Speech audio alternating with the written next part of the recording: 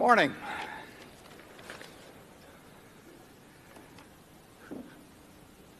Really delighted we can have this many people come out for a meeting. It says something, I think, about the way you regard yourself as owners.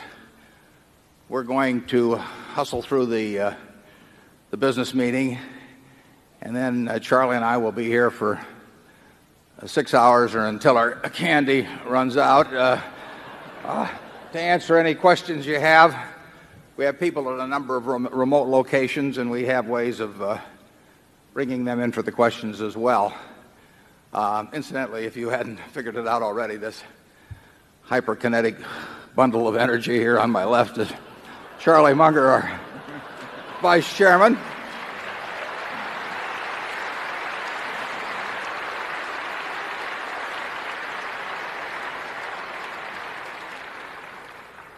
And we will now run through the business of the meeting. Meeting will now come to order. I'm Warren Buffett, Chairman of the Board of Directors of the company. I welcome you to this 1999 annual meeting of shareholders. I will first introduce the Berkshire Hathaway directors that are present in addition to myself. And if you'll stand up, it's a little hard for me to see that right down here in the front row. We have Susan T. Buffett. You stand and remain standing, please.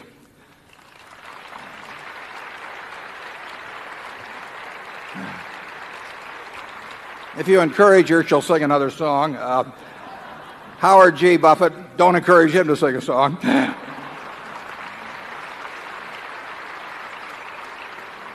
Malcolm G. Chase.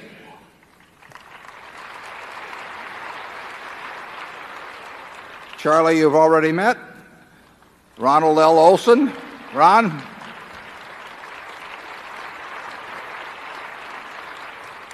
And Walter Scott, Jr.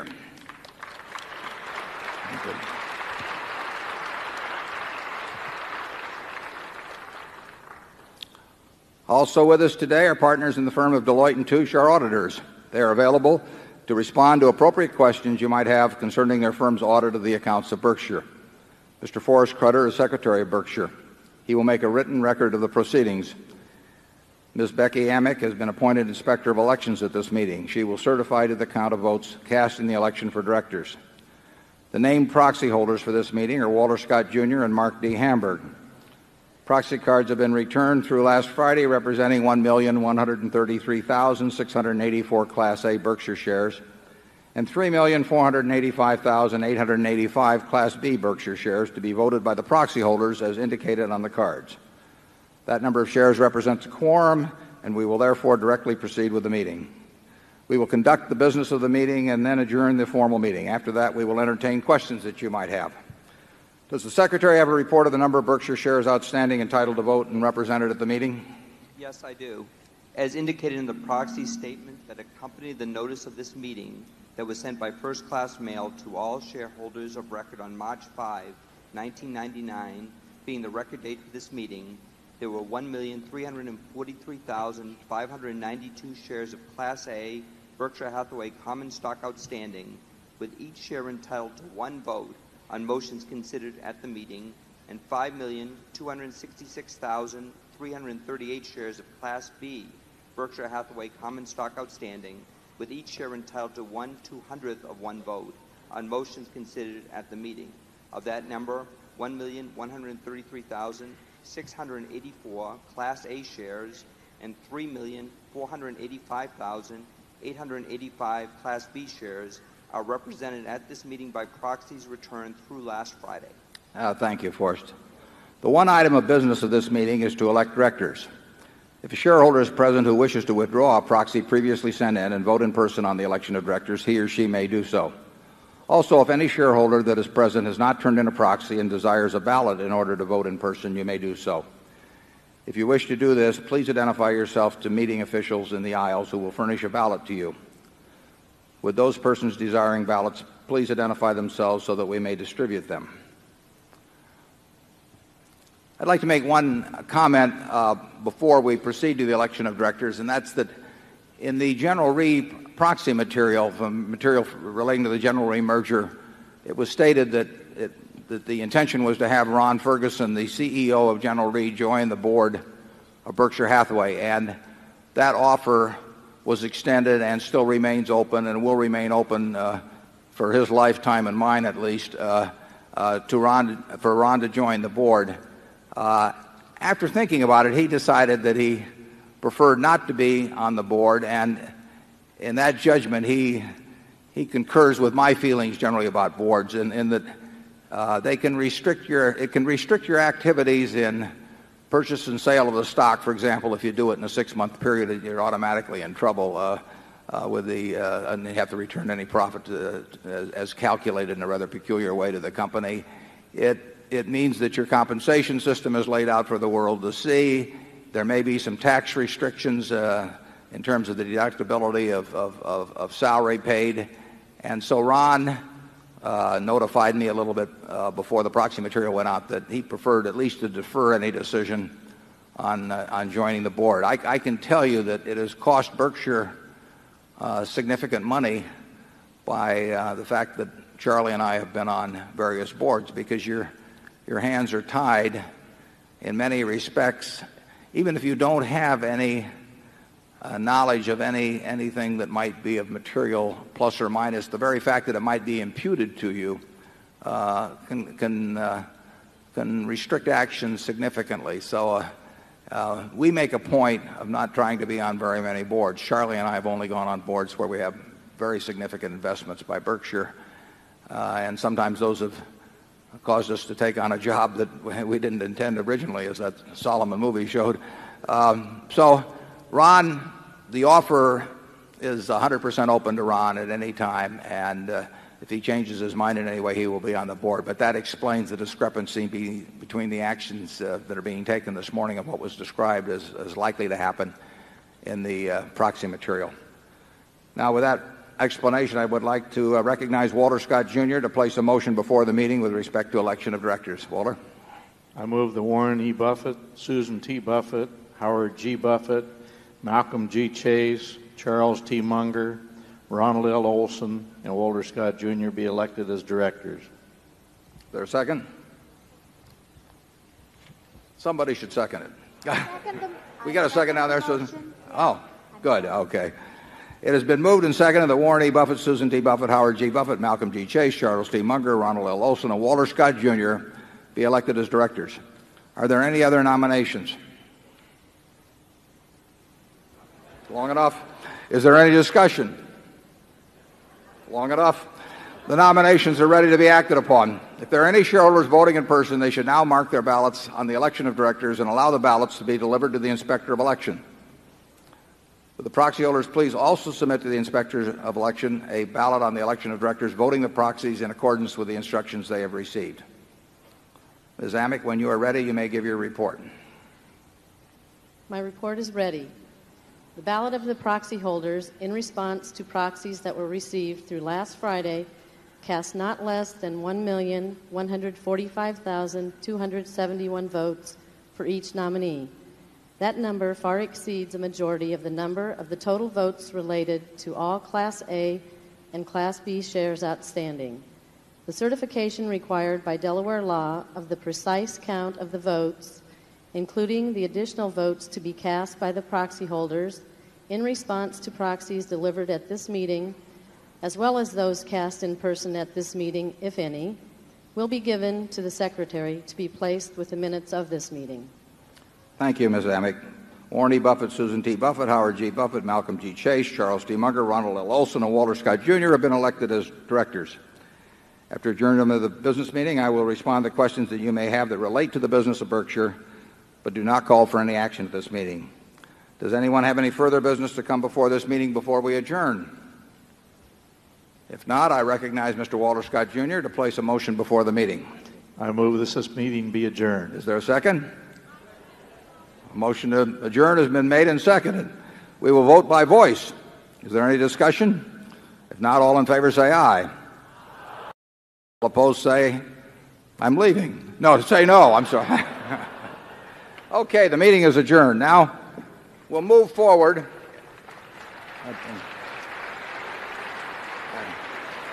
Thank you. I ask you, was Joe Stalin ever any better? I mean,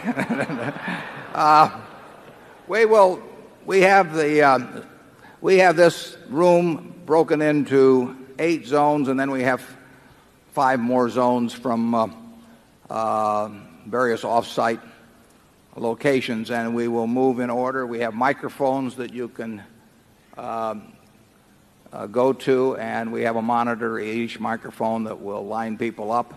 We will rotate around the 13 zones. There's just one question per person.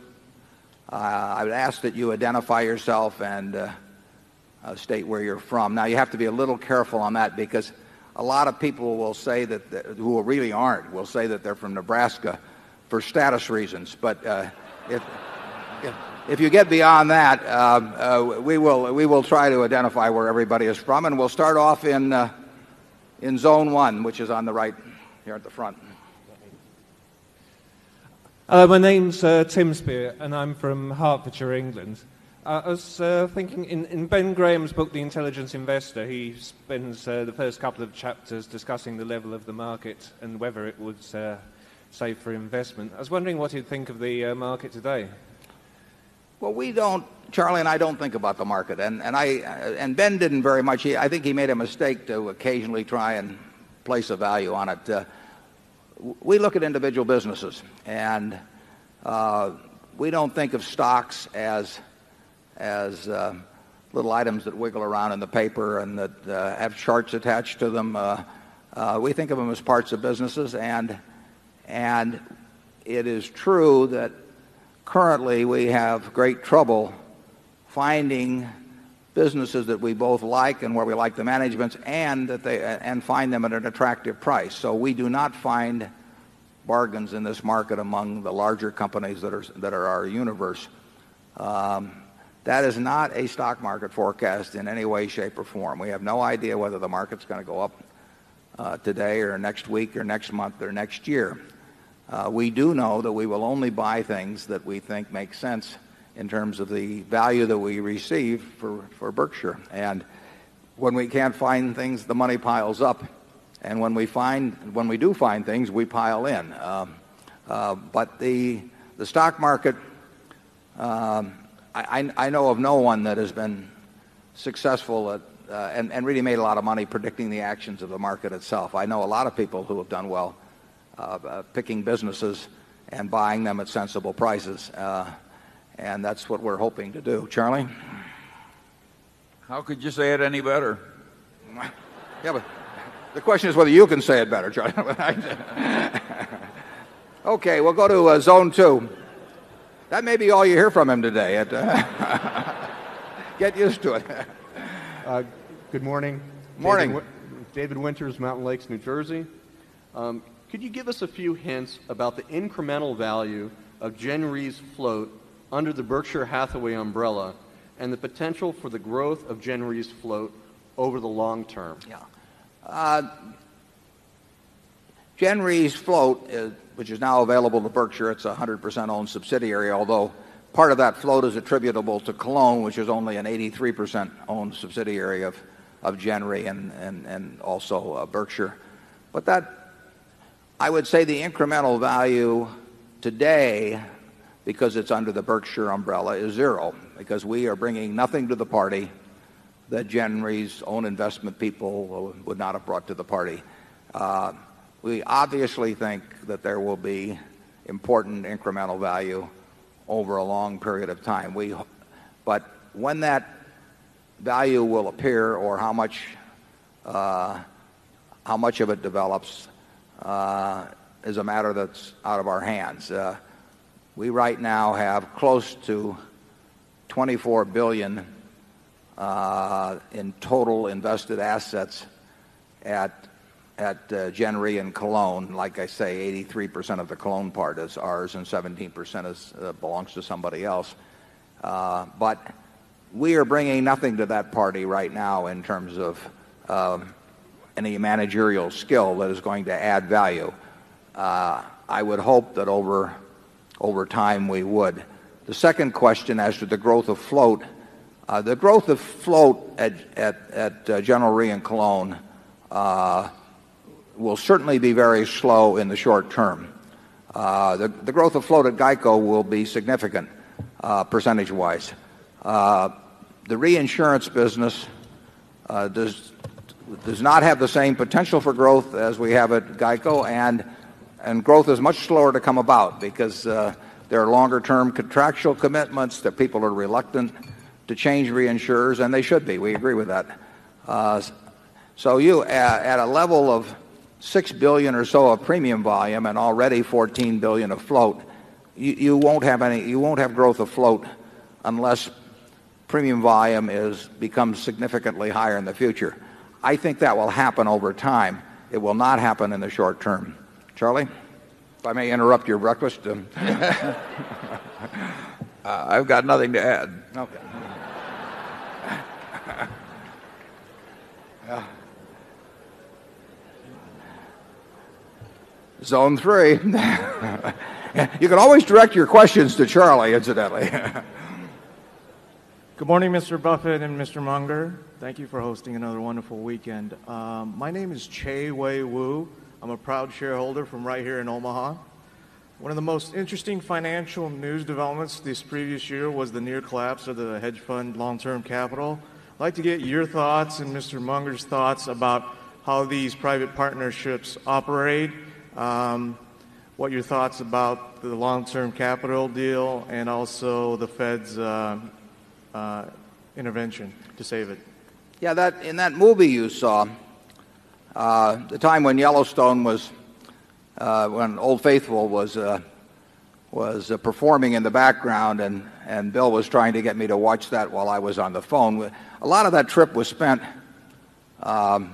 talking to New York about making a bid for what we'll call LTCM, long-term capital management. And the caption on that photo is incidentally is known as the geezer and the geyser.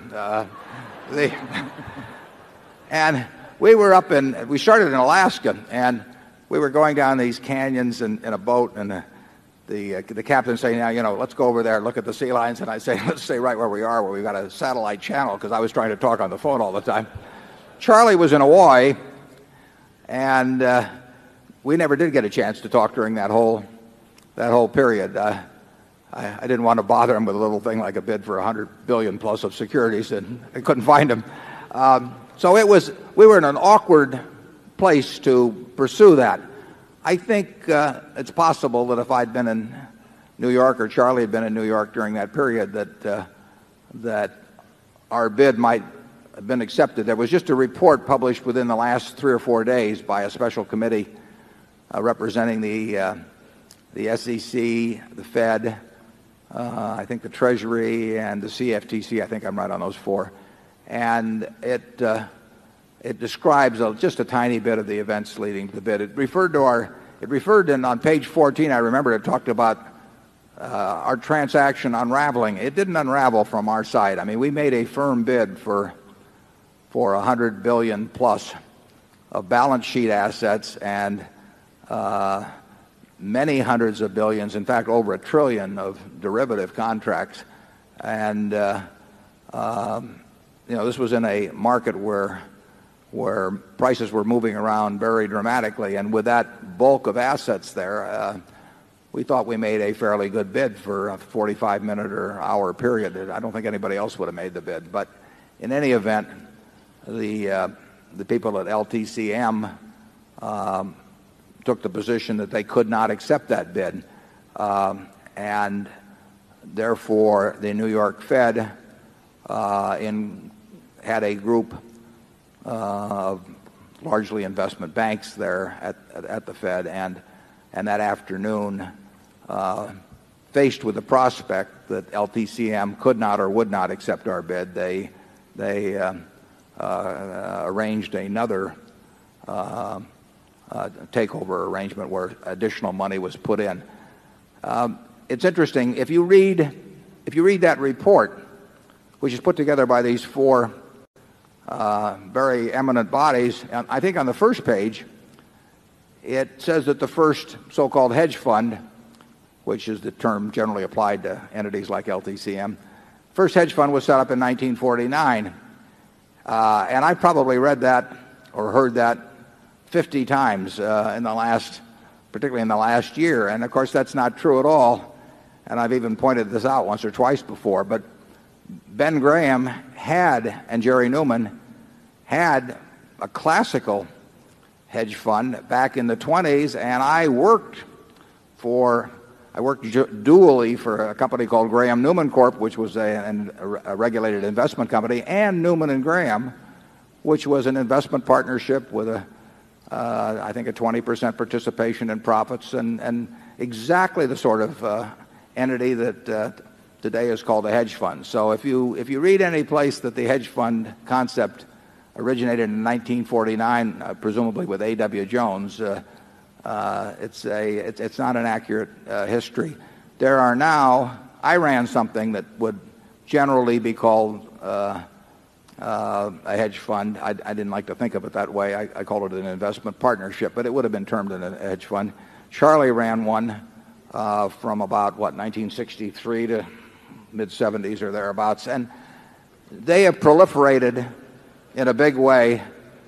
Did he blink? There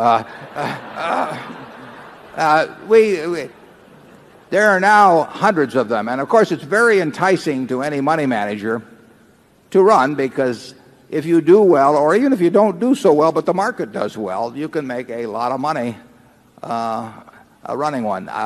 This report that just came out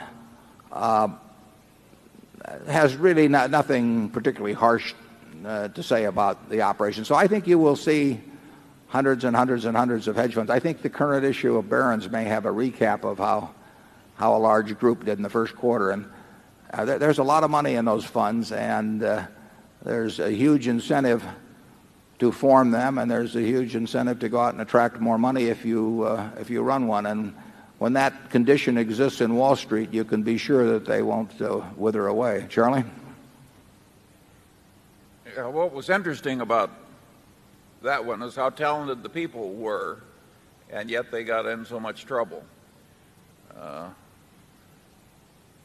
I think it also demonstrates that I'd say the general system of finance in America involving derivatives is irresponsible.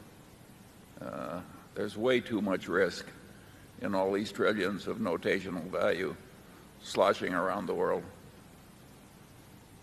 There's no clearing system as there is in a commodities market, and I don't think it's the last convulsion we're going to see in the derivatives game. It's fascinating in that you had 16 extremely bright people at the top of that. The average IQ would probably be as higher than any organization you could find among their top 16 people.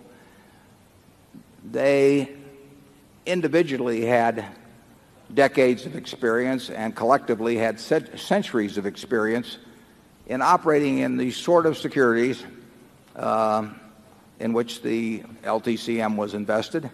And they had a huge amount of money of their own up, and probably a very high percentage of their net worth in almost every case up. So here you had super bright, extremely experienced people operating with their own money. And in effect, on that day in September, they were broke. And that to me, that is absolutely fascinating. There was a book written, You Only Have to Get Rich Once. It's a great title. It's not a very good book. Walter Gutman wrote it, but many years ago. But the title is right. You only have to get rich once. And why do people, very bright people, risk losing something that's very important to them to gain something that's totally unimportant? The added money has no utility whatsoever. And the money that was lost had enormous utility, and on top of that, reputation is tarnished and all of that sort of thing. So that the gain-loss ratio in any real sense is just incredible. I mean, it's like playing Russian roulette. I mean, if you hand me a revolver with 6 bullets or 6 chambers and 1 bullet, and you say, pull it once for $1 million, and I say no, and then you say, what is your price? The answer is there is no price. And there shouldn't be any price on taking the risk when you're already rich, particularly of embarrassment and all of that sort of thing. But people repeatedly do it, and they do it whenever a really bright person goes broke that has a lot of money. It's because of leverage. You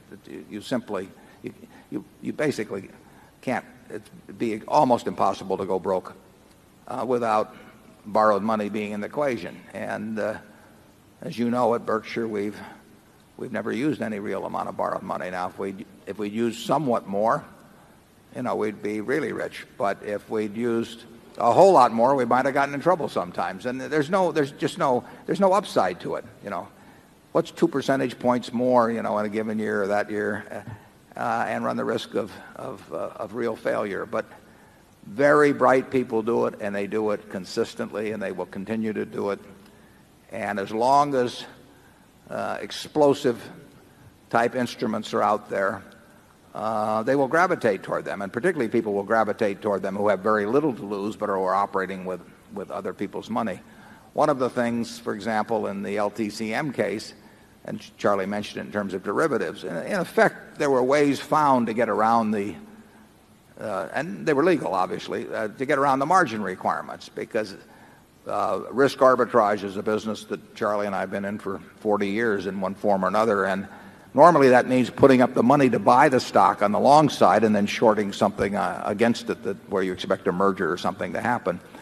But through derivatives, people have found out how to do that, essentially putting up no money just by writing a derivative contract on both sides. And there are margin requirements, as you know, that the Fed promulgates that I believe still call for 50% equity on stock purchases. But those requirements do not apply if you arrange the transaction in derivative form, so that these billions of dollars of positions in equities essentially were being financed 100% by the people who wrote the derivative contracts. And that leads to trouble. It doesn't, 99% of the time it works. But, 83 1/3% of the time it works to play Russian roulette with one bullet in there and 6 chambers. But neither 83 1/3% or 99% is good enough when there is no gain to offset the risk of loss. Charlie? I would argue that there is a second factor that makes the situation dangerous, and that is that the accounting for being actively engaged in derivatives, interest rate swaps, etc., is very weak. I think the Morgan Bank was the last holdout, and they finally flipped to a lenient standard of accounting that's favored by people who are sharing in the profits from trading derivatives, and naturally they like liberal accounting. So you got an irresponsible clearing system, irresponsible accounting. This is not a good combination. J.P. Morgan shifted their accounting. I think, I'm not sure exactly when, around 1990. But Charlie and I, we probably became more familiar with that when we were back at Solomon. And this is absolutely standard. It's GAAP accounting, but it front ends profits. And if you front end profits and you pay people a percentage of the profits, you're going to get some very interesting results sometimes. Zone 4. Hi, Dan Kurz from Bonita Springs, Florida.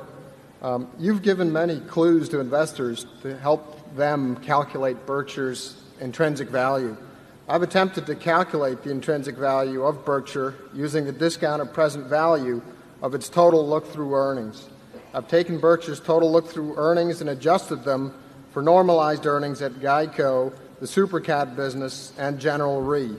Then I've assumed that Berkshire's total look-through earnings will grow at 15% per annum on average for 10 years, 10 years per annum for years 11 through 20, and that earnings stop growing after year 20, resulting in a coupon equaling year 20 earnings from the 21st year onward. Lastly, I've discounted those estimated earnings stream at 10% to get an estimate of Berkshire's intrinsic value. My question is this a sound method? Is there a risk-free interest rate, such as a 30-year Treasury, which might be the more appropriate rate to use here, given the predictable nature of your consolidated income stream? Thank you. Well, that is a very good question, and because that is the sort of way we think in terms of looking at other businesses. Investment is the process of putting out money today to get more money back at some point in the future. And the question is, how far in the future, how much money, and what is the appropriate discount rate to take it back to the present day and determine how much you pay. And I would say you've stated the approach. I couldn't state it better myself. The exact figures you want to use, whether you want to use 15% gains in earnings or 10% gains in the second decade, I have no comment on those particular numbers. But you have the right approach. We would probably use a lower discount factor in evaluating any business now under present day interest rates. Now, that doesn't mean we would pay that figure once we use that discount number, but we would use that to establish comparability across investment alternatives. So if we were looking at 50 companies and making the sort of calculation that you just talked about, we would use we would probably use the long-term government rate to discount it back, but we wouldn't pay that number after we discounted it back. We would look for appropriate discounts from that figure. But it doesn't really make any difference whether you use a higher figure and then look across them, or use our figure and look for the biggest discount. You've got the right approach, and then all you have to do is stick in the right numbers. And you mentioned in terms of our clues, we try to give you all of the information that we would find useful ourselves in evaluating Berkshire's intrinsic value. In our reports, I can't think of anything we leave out that if Charlie and I had been away for a year and we were trying to figure out, look at the situation fresh, evaluate things, there's nothing, in my view, left out of our published materials. Now, one important element in Berkshire, which is a secondary factor that gets into what you're talking about there, is that because we retain all earnings and because we have a growth of float over time, we have a considerable amount of money to invest. And it really is the success with which we invest those retained earnings and growth and float that will have be an important factor in how fast our intrinsic value grows. And to an important extent, what happens there is out of our control. I mean, it does depend on the markets in which we operate. So if our earnings plus float growth equals $3 billion or something like that in a current year, whether that $3 billion gets put to terrific use, satisfactory use, or no use at all virtually, really depends to a big extent on external factors. It also depends to some extent on our energy and insights and so on. But the external world makes a big difference in the reinvestment rate. And, your guess is as good as ours on that. But if we run into favorable external circumstances, your calculation of intrinsic value would result in a higher number than if we run into the kind of circumstances that we've had the last 12 months. Charlie? Yeah, for many decades around here, we've had roughly 100%, more than 100% of book net worth in marketable securities, and had a lot of wonderful wholly owned subsidiaries to boot. And we've always had a very attractive place to put new money in as we generate it. Well, we still got the wonderful businesses, but we're having trouble with the new money. So it's not trouble, really, to have a pile of lovely money.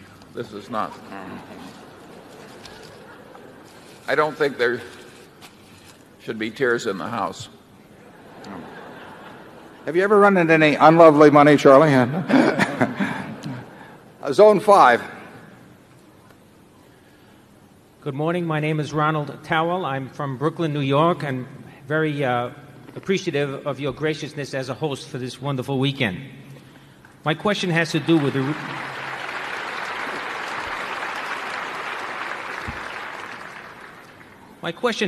the retailing industry, particularly the department stores and mass merchants. My question has two parts. Without resorting to comments about specific companies, may I ask your opinion as to the long-term prospects for growth and profitability of this industry group? The second part of my question is, given the fact that it is difficult to pick up a newspaper or to be an investor without being bombarded by what is purported to be the potential for exponential growth in the Internet e-business, particularly directly to consumers, which could possibly eat into the revenues of these retailers. And even if we assume a relatively low impact of, say, 5 to 10% revenue reductions, and given the fact that top-line growth is critical to any business, especially the bricks and mortar retailers with their high proportions of fixed overhead, what advice could you give to a CEO of such a company?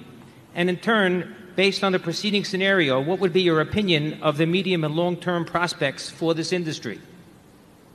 Well, that's a good question, too. And obviously, the Internet is going to have an important impact on retailing. It will have a huge impact on some forms of retailing, change them and maybe revolutionize them. I think there are some other areas where the impact will be less, but any time we buy into a business, and any time we've bought in for some time, we have tried to think of what that business is going to look like in 5 or 10 or 15 years, and we recognize that the Internet, in many forms of retailing, is likely to pose such a threat that we simply wouldn't want to get into the business. I mean, not that we can measure it perfectly, but there are a number of retailing operations that we think are threatened, and we do not think that's the case in furniture retailing, and we have 3 very important operations there.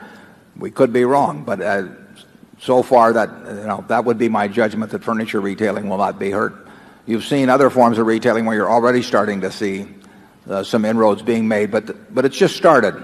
The Internet is going to be a huge force in many arenas, but it'll certainly be a huge force in retailing. Now, it may benefit us in certain areas. I would expect the Internet to benefit Borsheims in a very big way, and you noticed in the movie that we talked about Borsheims.com coming online in May. There's something up there now, but you'll see a new format within a month or so. Now, you might say in jewelry retailing, with millions of things that you can click onto, 10 years from now, who is going to be important in terms of online retailing of jewelry? I would argue that 2 firms have an enormous advantage going in. I would argue that Tiffany has such an advantage. We don't own any Tiffany, but I would say that because of their name, brand names are going to mean very, very much when you have literally, thousands and thousands of choices. People they have to trust somebody. And I think that Tiffany has a name that people would trust. And I think Borsheims has a name that people would trust. And Borsheims sells jewelry a whole lot cheaper than Tiffany. So I would say that people who are price conscious but also want to deal with a jeweler that they trust implicitly will find their way to Borsheims in increasing numbers over the Internet. And I would say that people that like the blue box, are going to find their way to Tiffany's over time, and they'll pay more money. But I don't see them going for brand X in buying fine jewelry over the Internet. So I think that with the brand that Borsheims has, and with careful nurturing of that brand, I would say that the Internet offers Borsheims a chance to have the advantage in cost that comes from a huge one-store location, and yet also go into the homes of people in every part of the world. And that kind of a company should prosper. There are other of our companies I worry about. I can worry about them being hurt in various ways. Geico is going to be a big beneficiary of the Internet. We already are developing substantial business through it. But if I were to buy into any retailing business, whether I was buying the stock of it or buying the whole business, I would think very hard about what people are going to be trying to do to that business through the Internet. And it affects real estate that is dedicated to retailing. If you substitute 5% of the retail volume via the Internet, where real estate is essentially free, you can have a store in every town in the world through the Internet without having any rental expense. So I would give a lot of thought to that if I were owning a lot of retail rental space. Charlie? Well, I think it is tricky predicting that technological change either will or won't destroy some business. When I was young, the department stores had a bunch of sort of monopolistic advantages. A, they were downtown where the streetcar lines met. B, they had sort of a monopoly on extending revolving credit. And D, they had one-stop shopping in all kinds of weather, and nobody else did. And they lost all three of those advantages, and yet they've done well, a lot of them, for many decades since. At other times, you get a change and you just get destroyed. Our trading stamp business was destroyed by changes in the economic world, and our World Book business has been seriously hurt by the personal computer and the CD-ROM and so forth. I agree it's a big risk, but it's not easy to make predictions in which you have great confidence. Yeah, if you go down to 16th and Farnham here, where the streetcar tracks used to cross, that was the best real estate in town, and people signed 100-year, 50-year leases on it, and it looked like there was nothing more safe because they weren't going to move the streetcar lines. The only thing was that they moved the streetcars. They just took and converted them into junk. And it seemed very permanent. But the advantage of the big department store, the Marshall Field in Chicago or the Macy's in New York, was this incredible breadth of merchandise. You could go and you could find 300 different types of spools of thread, or 500 different, you could see 500 different wedding dresses or whatever. And you had these 1 million square foot and even 2 million square foot downtown stores, and they were these huge emporiums.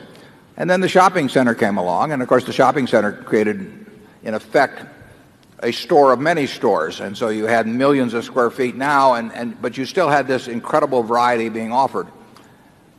The internet becomes a store in your computer, and it has an incredible variety of offerings too. Some of them don't lend themselves very well, it seems to me, to retailing, and others do. But Charlie's right. It's hard to predict exactly how it will turn out. I would expect automobile retailing to change in some important ways, and in very significant part influenced by the internet. But I can't predict exactly how that'll happen. But I don't think it'll look the same 10 or 15 years from now. Zone 6. Ben Knoll, and I'm from Minneapolis, although I'd like to enhance my status by noting that I was born and raised in Lincoln. You just moved up. Like many others, I read Alice Schroeder's analysis of Berkshire Hathaway with great interest this last year, and she described her analysis as a toolkit for investors. And I'm wondering if you see any substantial flaws in any of her toolkit, and in particular the float-based valuation model that she put together. What are your views on that? Well, I don't want to comment on valuation, but I can tell you that Alice is a first-class and serious analyst who spent a lot of time on Berkshire and probably produced the first comprehensive report, at least it's been widely circulated in the history of Berkshire. It's kind of interesting that we got to $100 billion of market value before anybody really published a report about the company. But Alice understands the insurance business very well. She's an accountant by background, and so she understands numbers, and she did a lot of work on the report. And I do recommend it to you as a toolkit. I make no comment at all about valuation. Charlie? Nothing to add. Zone 7. Hello, I'm Martin Wiegand from Chevy Chase, Maryland. I want to thank you for the hospitality this weekend and the wisdom you share with us each year in your annual reports. As a small businessman, one of the trickiest jobs I have is dividing up the profits of our business between the employees who generate them. Would you comment and share your thoughts on how you divide up the profits of the Berkshire Hathaway subsidiaries with the employees who generate them? And the follow-up is, Mr. Munger, do you have any suggested reading on that subject? Yeah, we're glad to have you here, Martin. I went to high school and to the first couple of years of college with Martin's father, who's also here today. And so if you get a chance to meet Marty, Janie and younger Martin, say hello to them. In terms of the arrangements we have with compensation, they vary to an extraordinary degree among the various subsidiaries we have, because we have bought existing businesses and we have tampered as little as possible with their cultures after we buy them. And some of those cultures are very different than others. I mean, you saw Mrs. B earlier. As you can imagine, she would leave a very strong imprint on any business with which she was involved. And we have a number of very talented managers who have worked out the systems that they believe to be best for their companies. Now, it is true that if there's a stock option plan at a company, we will substitute a plan that is performance-based, which ties much more clearly to the performance of the business than any option plan could. And we will design one that has an expectable cost that's equal to the expectable cost of the option plan. So we try to equate the costs. We try to make it much more sensible from both the owner's standpoint and the employee's standpoint in terms of the way it pays off based on how that business performs. You've probably read in our annual report how we have put an across-the-board plan at GEICO that ties with our objectives. But basically that was Tony Nicely's work in terms of developing that plan. I mean, he and I thought alike about what counted, and he developed a compensation grid that applied to everybody in the whole place based on achieving the objectives that he felt were important and that we felt were important. You will find, if you go to any Berkshire subsidiary, you'll probably find that they have a compensation plan that's quite similar, with the exception of options, to the plan that they had before we bought the operation. They have successful businesses, and people get there different ways. Some people bat left-handed, some people bat right-handed. Some people stand deep in the batter's box, some crowd the plate. They all have different styles. And the styles of our managers have proven successful in their own businesses. We keep the same managers, so we don't try and superimpose any system from above, with the exception of what I've mentioned. We do like the idea of paying for performance. I mean, it's kind of a fundamental tenet. Everybody says they like that, but then they design systems that pay off no matter what happens in many cases, and we've been reluctant to do that. Charlie? Yeah, I think it's important for the shareholders to realize that we are probably more decentralized in terms of personnel practices than any company of our size or bigger in America. We don't have a headquarters culture that's forced on the operating businesses. The operating businesses have their own cultures, and I think in every case I can think of, it's a wonderful culture, and we just leave them alone. It comes naturally to me. Charlie says we don't have a headquarters culture. Sometimes people think we don't have a headquarters. We have no human relations department at Berkshire. We have no legal department. We have no investor relations. We have no public relations. We don't have any of that sort of thing. We've got a bunch of all-stars, as we put on the screen, out there running businesses. And we ask them to mail the money to Omaha. But we'll even give them a stamp if they request it. But beyond that, we don't really go. It would be foolish. And what is interesting to me is how I had a lot of preconceived ideas of what motivates people when I started out in business. But you can find certain organizations that resist paying stars on an individual basis. They like to think of themselves as a team, and they'd rather have a team concept of payment. And you can see others where they're much more individually oriented. Actually, Charlie can probably tell you about that in terms of law firms. I mean, some law firms have a culture that is much more star-oriented than others, and you've seen successes in both places, haven't you, Charlie? Absolutely. Yeah. Okay.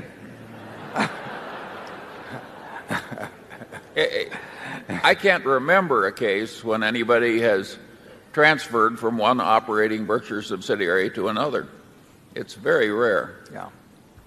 Yeah, we don't try and cross-fertilize. We just we think we've got a good thing going in every plot of ground, and we just assume they'll do best if left to their own initiative. Zone 8. I'm Brian Phillips from Chickamauga, Georgia. And my question is, with regards to an insurance company, if you can use the float for cheap financing, why would you issue a fairly priced bond? Why would we do what? Issue a fairly priced bond. Yeah, well, the best form of financing for us is cheap float. Now, most insurance companies don't generate cheap float. So, there are plenty of companies in the insurance business who have a cost of float that makes it unattractive, actually, to expand their businesses. Our insurance companies have had a terrific experience on cost of float, and we would develop it just as fast as we can. Right now, we would have no interest in issuing a bond because we have more money around than we know what to do with, and it comes from low-cost float.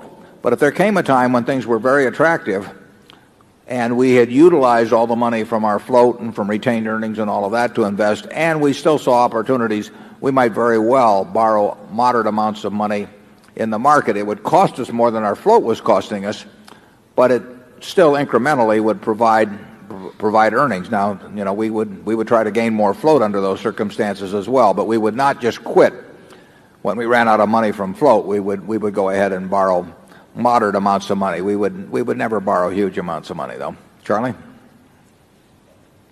Well, I agree. Okay. You can see why we've been partners a long time. Now we go to some sites away from this main hall, and not sure exactly how we're going to do this, but we'll go to Zone 9 and see if Zone 9 comes in. Hello. My name is Howard Love. I'm from San Francisco. Thank you very much for this weekend in general and this meeting in particular. Recently at a talk at the Wharton Business School, Mr. Buffett, you indicated that you were talking about the problems of compounding large size, which I appreciate and understand. But you indicated, you're quoted in the local paper as saying that you are confident that if you were working with a sum closer to $1 million, that you could compound that at a 50% rate. For those of us who aren't saddled with the $100 billion problem, could you talk about what types of investments you'd be looking at and where in today's market you think significant inefficiencies exist? Thank you. Yeah, I think I may have been very slightly misquoted, but I certainly said something to the effect that working. I think I talked about this group I get together every 2 years and how I poll that group as to what they think they could compound money at it with 100,000, a million, 100 million, a billion, and other types of sums. And I pointed out how this group of 60 or so people that I get together with every couple of years, how their expectations of return would go very rapidly down this slope.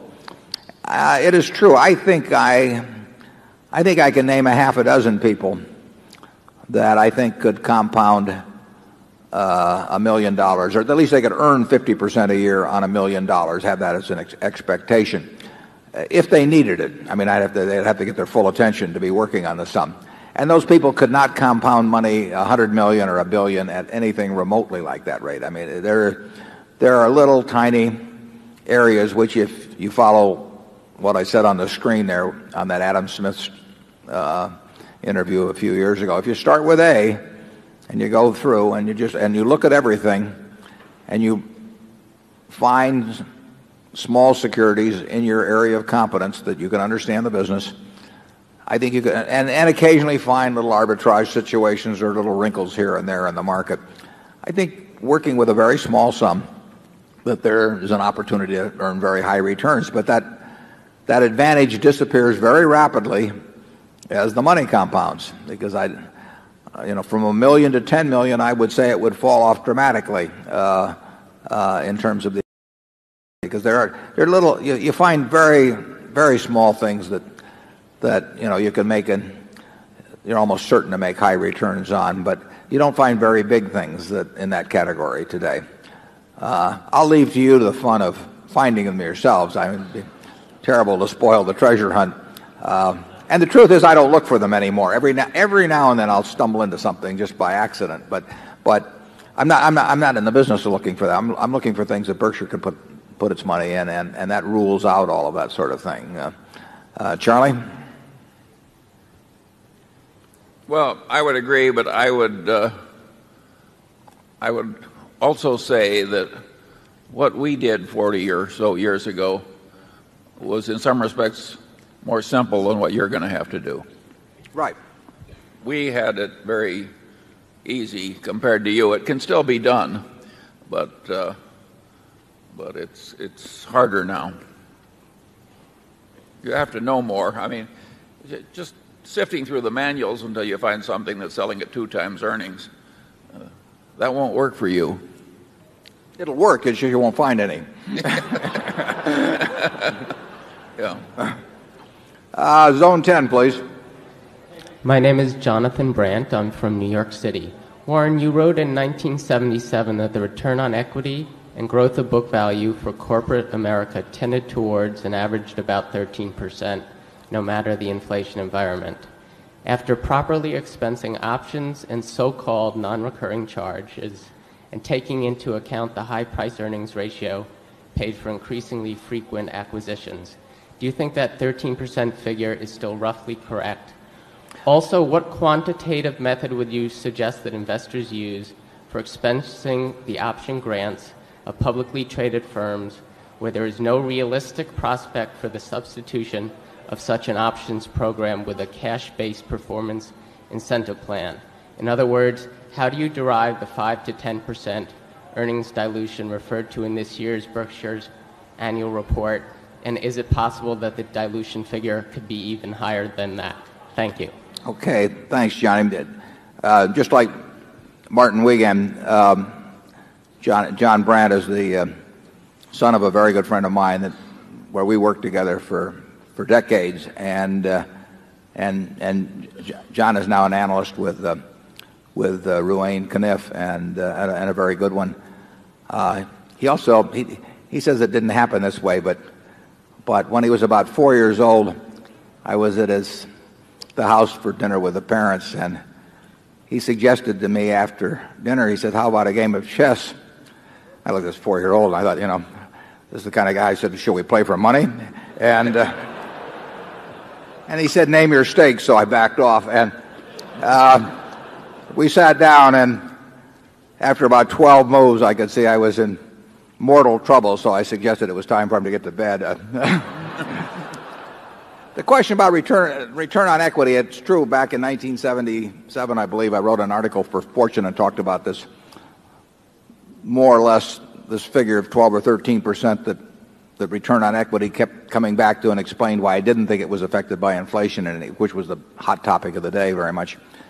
And it wasn't. But in the last few years, earnings have been reported at very high figures on the S&P, although you've had these very substantial restructuring charges, which every management likes to tell you doesn't count. I love that. When they say, well, we earned $1 a share in total last year, but look at the $2 a share that we tell you we really earned. The other $1 a share doesn't count it. And then they throw in mistakes of the past or mistakes of the future, and every 3 or 4 years ask you to forget this as if it doesn't mean anything. We've never had a charge like that we've set forth in Berkshire, and we never will.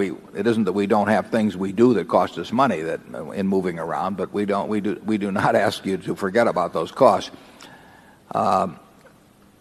The report, even allowing for options costs and restructuring charge and everything, return on equity has been surprisingly high in the last few years. And there's a real question in a capitalistic society whether, if long-term rates are 5.5%, whether return on equity can be across the board some number like 18 or 20%. There are an awful lot of companies out there that are implicitly promising you, either by what they say their growth in earnings will be or various other ways, that they're going to earn at these rates of 20% plus. And I'm dubious about those claims, but we will see. The question about how we charge for stock options is very simple. if we look at what a company issues in options over, say, a 5-year period, and divide by 5 because the grants are irregular, or whatever's, if there's some reason why that seems inappropriate, we might use something else. But we try to figure out what the average option issuance is going to be. And then we say to ourselves, how much could the company have received for those options if they'd sold them as warrants to the public? I mean, they can sell me options on any company in the world. I'll pay some price for an option on anything. And we would look at what the fair market value of those options would be that day if they were transferable options. Now, they aren't transferable, but they also, employees sometimes get their options repriced downward, which you don't get if you have public options. So we say that the cost to the shareholder of issuing the options is about what could be received if they turned those options into warrants and sold them public or sold them as options.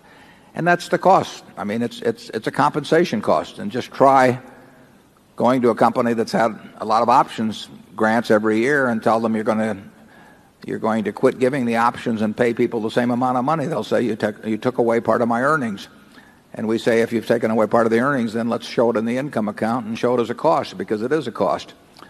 And I think actually a number of auditors agreed to that position many years ago, and they started receiving pressure from their clients who said, gee, that might hurt our earnings if we reported that cost.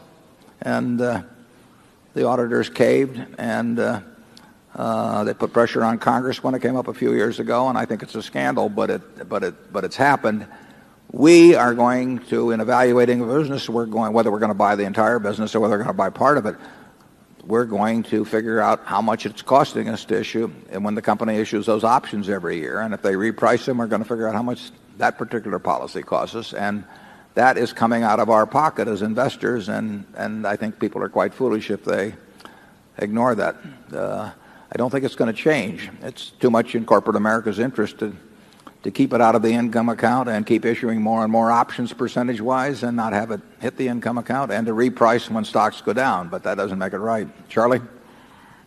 Yeah, I go so far as to say it's fundamentally wrong not to have rational, honest accounting in big American corporations. And it's very important not to let little corruptions start because they become big corruptions, and then you have vested interests that fight to perpetuate them. Surely there are a lot of wonderful companies that issue stock options, and that the stock options go to a lot of wonderful employees that are really earning them. But all that said, the accounting in America is corrupt, and it is not a good idea to have corrupt accounting. You can see the problem of the creep in it once it starts. It's much like campaign finance reform. I mean, if you let it go for a long time, the system becomes so embedded in it, and the participants become so dependent upon it that it becomes a huge constituency that will fight like the very devil to prevent any change, regardless of the logic of the situation. I mean, once you get a significant number of important players benefiting from any kind of corruption in any kind of system, you're going to have a terrible time changing it. That's why it should be changed early, and it would have been easier to change the accounting for stock options some decades back when it was first proposed than now, because basically corporate America is hooked on it. This does not mean that we are against options per se. If Charlie and I died tonight, and you had two new faces up here who didn't have the benefit of having bought a lot of Berkshire a long time ago, and they had responsibility for the whole enterprise, it would not be inappropriate to pay them in some way that was reflective of the prosperity of the whole enterprise. I mean, it would be crazy to pay the people at Dairy Queen in options of Berkshire Hathaway, or to pay the people at Star Furniture, or any one of our operations, because they have responsibility for a given unit, and what the price of Coca-Cola stock does could swamp their efforts in either direction.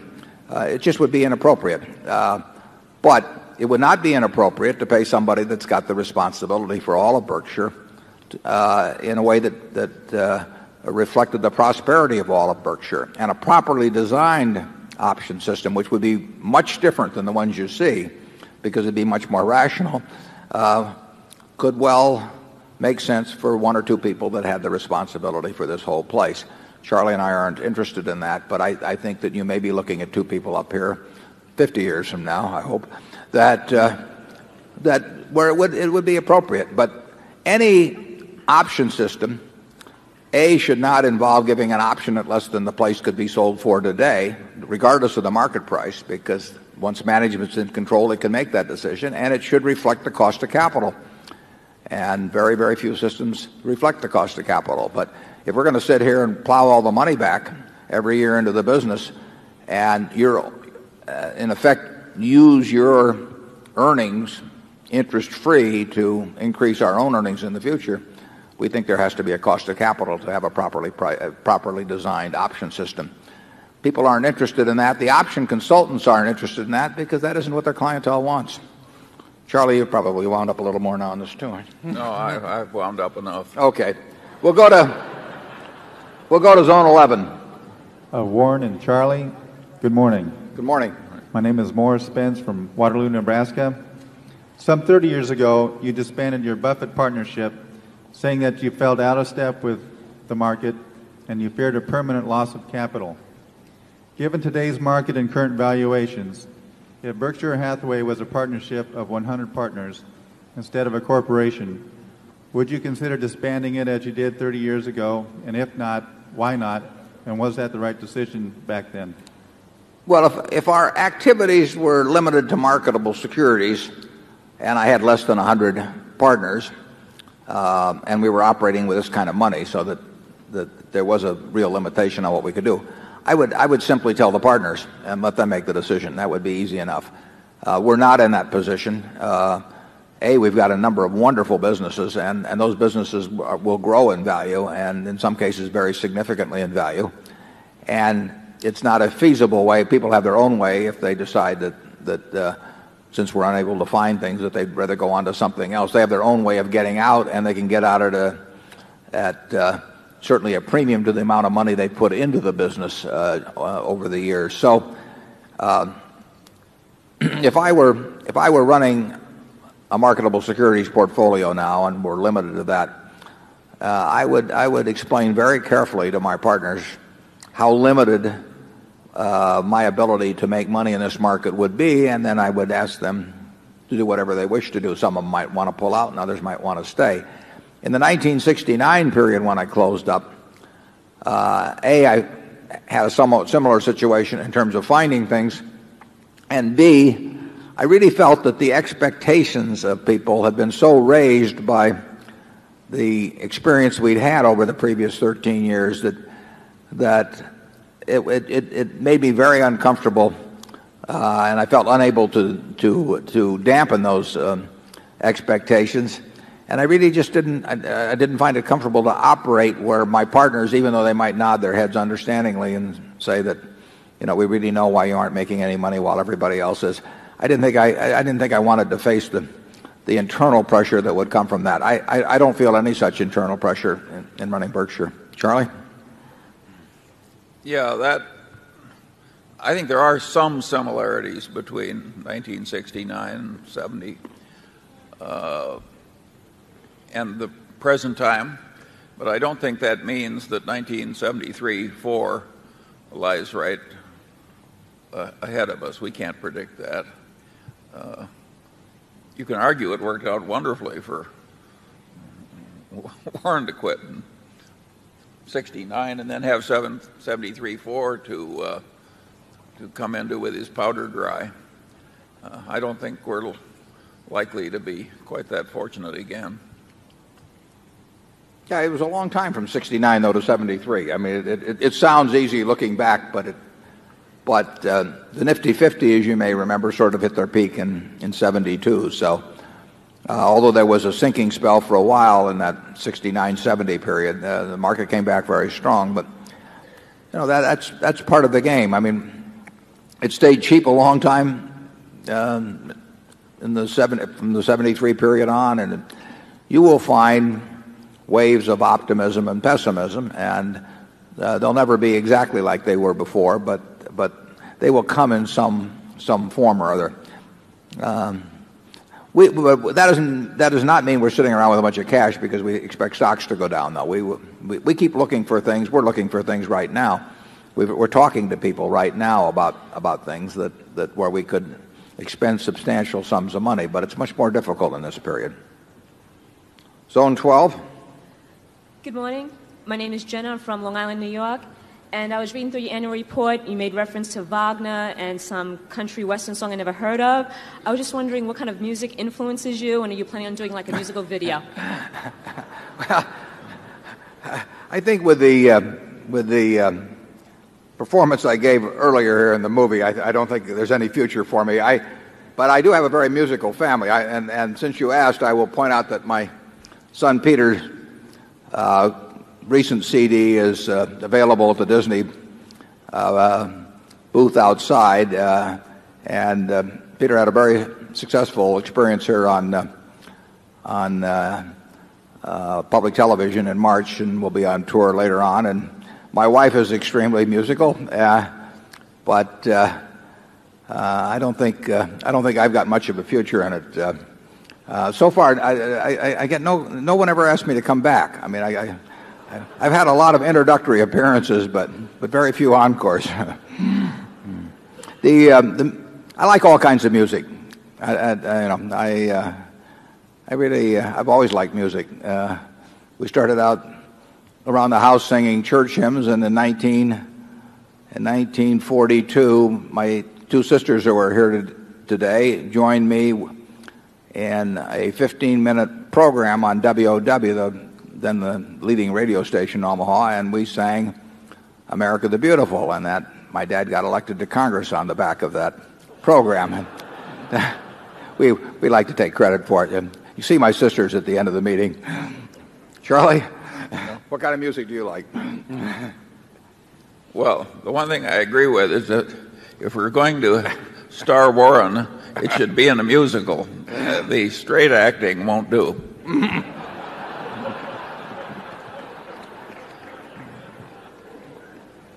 It took me an hour to get that bald for Annie, incidentally. It takes a long time to get bald. Dressing room. Zone 13, please. Good morning, Mr. Buffett and Mr. Munger. My name is Jack Sutton from Brooklyn, New York. Thank you for hosting today's meeting. With reference to communication stocks, because of the growth of cellular communications and the Internet, certain stocks hold the prospect of substantially above average revenue and earnings growth. AT&T and Nokia, as an example, earn respectable margins and return on common equity and would seem to fit Berkshire's criteria from a financial perspective. Has Berkshire reviewed stocks in the area of communications, and would you consider an investment in this area at some time in the future? Yeah, there's certainly no question that amazing things have happened in communications. It's interesting that you mentioned AT&T, because AT&T's return on equity over the last 15 years has been very, very poor. Now, they've had special charges time after time and said don't count this, but the overall return on equity, if you calculate it for AT&T for the last 15 years, it's not been good at all. They were the leader in the field, but so far what has happened has hurt them, at least relative to their competition, far more than it's helped them. We have a fellow on our board, Walter Scott, who's right here in the front row, if I can't quite see him, but who knows a lot more about this. He used to try to explain to me these changes that were taking place. We'd ride down to football games on Saturday, and Walter would patiently explain to me, like he was talking to a sixth grader, what was going to happen in communications. And the problem was that he had a fourth grader in the car with him, namely me.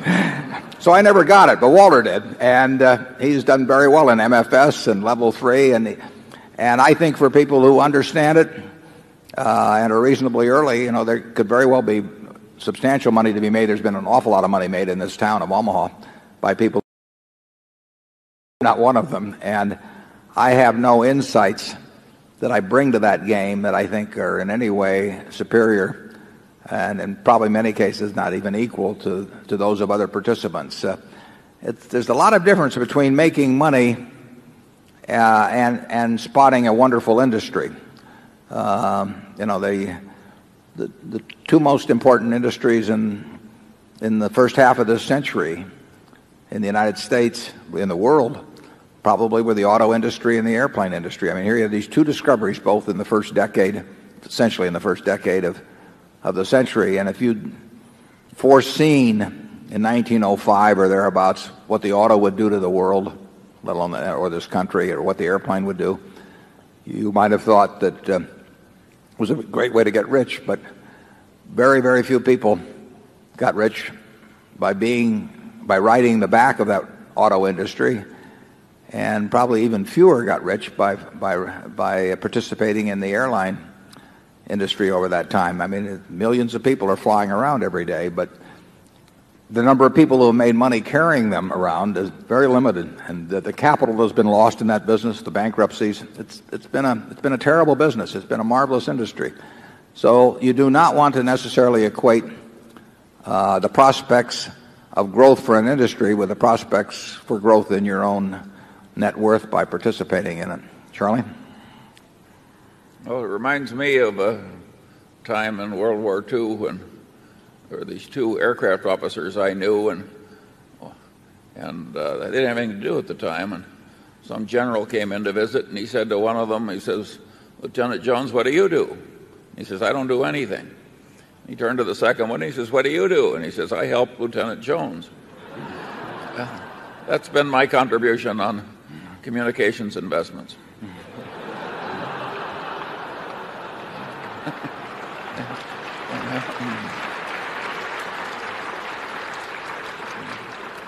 You can address me as Lieutenant Jones for the rest of the meeting.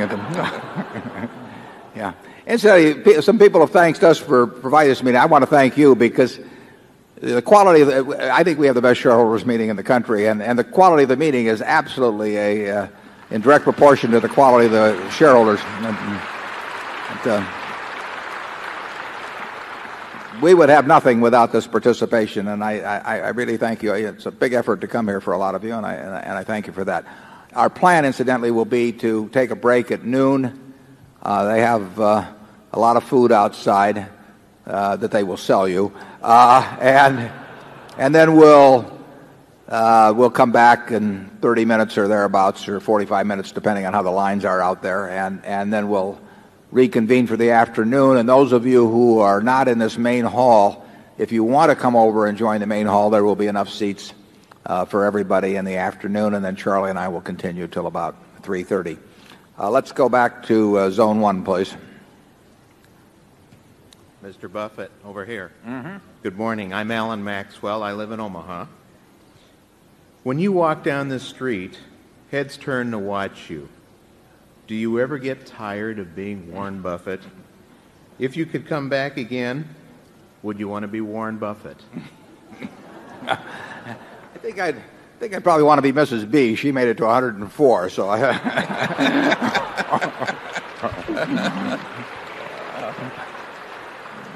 And incidentally, I think there were 3 siblings at her funeral. That's some set of genes. You don't have to worry about the furniture mart. You see a lot of the publicity bit here for a couple of days around the time of the meeting, but life goes on in a very normal way, and I've had a lot of fun. I have fun every day of my life. I had a lot of fun when I was 25, but I have just as much fun now, and I think if my health stays good, it'll keep being the same way, because I get to do what I want to do, and I get to do it with people I like and admire and trust, and it doesn't get any better than that. Charlie? Do you want to come back as Lieutenant Jones? I think there are very few people who would change their skin for somebody else's. I think we all want to play our own games. We'll go to Zone 2 with those remarks. Hi. Hi. I'm Liam O'Connor. I come from County Kerry in Ireland, and I must admit the sun shines a little bit more over here than it does on the other side of the world. I was wondering today if you could shed some light on accounting for goodwill. You reference in your report on several aspects, including your principles, owner principles, and as well as the fact with the current merger of General Re. It seems to me there are several different methods that are used worldwide, through amortization to direct write-off, and the fact when a merger like this is taken, it kind of skews the balance sheet. And I was wondering, in your view, what would you recommend as a more appropriate method for accounting for goodwill? And secondly, if I could direct it to Charlie, one of the ideas, why not tie goodwill to the share price and have an intangible and a tangible part of shareholders' equity, the intangible piece being the difference between the book value and the share value of a company? Okay, I'll take the first part, and it's a good question about goodwill and the treatment of goodwill for accounting purposes. I actually wrote on that subject, I think it was in 1983 in the annual report, and if you click onto the BerkshireHathaway.com, you can look at the older letters, and you will see a discussion of what I think should be the way goodwill is handled. And then we've discussed it at various other times in the owner's manual. To give it to you briefly,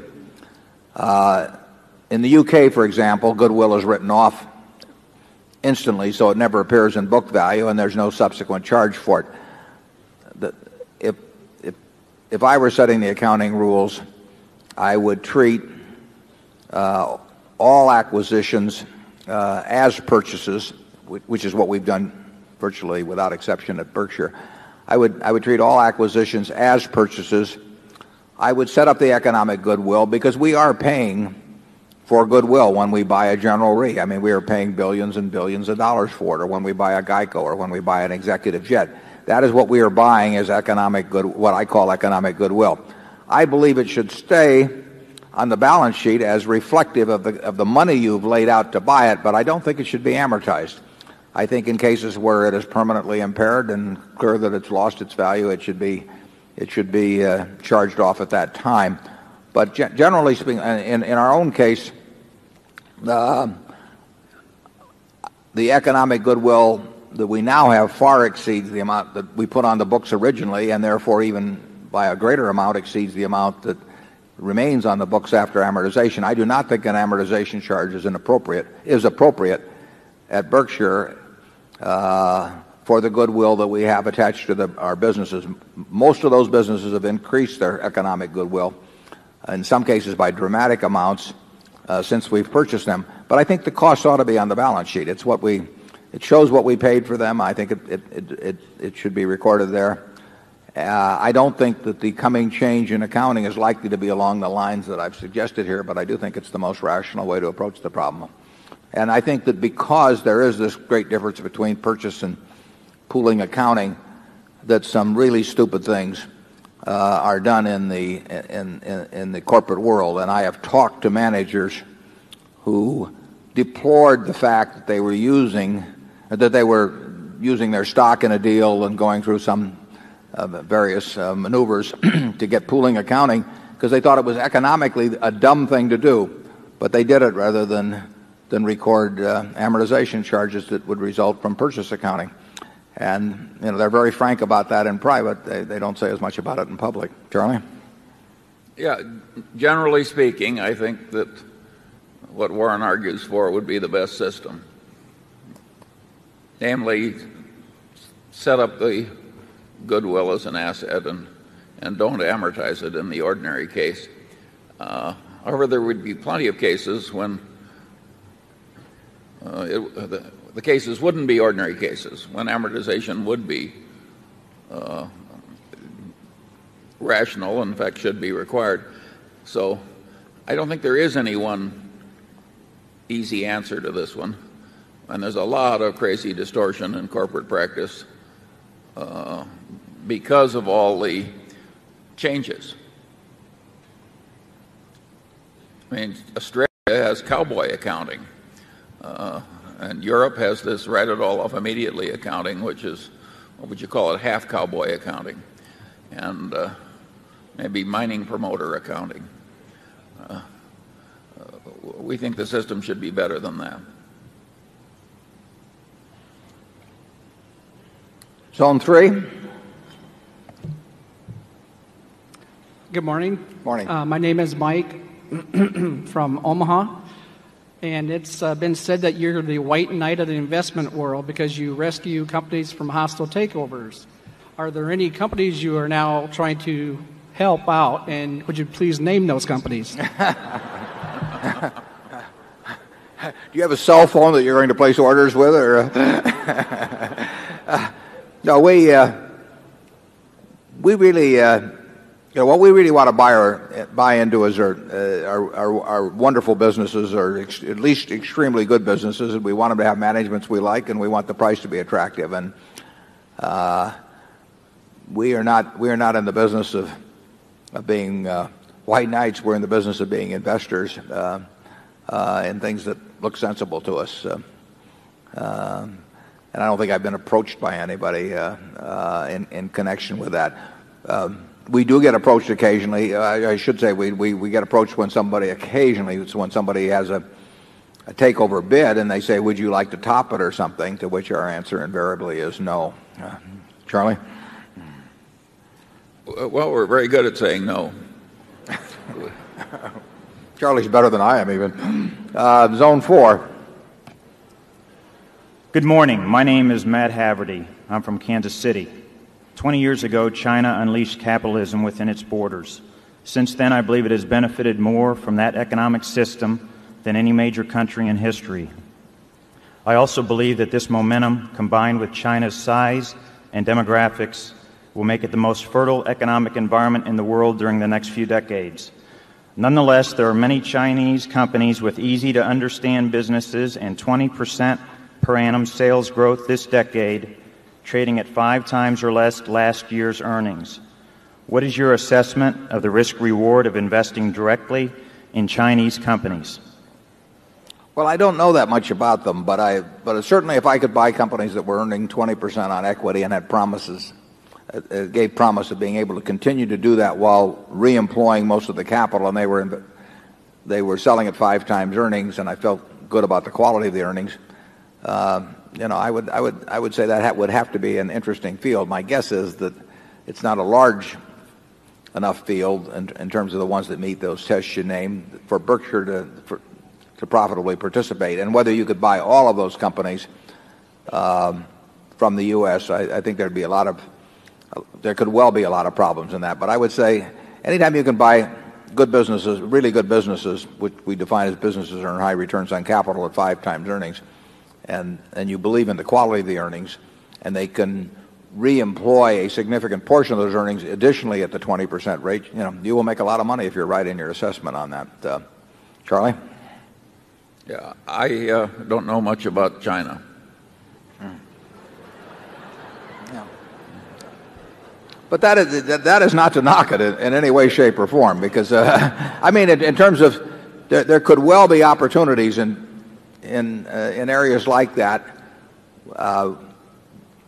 if you can identify those kind of businesses. We would have trouble identifying those businesses ourselves, but that doesn't mean that you will have trouble, or other people that are much more familiar with the economy there would have trouble. So I encourage you to look at your own area of expertise in something like that, and you'll do much better.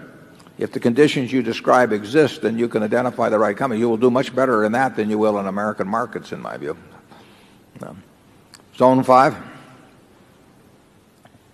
Good morning. My name is Fred Castano from East Point, Michigan, and I appreciate this opportunity.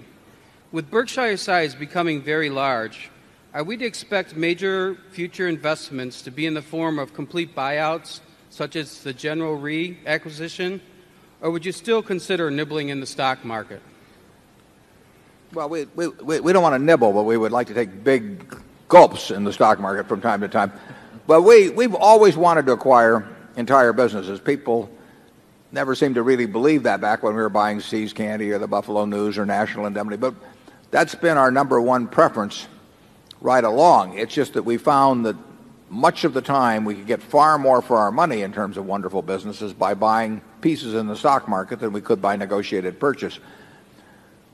There may be some movement in terms of the availability of the two toward the negotiated purchase, although it's almost impossible to make a wonderful buy in a negotiated purchase. I mean, you will never make the kind of buy in a negotiated purchase that you can in a bad stock, that you can make via stocks in a weak stock market. It just isn't going to happen.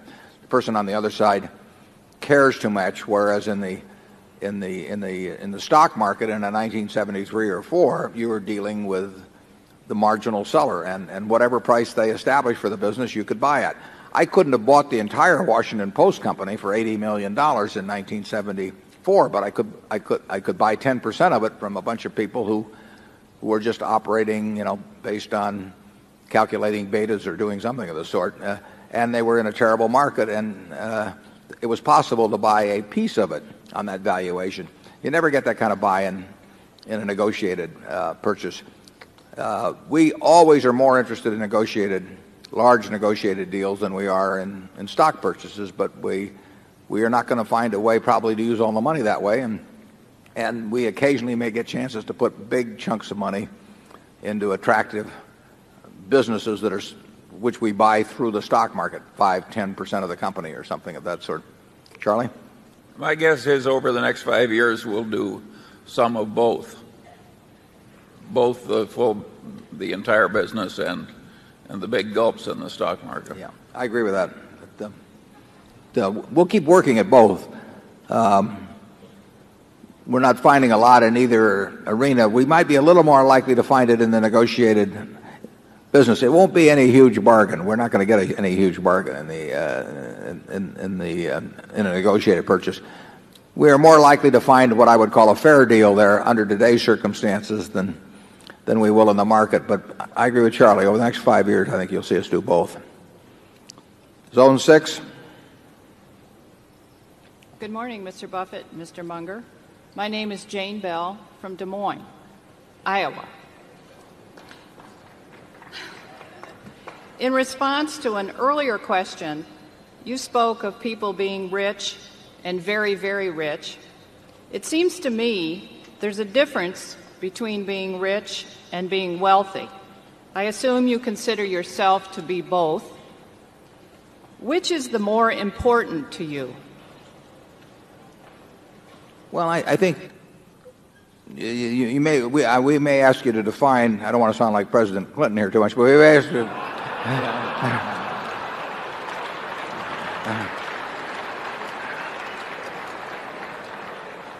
I might want, if you'd really define the rich and wealthy so that I get the distinction, then I think we can give you a better answer on it. Well, in my mind, being rich is having an awful lot of money. Mm-hmm. Being very, very rich is having even more. And being wealthy doesn't necessarily equate to having a lot of money. But what does it equate to then? I just want I think I know what you mean, but I still want you to clear it up before I give you an answer on it. Well, this, of course, is my opinion. I mean, you can be wealthy in health, for example, and I agree with you that certainly there'd be nothing you'd value more than good health for yourself and your family. But you go ahead. Well, I believe you're starting to get it. Mm-hmm. Have patience.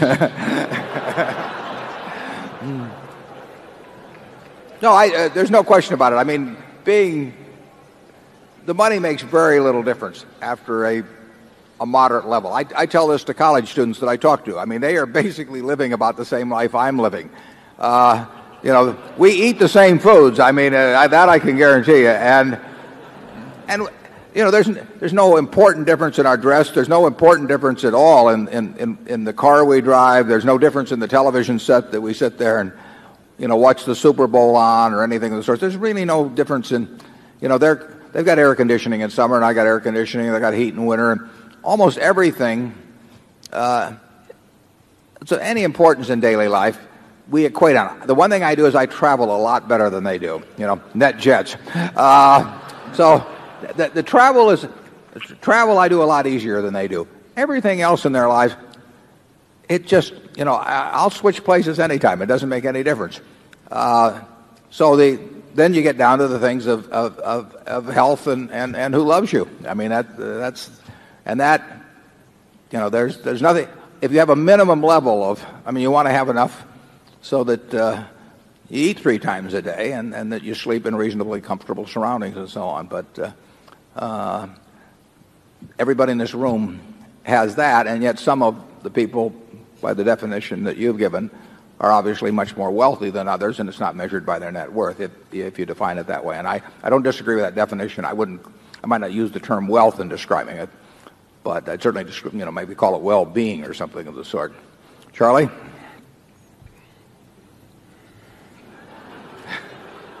He's thinking. Sure, there are a lot of things in life way more important than wealth. All that said, some people do get confused. I play golf with a man, and he says, "What good is health? You can't buy money with it."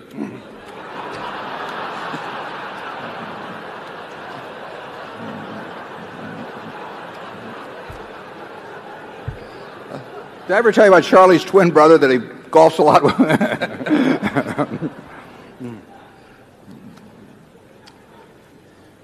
No, I'll take health anytime, incidentally. Yeah. So will I. No, the important thing, even in your work, is to an extreme extent, it seems to me, is who you do it with.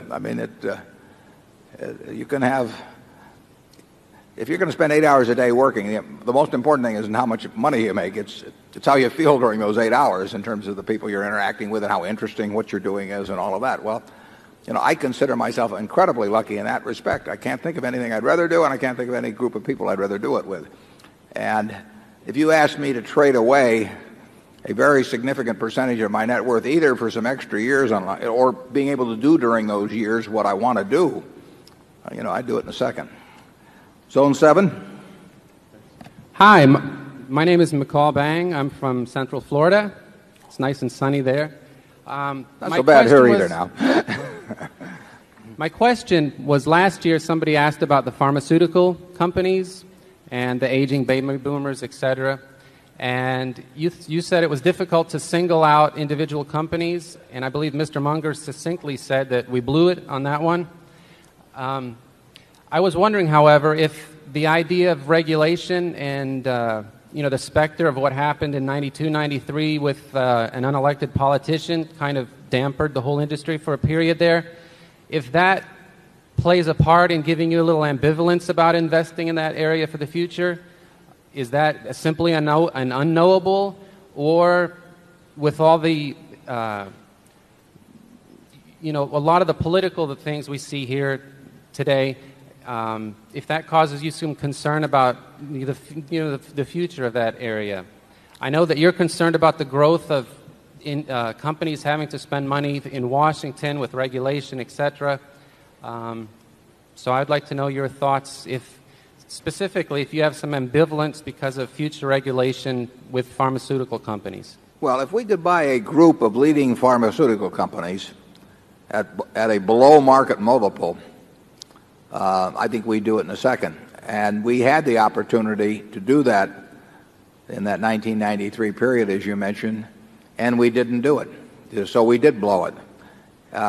Because clearly the pharmaceutical industry as a whole has done very well, and it has some of the threats that you enumerated in terms of regulation and so on. But, every industry has some problems, and the pharmaceutical industry has enough going for it that the threats you named should not cause, in my view, the securities to sell at a depressed multiple, which they did. Now, that's no longer the circumstance. We don't we're not going to buy them at present prices, but at least I think they're very, as a group, they're good businesses. I do think it's very hard to pick out the winner, So if I did buy them, I would buy a group of the leading companies, but I wouldn't be buying them at these prices. Charlie? Yeah, I would argue that the pharmaceutical industry has done more good for the customers than almost any other industry in America. It's just fabulous what's been invented in my lifetime. starting with all the antibiotics that have prevented so much death and so much family tragedy. And I think the country has been very wise to have a system where the pharmaceutical companies can make almost obscene amounts of money. I think we've all been well served by the large profits in the pharmaceutical industry. Zone 8. Good morning, Mr. Buffett, Mr. Munger. My name is Gary Rostrom from right here in Omaha. My question is, somewhere I thought I've read that you buy at least one share of every company on the New York or on the exchanges to get the annual report. Is that true, or is that a thing of the past? And if it is true, how do you keep track of all that information? Well, it's got an element of truth in it. Many years ago, I did buy one share of a great many companies, and I'd get these dividend checks for 8 cents and 10 cents, and I used to pay my bridge losses by endorsing these checks by the hundreds and giving them to the people who just won $1.80. And then no one asked me to bridge games anymore. So I have adopted a new program where I buy 100 shares of a great many companies. I buy them in my foundation so I don't go crazy at income tax time. And I probably, just as a guess, would have a couple hundred companies. So it isn't every company by a long shot. But there are at least several hundred companies where I want to be a registered shareholder and to make sure I get the mailings promptly. And I do keep those around, and even after I lose interest, I very seldom sell one, so I'll just keep buying more. And I'll not only buy the 100 shares in something I might want to keep track of, but I'll probably buy 100 shares in all of their competitors, and so that I keep reading about those companies as well. It does pay to have a flow of information come in over the desk, and the answer to that question reminds me of a point which I'd like to bring up briefly here, and that is that our shareholders, unfortunately, there's no way around this, unless they go to the internet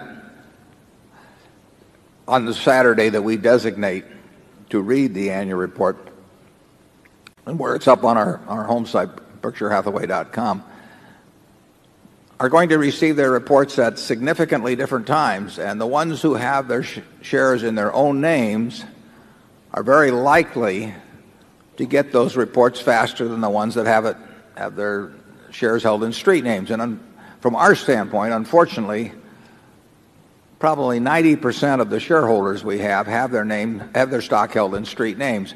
Now, what happens on that is we print the reports up. We mail the ones to the shareholders who are of record, who have the stock in their own names. We send the balance to where their brokers or bankers tell us to send them. Well, about 90% go to one place in New Jersey, but that's out of our control. I mean, if Merrill Lynch or Charles Schwab or whomever, Fidelity, turns their list over to that firm, they are the ones that mail the reports. We truck those reports back to them. We may next year try to figure out a way to get them printed closer. But it's out of our control when those reports go out. So our shareholders receive their reports on widely varying dates, which, like I say, I would rather not have that happen. It means that in terms of sending in your request for tickets to this meeting, many people we had this year, as late as maybe the 10th of April, still hadn't gotten their reports, and they wondered about their tickets. So if it's convenient for you, you will, it's better to have your stock in your own name. Now, that isn't convenient for many people. I understand that. But you will get our reports on a more reliable basis and a more prompt basis if you do it that way. If you have your stock in street name, I urge you to look on those dates we've laid out in the report for next year, to click on to our homepage, because then you will have the information just as quickly as everybody, as your fellow shareholder does. We want very much to have a level playing field, and we want everyone to have access to the information as close to simultaneously as possible, and during a time when the market is not open. We think that just makes sense. That's the way we would do it if we were running a partnership. But there is this problem with street name holdings of somewhat erratic distribution, and that's the reason why when I want to keep track of, say, all of the companies in the pharmaceutical industry, I'll buy 100 shares of each one, and I'll stick them in the name of the foundation, and that mailing comes directly to me in Omaha. So let's go on to Zone 9. I'm Lola Wells from Florida. You have been recently quoted in the newspapers as saying that some major corporations have used questionable practices to make their operations seem more favorable. Would you be willing to be more specific about these practices? Not until I'm on my deathbed. I have followed a policy of criticizing by practice and praising by name, and we will not. We do. Charlie and I both find certain practices very, very deplorable, and they aren't limited to a single or a few large corporations. But we would probably be less effective in arguing for change if we went to a few specific examples. They would not be that much different probably than hundreds of other, or at least dozens of other companies, and secondly, those who get critical of the world find the world gets very critical of them promptly, and I think we do more good by, in a sense, hating the sin and loving the sinner. So we will continue to point out the sin, but we will not name the sinners. Charlie? Warren, I think she wants you to name the practices. Oh, the practices, not the miscreants. No. Well, the practices are some of the things we've said. They relate to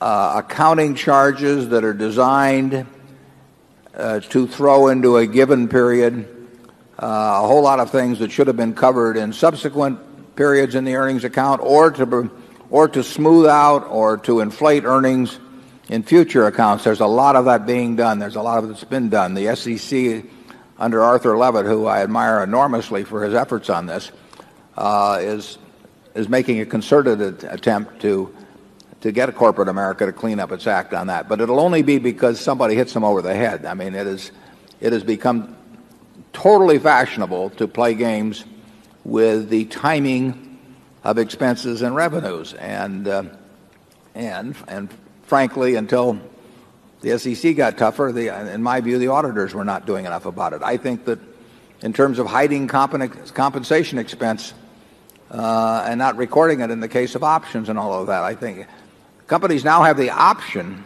of recording option costs in the income account, but you have not seen any great flood of people doing it. And actually, the way they show it in the footnotes is quite deceptive in my view, because they try to make assumptions that minimize what the income account impact would be, but the cost to the shareholder is what counts. I mean, that is the compensation cost as far as we're concerned, and that's been minimized.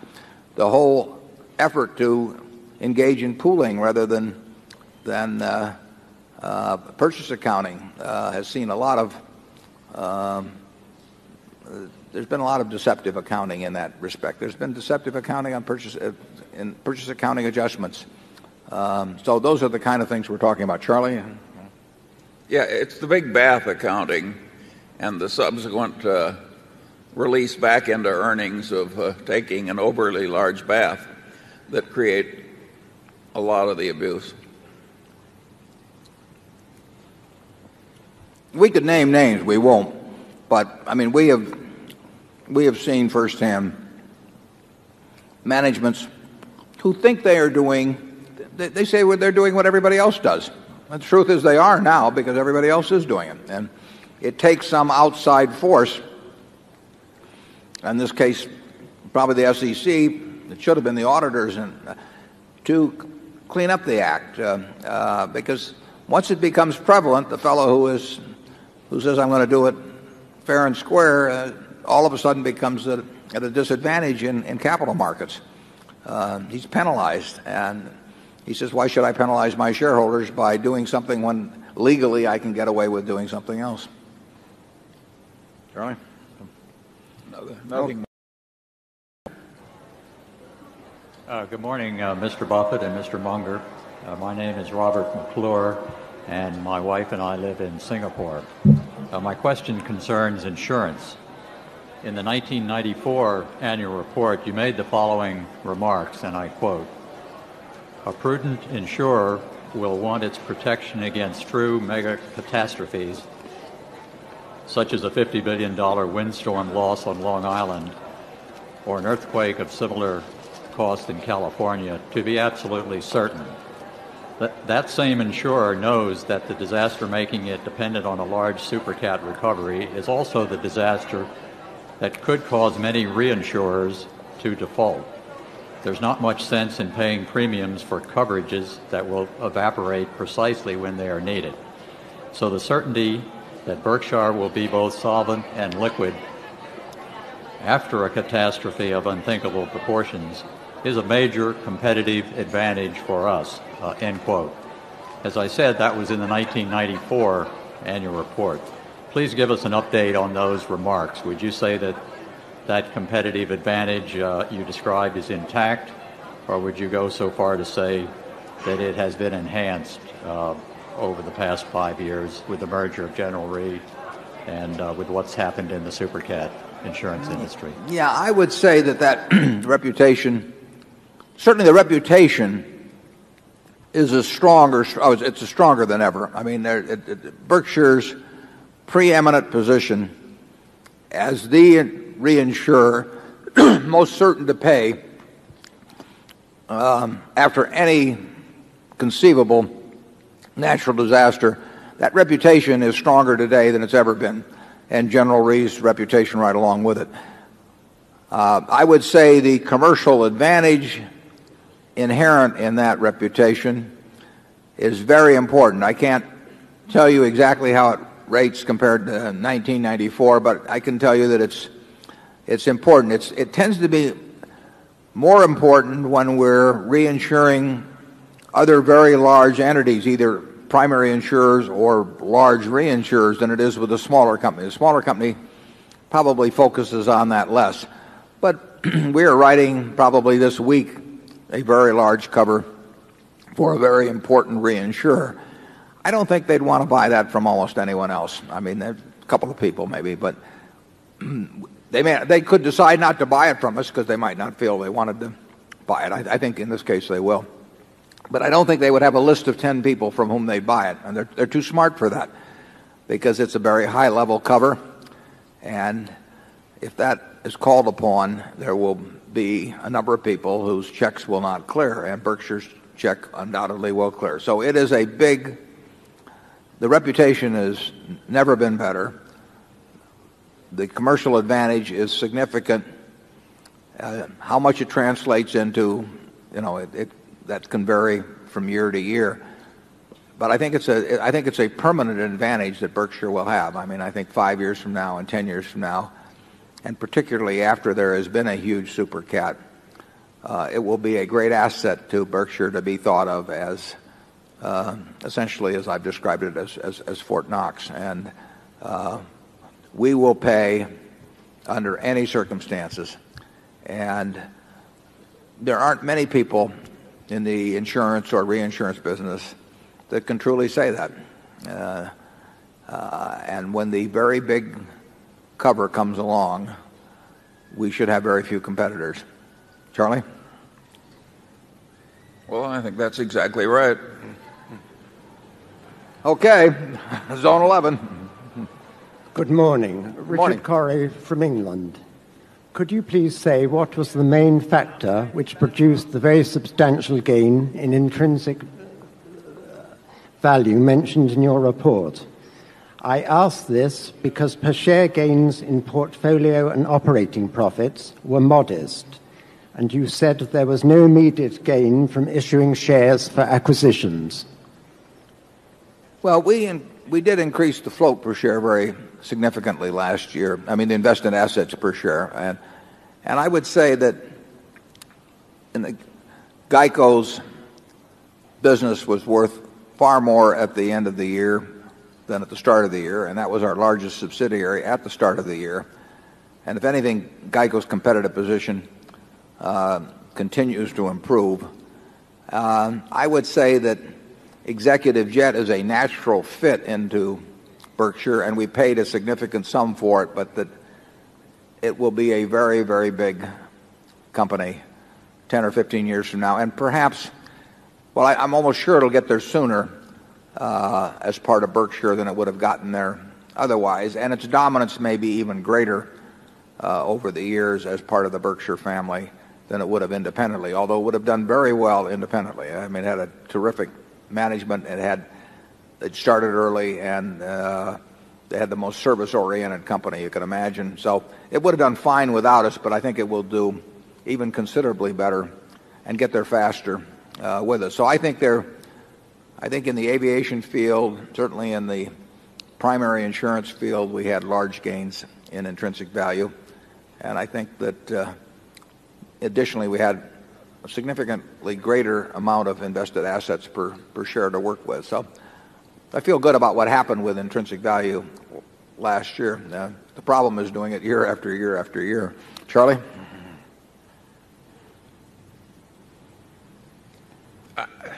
Just basically, we have a wonderful bunch of businesses, and we have a float that keeps increasing, and a pretty good record of doing pretty well in marketable securities. None of that has gone away.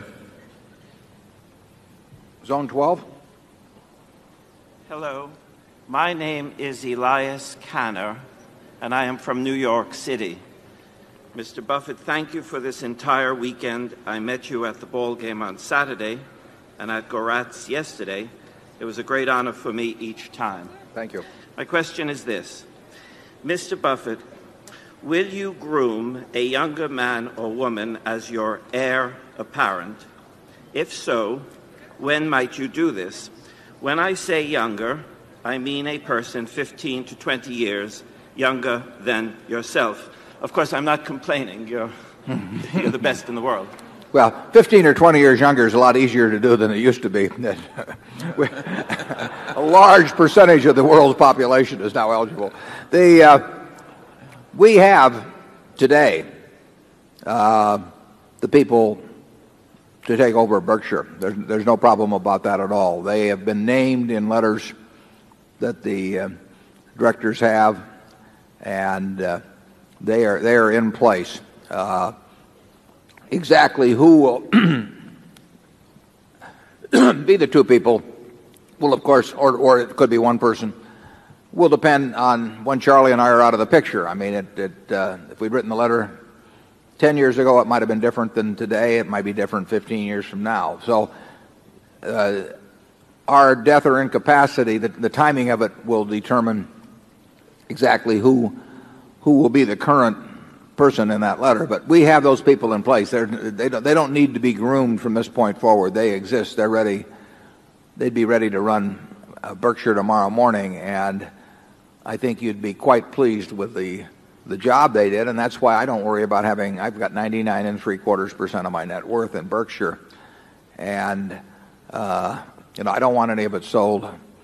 If I knew I was going to die next week, I would not want it sold in the coming week, and I don't want it sold after I die. I feel very comfortable with the businesses and the managers and the successor top management that we have at Berkshire, but I just don't want them to take over too early. Charlie? Yeah, I actually think that the prospects for continuity of corporate culture, to the extent we have one, at Berkshire is higher than prospects for continuity of corporate culture at most other large public companies. I don't see Berkshire changing its way of operating, even if Warren were to expire tonight. And I think that the capital, the fresh cash, would be allocated less well. But as I've said at past shareholder meetings, well, that's too damn bad.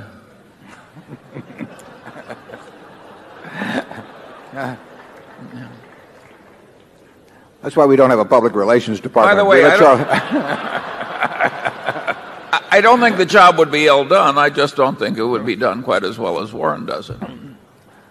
Okay, Zone 13. Good morning, Mr. Buffett and Mr. Munger. I'm Carrie Blecker from Wellington, Florida. Thank you for stopping by the convention center before, Mr. Buffett. It was nice to see you again. My pleasure. Recently, much has been made of the fact that Berkshire is the largest company to not be included in the S&P 500. Do you gentlemen have an opinion or what is your opinion as to whether Berkshire should be included and why? Thank you. Yeah, that's a question we've gotten asked quite often since the General Re deal was announced. Berkshire, if you talk to the S&P people, I think they would say, and I think they've even said it publicly, or at least a representative has, that we certainly qualify in every way that, except from what they might term the liquidity standpoint. It's probable that maybe it's 6%, maybe 7% of the investment funds, the equity funds in the United States are indexed, and the number or the amount is going up somewhat as we go along. I saw an article to the contrary on that, but I think they had it wrong. The amount of money, index money, is, in my view, rising month by month. So if you were to put Berkshire into the index tomorrow, in effect, you'd have a market order to buy 6 to 7% of the company, or roughly 100,000 shares of A. That would not be good. The stock would obviously spike up dramatically, as some stocks already have when they've been added. There have been some. I've looked at the list of all the companies that have been added, and some have moved up substantially.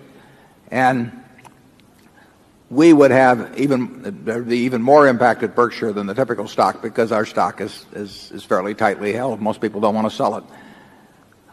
There are two solutions to that. Three solutions, being one of them being not to put us in the index. But we are I think probably the most significant company in the United States that isn't in the index in terms of market value and a lot of other factors. So if you want to put Berkshire or a company like it in the index and not have some crazy market aberration, you could have one of two things happen. And this would be true, I think, more and more of other companies as well as they add them to the index and as more money gets indexed. One, you could have the company agree that at the time it was added to the index, that simultaneously the company itself would sell an amount of stock that was about equal to the index buying that would be generated. In other words, if we were to offer 100,000 shares roughly of A stock at the same time as being added to the index, that would neutralize the index buying.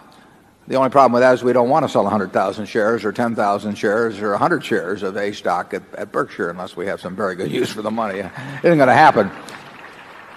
So we're not going to do something like that just because we want to be in an index. The other possibility, and I believe this was used in Australia when a very large mutual life company converted to stock. I think it was the largest company in Australia, AMP.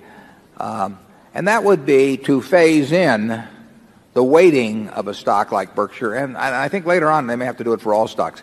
But phase in the weighting, say, over a 12-month period, so that it was 1/12 weighted the first month, 1/12 weighted the second month, and so on.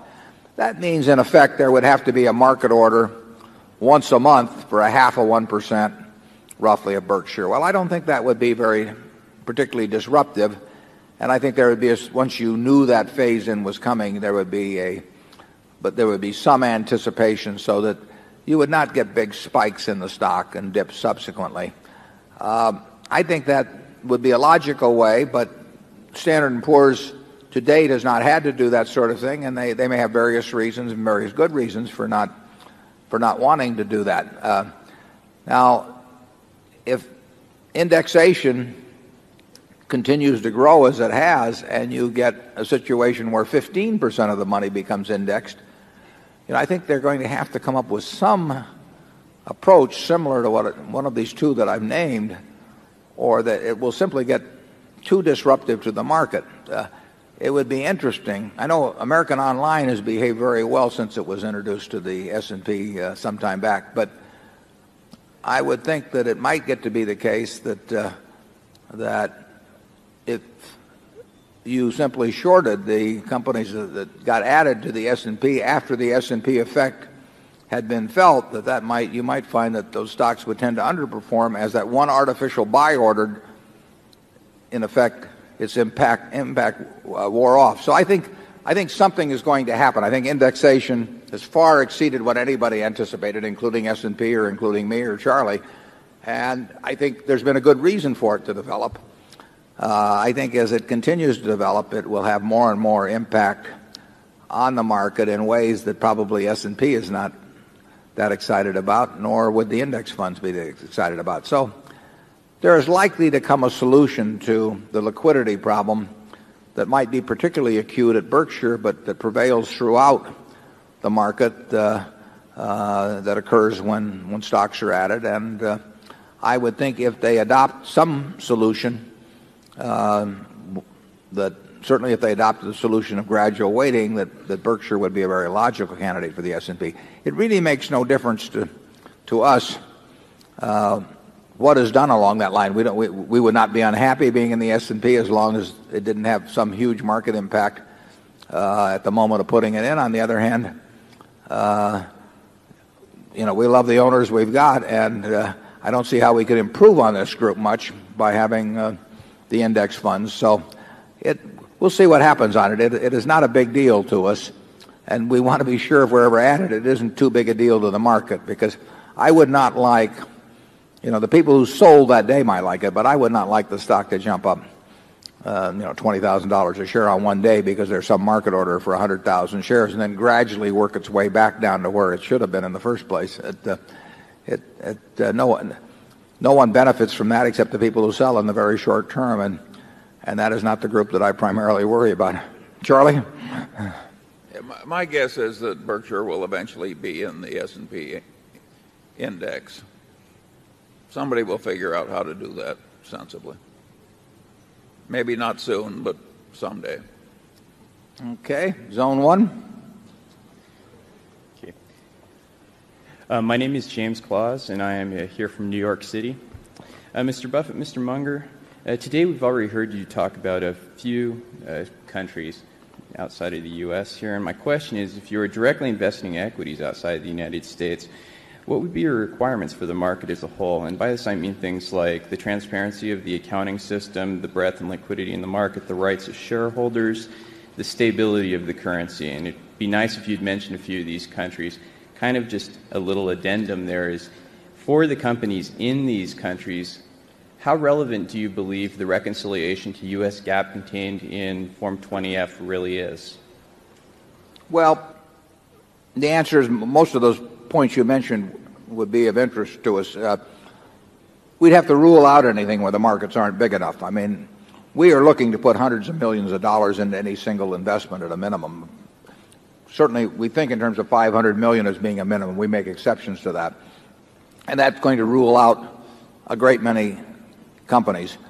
Transparency of accounting and accounting rules, we care about that, but we can make adjustments mentally. In some respects, we may think in certain countries accounting is better than here. And so as long as we understand the accounting system, we will be looking toward the same kind of a discount model in our mind of how much cash is this business going to generate over years and how much is going to have to be put into it. And it's the same sort of calculation that goes into our thinking here. And here we don't follow strictly GAAP accounting in our thinking. So the accounting differences would not bother us as long as we understood those accounting differences. The nuances of taxes, the corporate governance that you mentioned, could make a difference. If we thought corporate governance was far inferior to here, we'd have to make an adjustment for that fact. But I would say that in most of the major countries, the countries that have stock markets that are big enough so we could take a real position, it's a possibility that we would invest in any of them. We wouldn't rule out, Japan, Germany, France, England, the major markets. Now, it's important to recognize that in all the world's stock markets, something like 53% of the value is in the U.S. market. I mean, here we have 4.5% of the world's population, but 53% of the value of all public is represented with companies in the U.S. market. So we are a big part of the pie. But we're very willing to look at almost all of the rest of the pie as long as we're talking about markets that are big enough to let us put real money into them. Charlie? Well, so far we haven't done much, and Warren has said, but we don't have a rule against it. What more can we say? We can say zone 2. Good morning, Mr. Buffett. My name is Jean-Philippe Kramers, and I'm coming from London, England. I have a question regarding Coca-Cola. The first part is, are you worried that the earnings of Coca-Cola might continue to be affected by the weakness in the emerging markets and the strength of the dollar over the next few years? And the second part is on the P/E ratio of Coca-Cola at 35 times earnings. Are you worried about the potential rise in interest rates? And is it linked to your views on inflation that you are not worried about the rise in interest rate? Thank you. Well, in relation to the strength of the dollar, which means that profits in foreign currencies don't translate into as many dollars, we don't have any big feeling on that. I mean, if we had strong feelings about the dollar's behavior vis-a-vis the yen or the euro or the pound or whatever it might be, we could give vent to those views by actually buying or selling large amounts of foreign exchange. We don't know which way the dollar is going to go. So I have nothing in my mind in regard to any decision on buying or selling Coke that would relate to any prediction in my mind about the course of the dollar. The earnings of Coke have been affected by the strength of the dollar in the last few years, particularly the strength against the yen when it went from 80 odd to 140 odd. That was a huge hit in terms of what in terms of yen translation into dollars from those profits, and the strength of the dollar generally would hurt.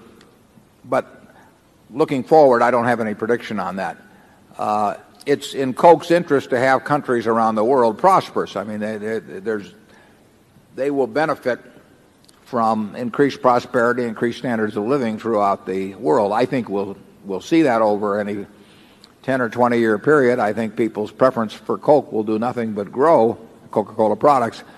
So what I am concerned about is share of market and then what I call share of mind. In other words, what do people think about Coca-Cola now compared to 10 years ago or 20 years ago? What are they going to think about it 10 years from now? Coca-Cola has a marvelous share of mind around the world.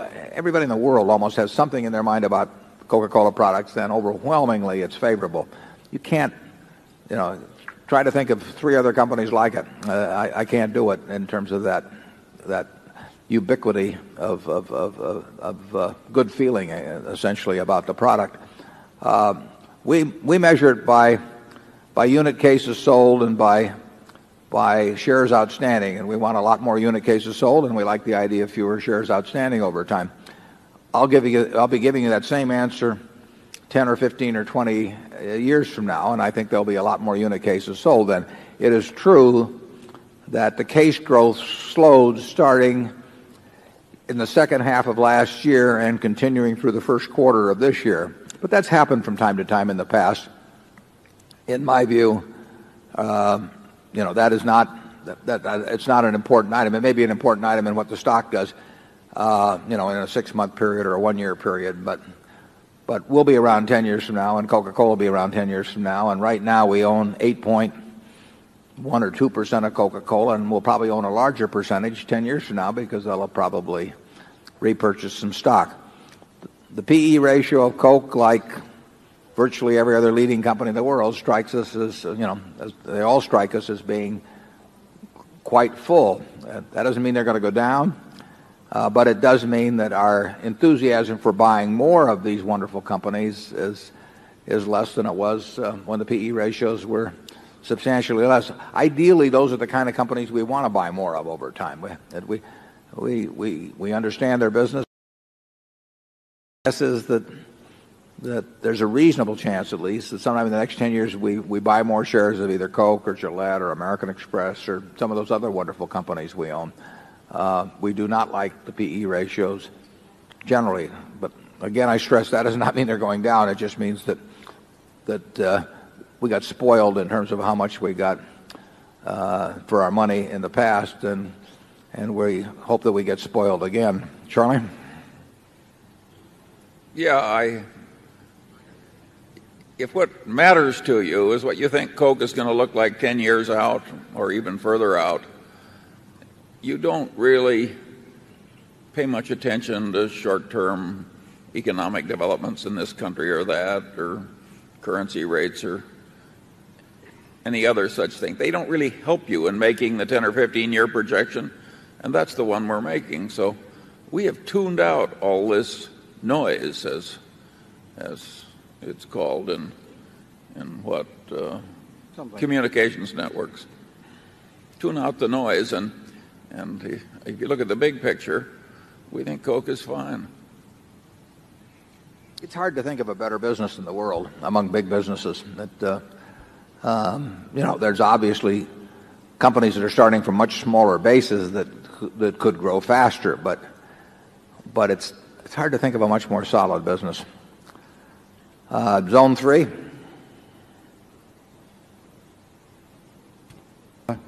Newport Beach, California. Bruce Lindsay, and formerly from Omaha, Nebraska. And I have a question. Some time ago, I read that you were buying silver. I never knew the reason why you were buying silver. Well, we covered the silver purchase in the 1997 annual report for a special reason. Well, it was part of a group of 3 unconventional investments we made, and one of those investments was of sufficient size so that we felt people ought to know about it specifically. And then we felt our shareholders ought to know that we sometimes do things that they might not have guessed that we would do from reading past annual reports. So we named the 3 unconventional investments.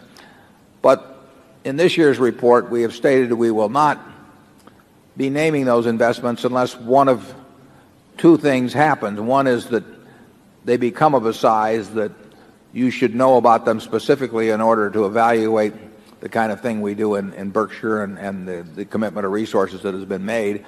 Or 2, if regulatory authorities obviously if they require us to report it, we'll report it immediately. Or in the case of silver, a year plus ago, an important regulatory authority indicated that they'd prefer if we report it. We weren't required to do so, and our desire is to cooperate on that anyway, so we did report it. But we stated in this year's report that absent those factors, we will not be giving details on unconventional investments any more than we give any more details on our regular equity holdings than we're more or less required to do. We did say that we had changed certain of the unconventional investments that were described in the previous year's report, and we stated that we had entered into several new ones. So we are in some things that most of you, or maybe all of you, don't know about, but they aren't of sufficient size so that they're going to, in any material way at all, affect your investment. Charlie? Nothing to add. Zone 4. Good morning, Mr. Buffett. Wayne Lang from Toronto, Canada. Last year, when you were asked about the year 2000 computer issue, you expressed some concerns about the cost overruns and the federal government readiness. Our 2 countries are in much better shape this year, but could you update us on your current thinking and what concerns you may have about the impact of the lesser readiness internationally on our company's revenues, supply chain, or on the stock market? Yeah, last year I think I also told you I didn't really consider myself an expert on this, and what I tell you is just what I pick up from being on audit committees or talking to people who are a lot smarter than I am in this sort of area. But that doesn't mean they're right on it, because they weren't talking about it 15 years ago when they should have been talking about it. So my general feeling, and all secondhand, my general feeling is that the part of the world that we have to worry about is in pretty good shape. It's cost a lot of money in various places. It's cost us some companies it's cost a terrific amount of money, but I do not think it's going to be a big deal. And I could be wrong, but I'm less worried about it being a big deal today than I was a year ago. And Charlie, do you know anything to add? No. Does that mean you think it's going to be less of a big deal than you thought a year ago? Or No, you it think means I have nothing to add. Okay. That's probably what I should have said in the first place. Zone 5. Good morning. My name is Bob Brewer, and I'm from down the road in Lincoln, Nebraska. I just wanted to ask you how you think the continuing economic turmoil in Japan is likely to affect the global economy and the U.S. stock market over the next 5 to 10 years. Well, Charlie and I are no good on those macro questions, but I would say this. I mean, the Japan problem has been around now in financial markets and banking systems. So it's been around for some time now. So I see no reason why it should have more impact on the rest of the world now than it has had in the last few years. And I would say it's had certainly very little effect on the U.S. in the last few years. And it's no factor in our thinking at all in terms of what we would buy or sell tomorrow morning. I mean, if we got offered a good business tomorrow, unless it was directly involved, I mean, its primary business was in Japan, but if it was a business in this country, that's not something that we would be thinking about. We would be thinking about the specifics of that business. We don't really get too concerned about the things that come and go. I mean, in the end, if we're right about a business over a 10 or 20-year period, just take See's Candy. We bought it in 1972. Look what happened in 1973 and 4, and all the oil shocks and what this country was going through and inflation, all that sort of thing. For us to, let's say in 1972, somebody laid out a roadmap from 1972 to 1982 with the prime rate going to 21.5%, long-term rates going to 15%, and all of the things happening, the Dow going to 570 or whatever, 560, and that wasn't the important thing. The important thing was that this peanut brittle tastes like it does, which is terrific, and that over time we can get a little more money for it. So, See's made $4 million pre-tax in 1972 when we bought it. It made $62 million last year. We don't want to be thinking about the wrong things when we're buying businesses, and that applies to marketable securities just as much as it does as when we're buying 100% of the business. If we're right about the business, the macro factors aren't going to make any difference, and if we're wrong about the business, macro factors are not going to bail us out. Charlie? Yeah, I think what's interesting in Japan is interesting to one as a citizen. Here's a major industrial country, and they understand all about Keynesian economics and everything else. And when it starts sliding down into a big recession, it just keeps going and going and floundering and staying down, and year follows year, and you take the interest rates down to practically zero and you run a big budget deficit, and the economy still stays down. I think this has been very interesting to the economists of the world. I don't think any of them would have predicted that as modern a country as Japan could contract for as long as it did. And I think the cause is related to the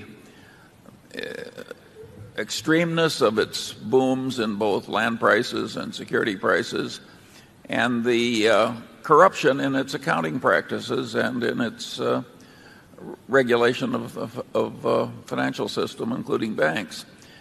I think it's an interesting lesson for the world of how important it is not to let a lot of slop get into the accounting and regulatory systems, and how a lot of folly in markets doesn't help either.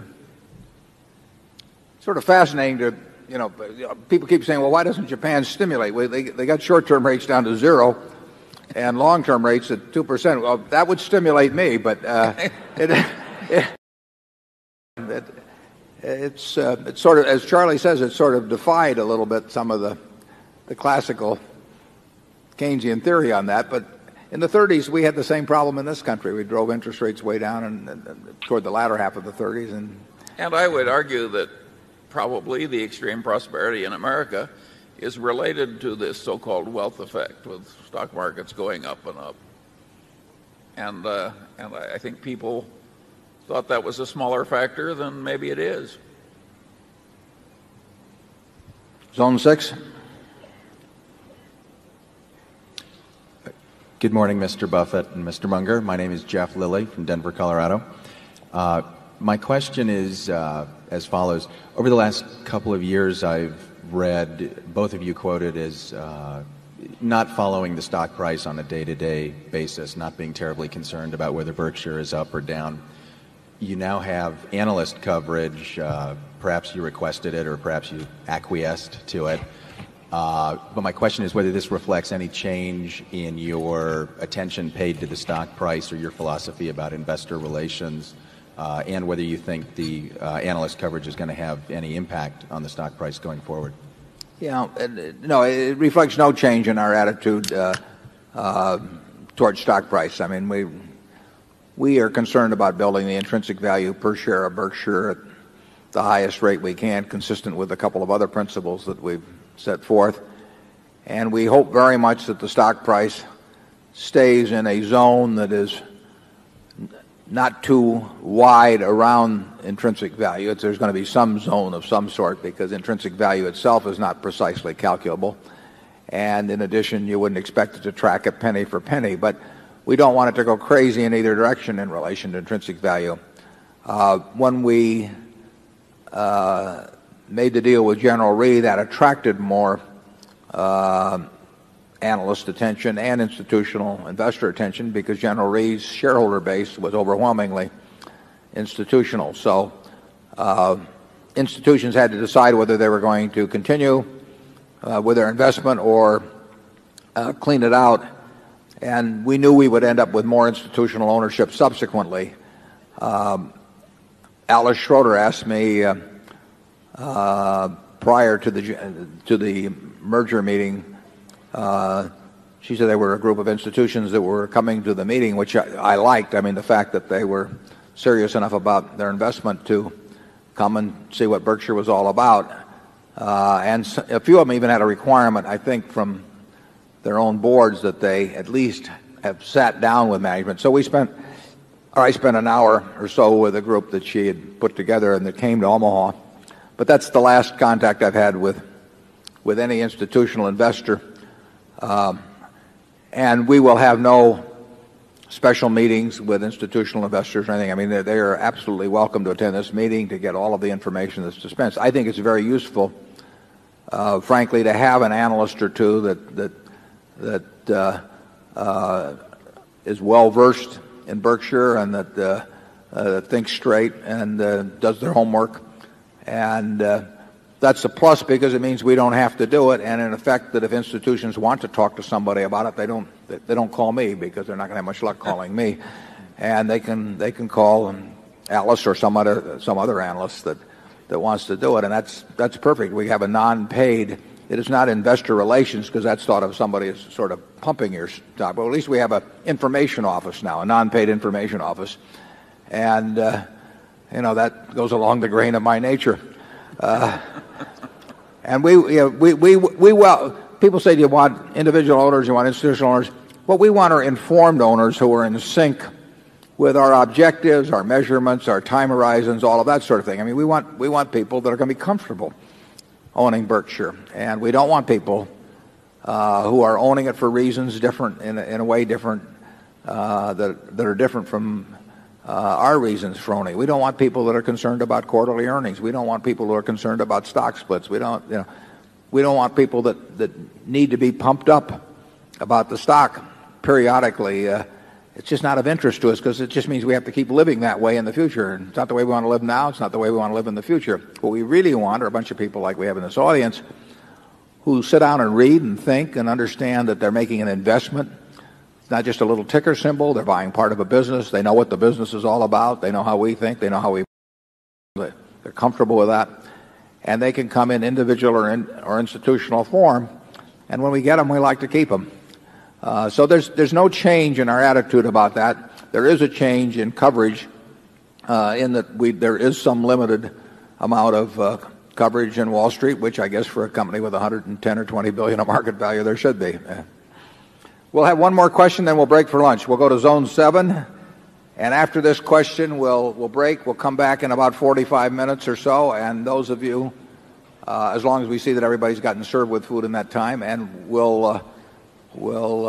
any of those who are off-site or with the holiday, I think there are buses to bring you over. You can drive over, and there'll be plenty of room here. You can also go out and tour the Boeing business jet. We'll sell you as little as 50 hours a year, I believe, on it. So take your wallets at lunchtime. Yeah. Good morning. My name's Mark Rabanov from Melbourne, Australia. I was wondering if you could help us out with the flight operations, which are now a large part of Berkshire. I think we're still putting a lot of capital into them.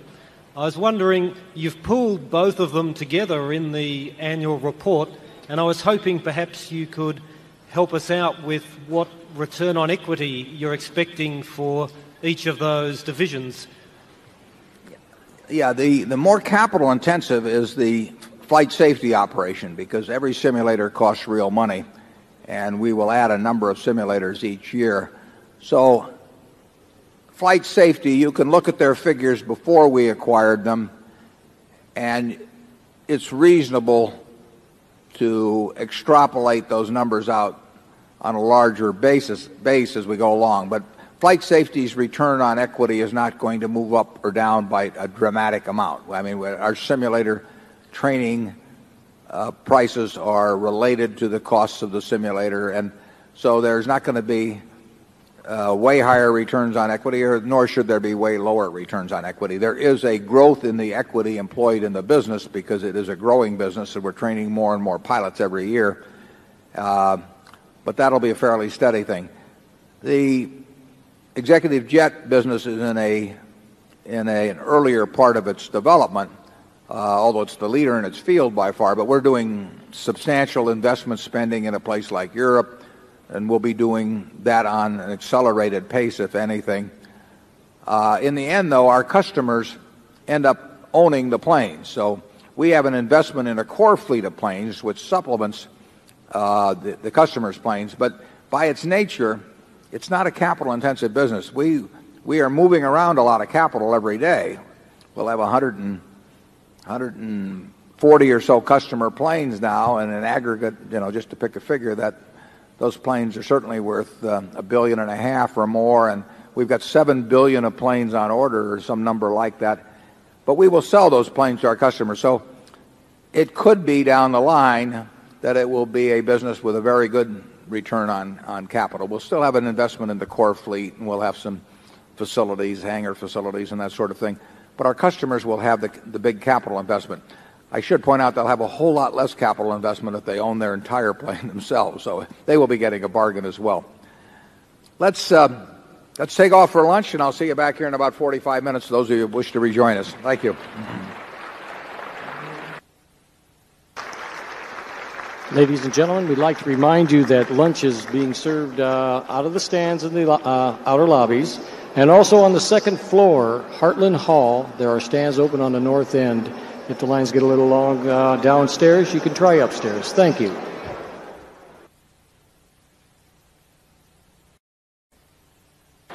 Yeah.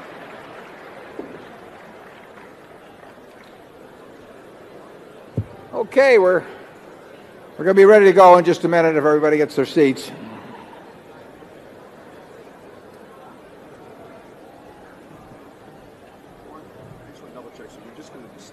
One through eight. 1 through 8. Yeah. Mm-hmm.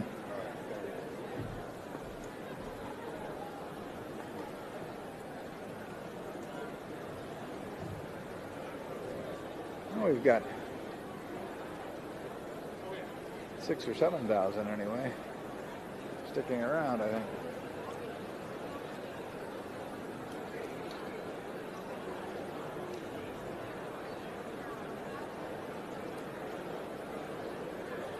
Okay, if anyone who has questions wants to go to the microphone, we're going to start here in just a minute, and we will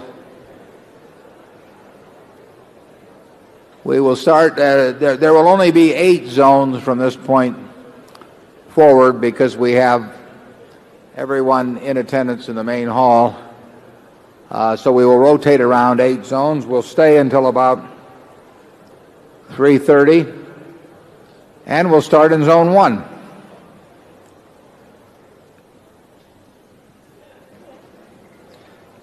My name is Charlie Sink. I'm from Lexington, North Carolina, as you can tell by the accent.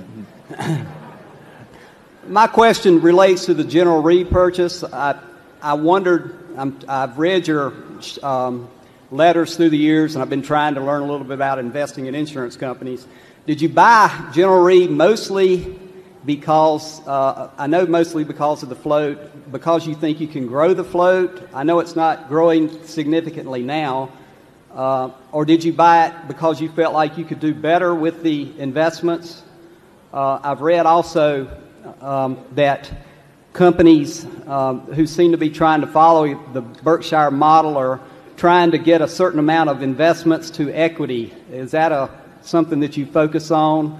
And that's my question. Yeah, the first 2 parts are correct. We certainly. We don't think the float will grow rapidly in the near-term future at all.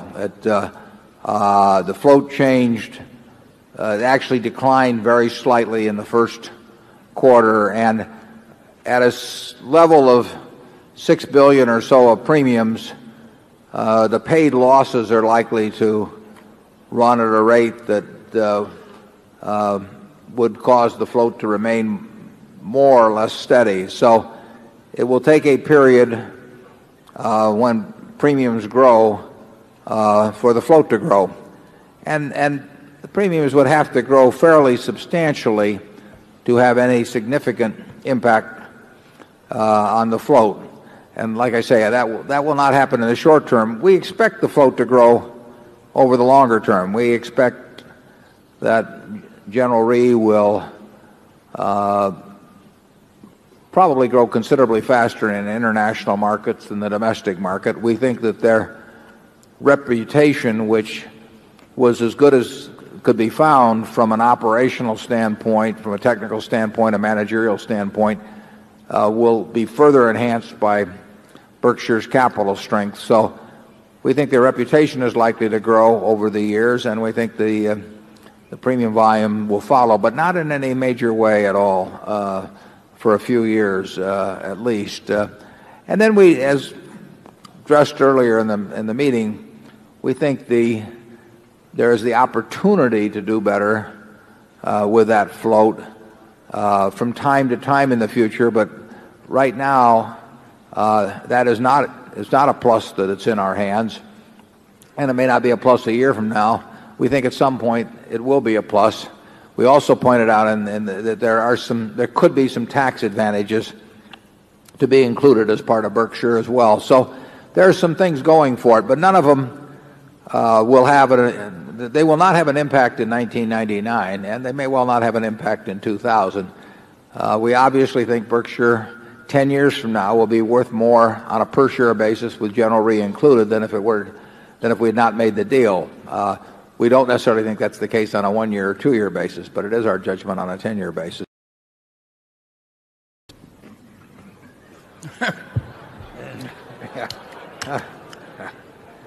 I would say that if we, in the future,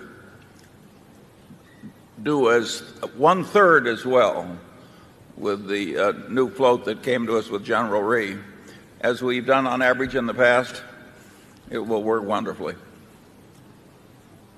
If you take our past use of float in the history of this company, it would be an interesting study if anybody ever stretched it out. Zone 2. Good afternoon. My name is Greg Keza from Oakland County, Michigan. I'd like to thank both of you gentlemen for your hospitality this weekend. My question deals with price deflation. Could you please explain how technological advances and productivity increases are affecting our non-fixed fixed income holdings, especially insurance? Well, I think that to the extent your question implies the question, how has technology affected the inflation rate, the advances in technology? I've heard Alan Greenspan make a lot of interesting comments on that. I think it baffles him to some extent, but he also recognizes that there's some important, very hard to measure factor that has caused inflation not to behave in the way that most people expected, with this drop of employment, general prosperity, etc. And I think he attributes it in some part, but again immeasurable, to what has been happening in the information technology world. Obviously, low inflation is good for fixed income investments, but that's been reflected to a significant degree in a long-term rate that's at about 5.5% now. It does look at the moment like an almost perfect world in terms of the macroeconomic factors, and that probably is a reason why people are enthused about stocks, and it's a reason, and it's a good reason in terms of price inflation. It's a good reason why bonds have behaved well over the last, really, since 1982. I don't know the answer as to what it means for the future. I have to believe that it's very good for this country to have the lead in information technology that it does on the rest of the world. I mean, it seems to me as a non-expert that we are so far ahead of the rest of the world in terms of having the leading companies and the money flowing into it, the brain power flowing into it, that it's hard to think of who's in second place. And I think that's helped this country in some very significant way, but I don't know how to measure it. Charlie? Well, I would say that Berkshire's businesses, on average, are less likely to be obsoleted by new technology than businesses generally. No steel-toed work shoes. I do not anticipate a significant change in the technology. And I think we have more of the stuff that's sort of basic and hard to obsolete than many other corporations do. Yeah, as we mentioned in the report, we think all of that activity is very beneficial from a societal standpoint. Our own emphasis is on trying to find businesses that are predictable in a general way as to where they'll be in 10 or 15 or 20 years. And that means we're looking for businesses that, in general, are not going to be susceptible to very much change. We view change as more of a threat into the investment process than an opportunity. That's quite contrary to the way most people are looking at equities now. But we do not get enthused about, with a few exceptions, we do not get enthused about change as a way to make a lot of money. We try to we're looking for the absence of change to protect ways that are already making a lot of money and allow them to make even more in the future. So we look at change as a threat, and whenever we look at a business and we see lots of change coming, 9 times out of 10 we're going to pass on that. And when we see something we think is very likely to look the same 10 years from now, we feel much more confident about predicting it. I mean, Coca-Cola is still selling a product that is very, very similar to one that was sold 110 plus years ago, and the fundamentals of distribution and talking to the consumer and all of that sort of thing really haven't changed at all. Your analysis of Coca-Cola 50 years ago can pretty well serve as an analysis now. We're more comfortable in those kind of businesses. It means we miss a lot of very big winners, but we wouldn't know how to pick those out anyway. It doesn't mean also that we have very few big losers, and that's quite helpful over time. Yeah, the peanut brittle has very little technological change too. Yeah.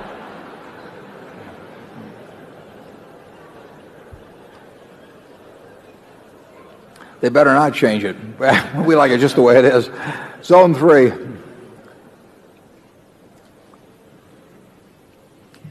My name is Esther Wilson. I live in South Sioux City, Nebraska. My husband and I will have some new money in the early 80s of our lifehood. We have a daughter 50 years old who will inherit anything we have. My question is I also have a 4% interest on a mutual fund that is non-taxable. Are there any better ways to invest our money? Well, those are tough questions. I mean, I run into friends of mine all the time where they come into a lump sum at a given time, Charlie and I do not have great answers about investing sums of money for people who are not really active in the process. I mean, as we said earlier, if we were working with small sums now, we would start looking at a whole bunch of very small situations and some things that we might know how to do on a small scale. But for the average investor who wants to own equities over a 20 or 30-year period, we think regular investment in some kind of very low-cost pool of money, which might well be an index fund, probably makes as much sense as anything. But it's important to keep the costs down. I have close to 100% of my net worth in Berkshire. I'm comfortable with it because I like the businesses we own. But I didn't buy it at this price either, so I don't like to go. I never recommend anybody buy or sell it. And Charlie, do you recommend anything? I think if there's anybody in the room who thinks it would be very easy to come up with a one-liner for a great no-brainer investment tomorrow with a great slug of new money, I wish they'd come up and tell me what it is. We don't have any solution to that one. It's harder for us now than it has been at other times. Yeah, there's been a couple of times. In 1974, there was something in Forbes, and 69, the reverse of that situation, and then I think I wrote an article for Forbes, I can't remember exactly when it was, about how equities almost had to be more attractive than bonds at that time, and bonds weren't that unattractive. I mean, every now and then you can say you are getting a great deal for your money in equities, or sometimes you can say you're getting a great deal for your money in fixed income investments. You can't say that now, so what do you do? In terms of new money, we find ourselves sitting and waiting for something, and we continue to look. But we are forced to look at bigger ideas. So if we were working with smaller funds, we'd be much more likely to find something than we are in our present situation. As Charlie says, we really don't have any great one-line advice on it. I wish we did. Zone 4, go ahead. The real long-term rate of return from saving money and investing it has to go down from recent experience in America, particularly equity-related recent experience. The wealth of the world can't increase at the kind of rates that people are used to in the American equity markets, and the American equity markets can't hugely outperform the growth of the wealth of the world forever. We ought to have reduced expectations regarding the future generally. Because, we mentioned earlier 53% of the world's stock market value is in the U.S. Well, if U.S. GDP grows at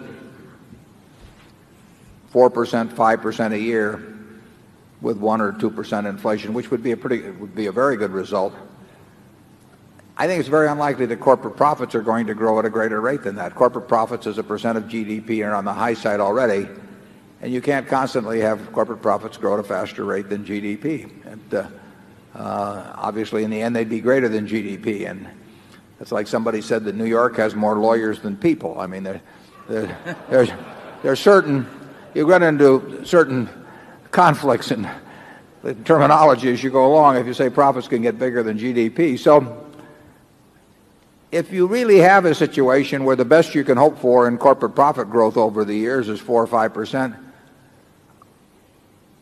how can it be reasonable to think that equities, which are a capitalization of that corporate profits, can grow at 15% a year? I mean, it is nonsense, frankly. And people are not going to average 15% or anything like it in equities. And I would almost defy them to show me mathematically how it can be done in aggregate. I looked the other day at the Fortune 500. They earned $334 billion on it and had a market cap of $9.9 trillion at the end of the year, which would probably be at least $10.5 trillion now. Well, the only money investors are going to make in the long run are what the businesses make. I mean, there is nothing added. The government doesn't throw in anything. Nobody's adding to the pot. People are taking out from the pot in terms of frictional costs, investment management fees, brokerage commissions, and all of that. But the $334 million is all the investment earns. I mean, if you own a farm, what the farm produces is all you're going to get from the farm. If it produces, $50 an acre of net profit, you get $50 an acre of net profit, and there's nothing about it that transforms that in some miraculous form. If you own all of if you own all of the Fortune 500 now, if you owned 100% of us, you would be making $334 billion. And if you pay $10.5 trillion for that, that is not a great return on an investment. And then you say to yourself, can that double in 5 years? It can't. The $334 billion. It can't double in 5 years with GDP growing at 4% a year or some number like that. It would just produce things that are so out of whack in terms of experience in the American economy. It won't happen. So anytime you get involved in these things where if you trace out the mathematics of it, you bump into absurdities, then you better change expectations somewhat. Charlie? Well, there are two great sayings. One is, if a thing can't go on forever, it will eventually stop. And the other I borrow from my friend Fred Stanback, who I think is here. People who expect perpetual growth in real wealth in a finite earth are either madmen or economists.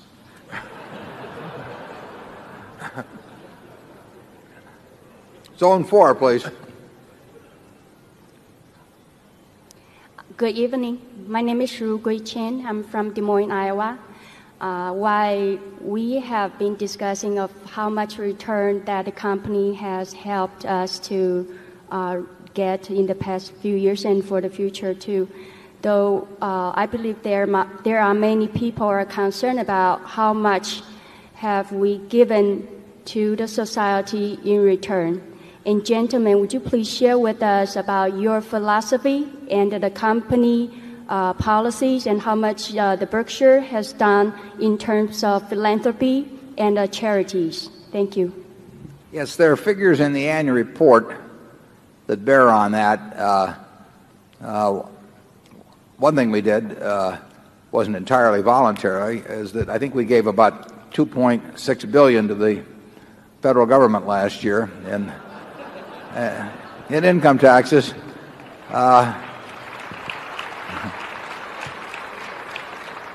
I'm not sure. I looked at General Electric and Microsoft and a couple of the largest companies. We may have paid more in federal income tax than any other U.S. company. Don't take my word for that, because it could be Walmart paid more. I wouldn't be surprised if Walmart paid more. But I did look at a couple of the big more than GE or Microsoft, both of which have market caps that are 3 times our size.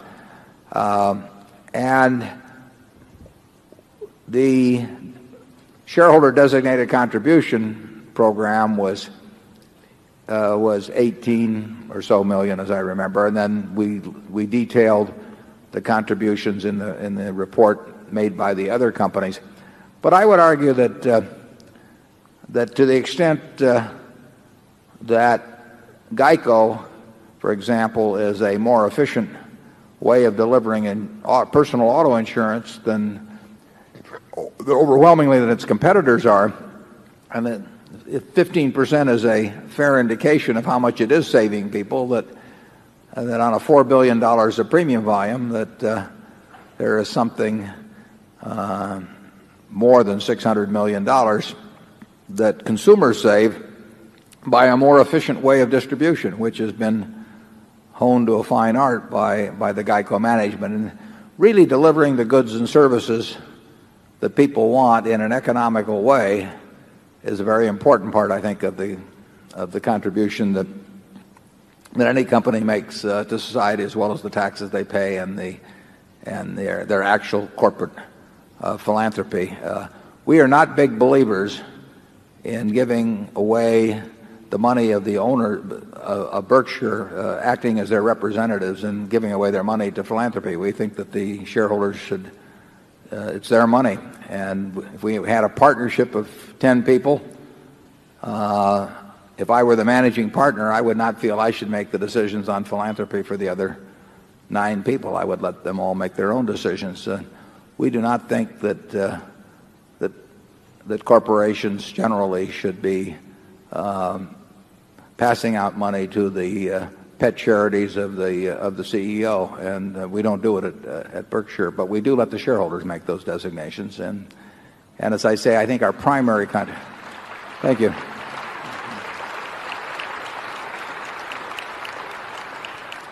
I think the best contribution actually we can make to society over 10 or 15 years is finding ways to deliver goods and services that people want to them at lower cost than the alternatives that were previously available to them. Charlie? Yeah, well, I applaud the questioner's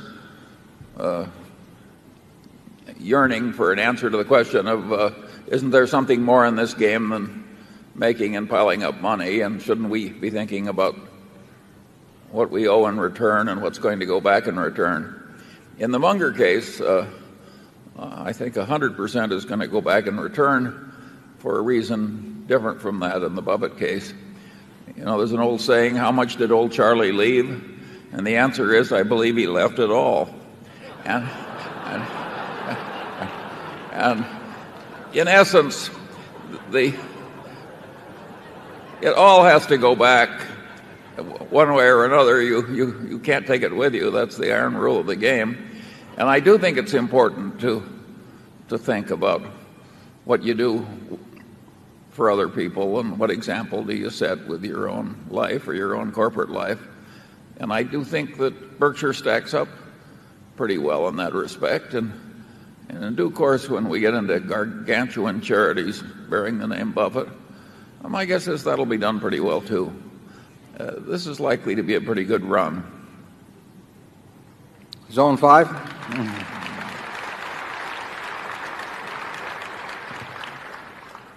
Hi, my name is Michael from New York. First, I'd like to address Mr. Munger. Mr. Munger, it's such a pleasure to be here with you, as well as Mr. Buffett. And if you could just say hi to my wife for a second. Her name is Jane. Next, I understand your secrecy on unconventional investments, but Mr. Buffett and Mr. Munger, could you please tell me your insight on market conditions for oil and silver? He asked you, Charlie.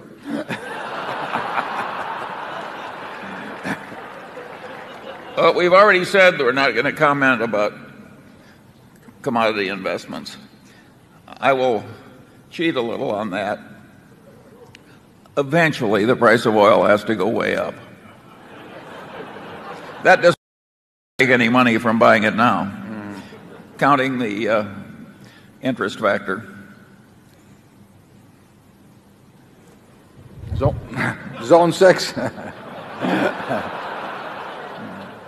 Fortunately, I don't know. I listened carefully when he phrased his question. He said insights, and I don't have any insights, so we'll go to Zone 6.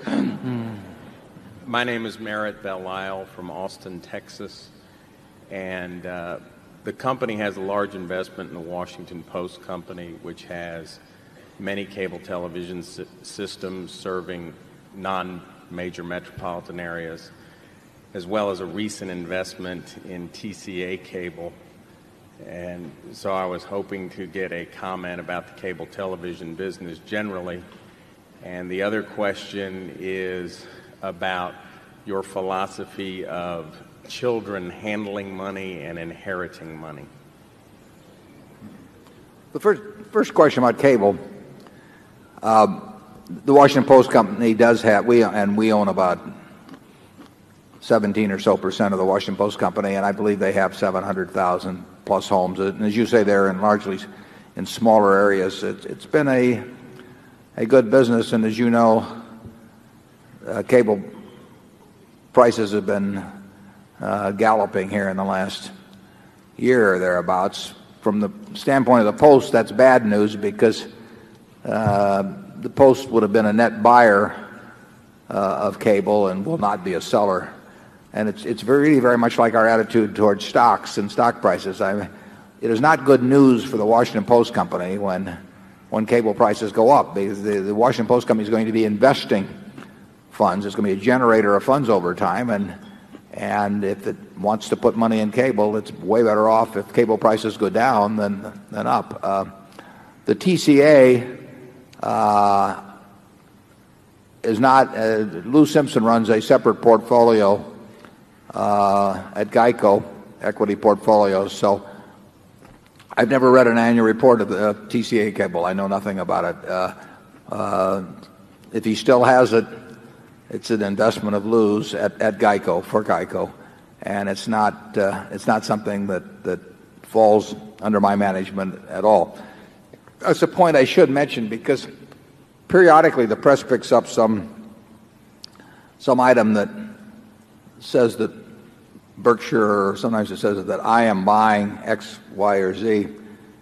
And sometimes that's true, but sometimes it isn't true, because filings are made on behalf of various other entities that are associated with us, and I don't know anything about them. I saw one here a couple of weeks ago reporting that I don't know whether it was me or Berkshire, I think it was me personally, it was buying some real estate investment trust with the name Omega in it. I'd never heard of it. But that story appeared various places.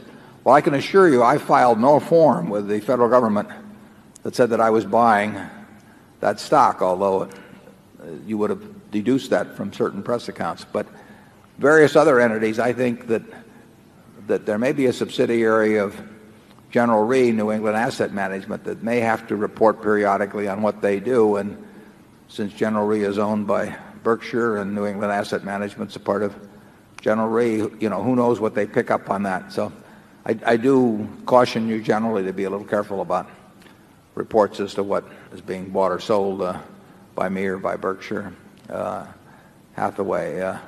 Now, as I remember, there was a second question that I didn't like quite as well to answer. Charlie, you want to tackle that one? Well, I think there was more interest in the future of cable. That is,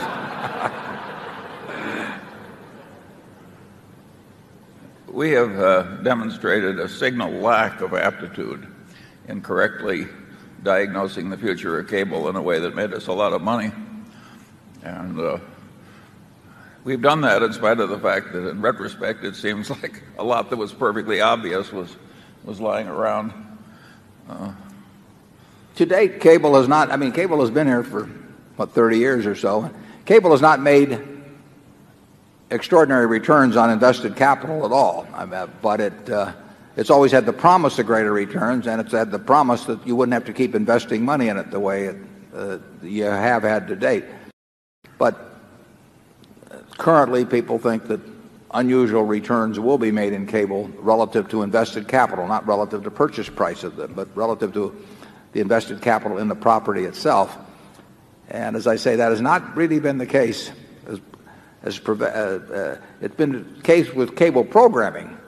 Cable programming, there have been a lot of money made in relation to capital investment. But in terms of the actual investment in cable facilities, the capital investment has been such, the expenditures in developing systems have been such, that the returns so far have not been great. But the prices for cable systems now would indicate that people think that those returns are finally going to start flowing in a big way.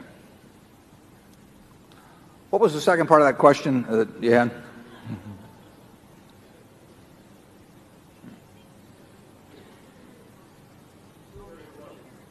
Oh, inherited wealth and children. Kids inheriting money. Yeah. Well,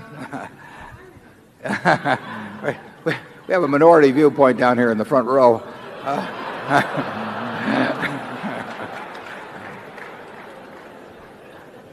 I think my views on that subject changed when I was about 18. Until that point, I thought it would have been a great idea.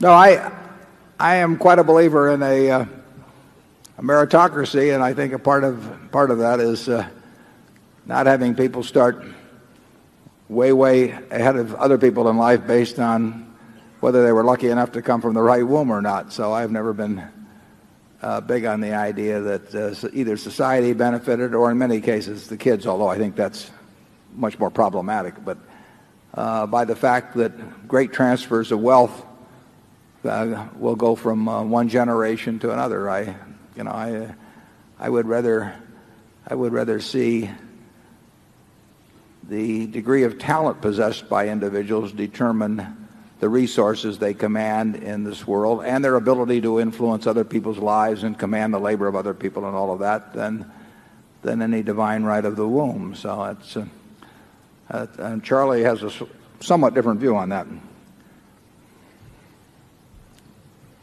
Yeah, I am a little more willing to let the world take the succeeding generations down. It's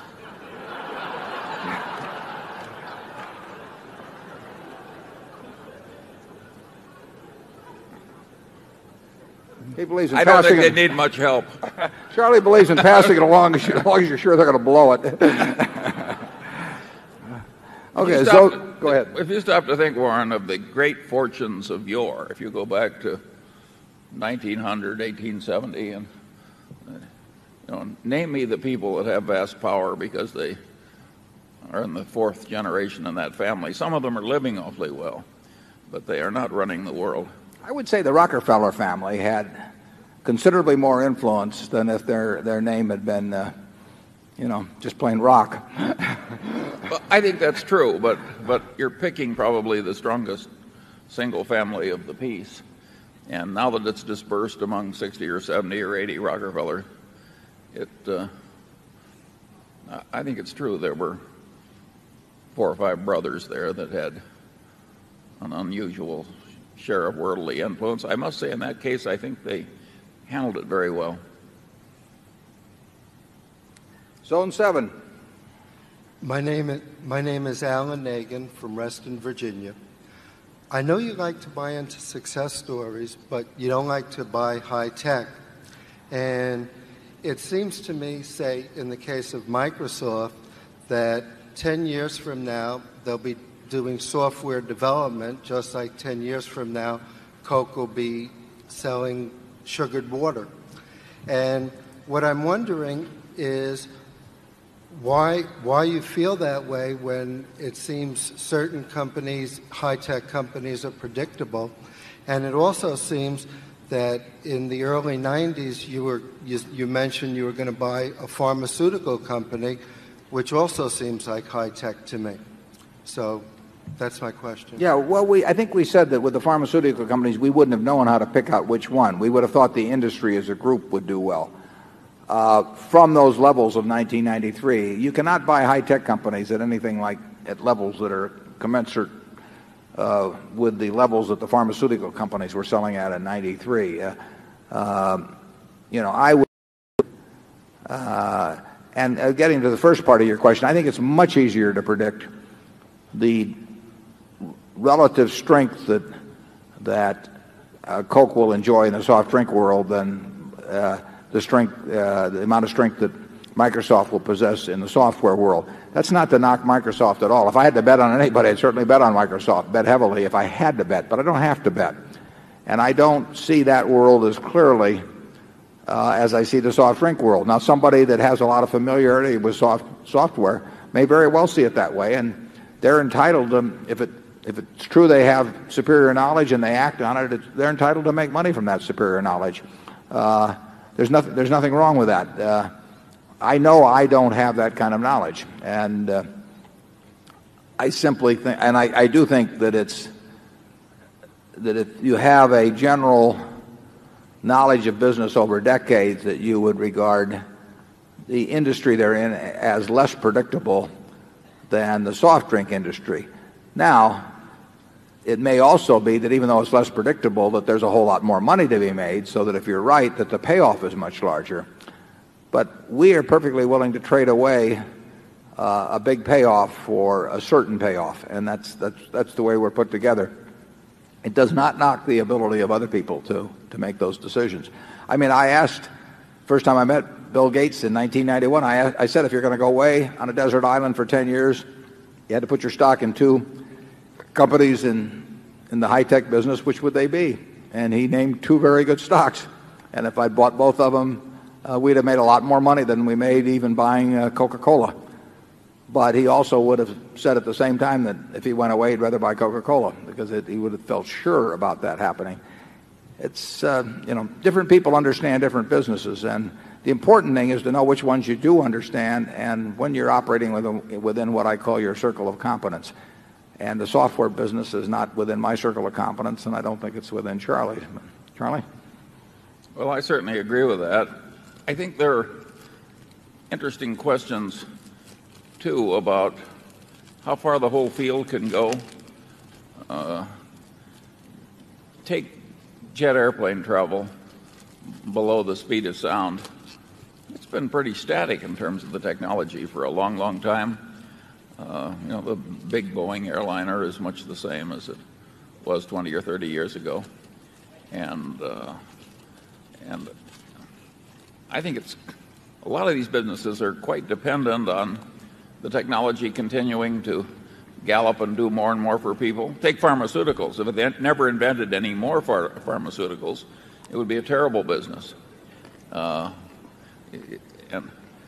I don't know what happens once you get unlimited bandwidth into the house and way more options. And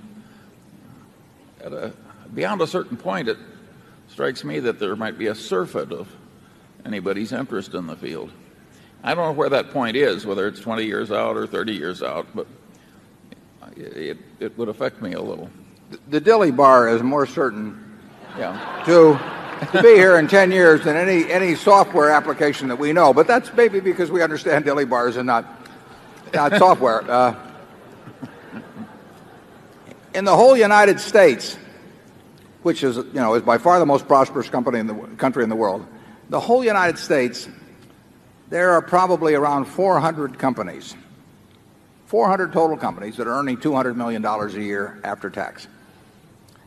Of those 400, you can name them. I mean, you can start, if you say banks, you can say Citigroup and Chase and Wells Fargo, and you can name 10 or 15 of them. And if you name consumer goods, you can say Procter & Gamble and Coca-Cola and Gillette, and you can name a whole bunch of them. You can almost, of those 400, you can probably name 350.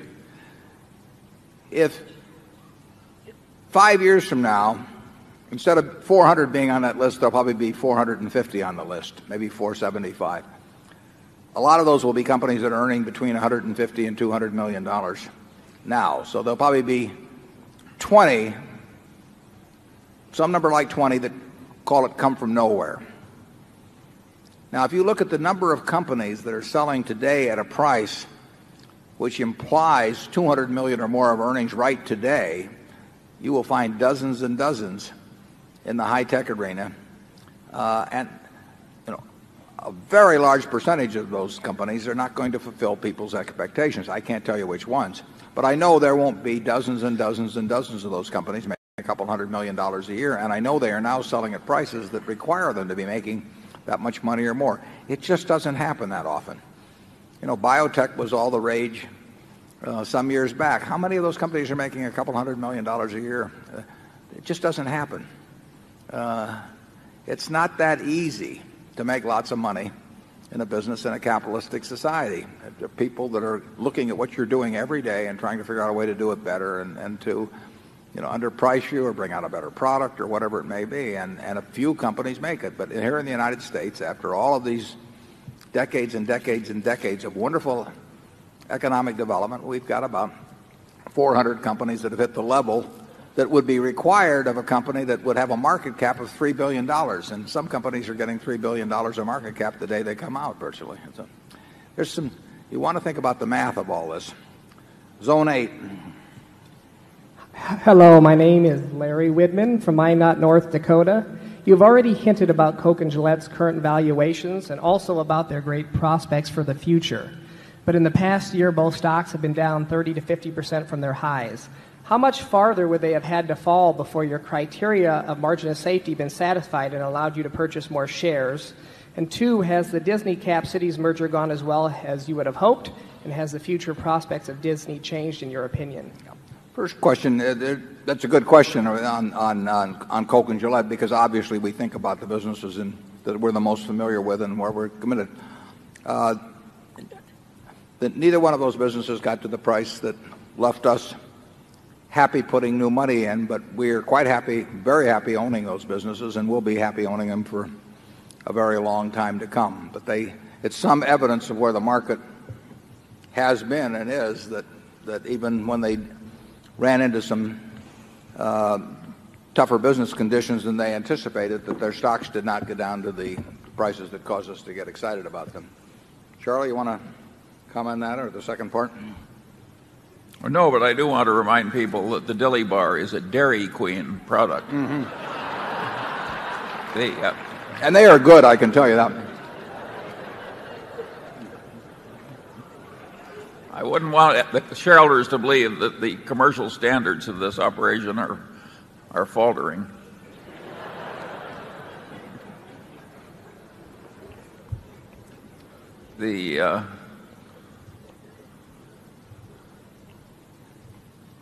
Generally speaking, trying to dance in and out of the companies you really love on a long-term basis has not been a good idea for most investors.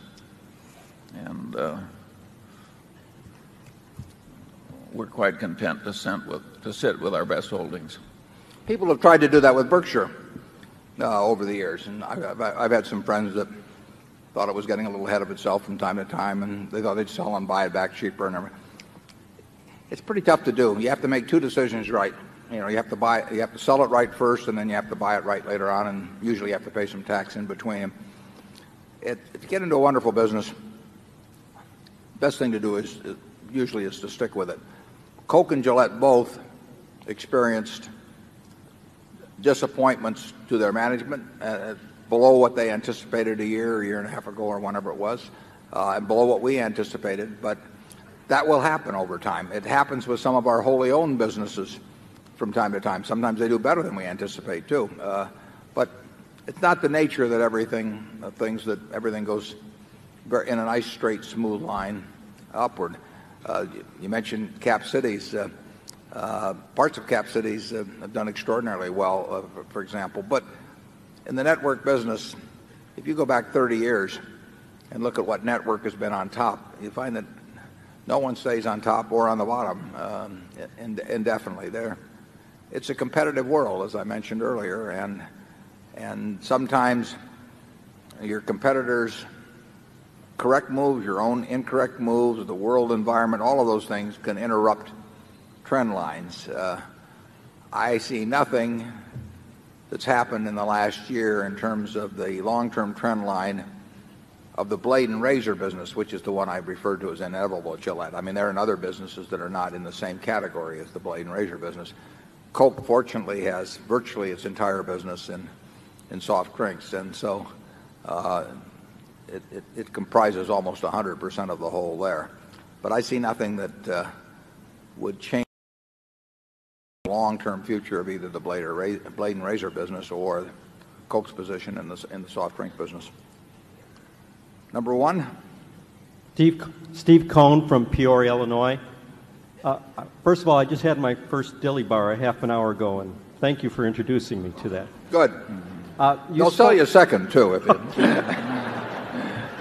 you spoke earlier about the threat of change. Can you comment on the threat of deflation, and if it were to occur, what its likely impact would be on the economy, Berkshire Hathaway, and personal investment decisions. Well, now, displacement in what respect? Inflation. Oh, inflation. Deflation. Oh, deflation. Deflation. Oh, I'm getting there. Well, I think it's very, very unlikely, but I have been wrong consistently now for a decade or more about the degree to which inflation has at least been tamed for that period. I would have expected, if you'd showed me all the other things that were going to happen in the world in the last if I'd seen that ahead of time 10 or 15 years ago, I would have thought we would have had more inflation. So I have trouble envisioning a world of where the U.S. experiences deflation.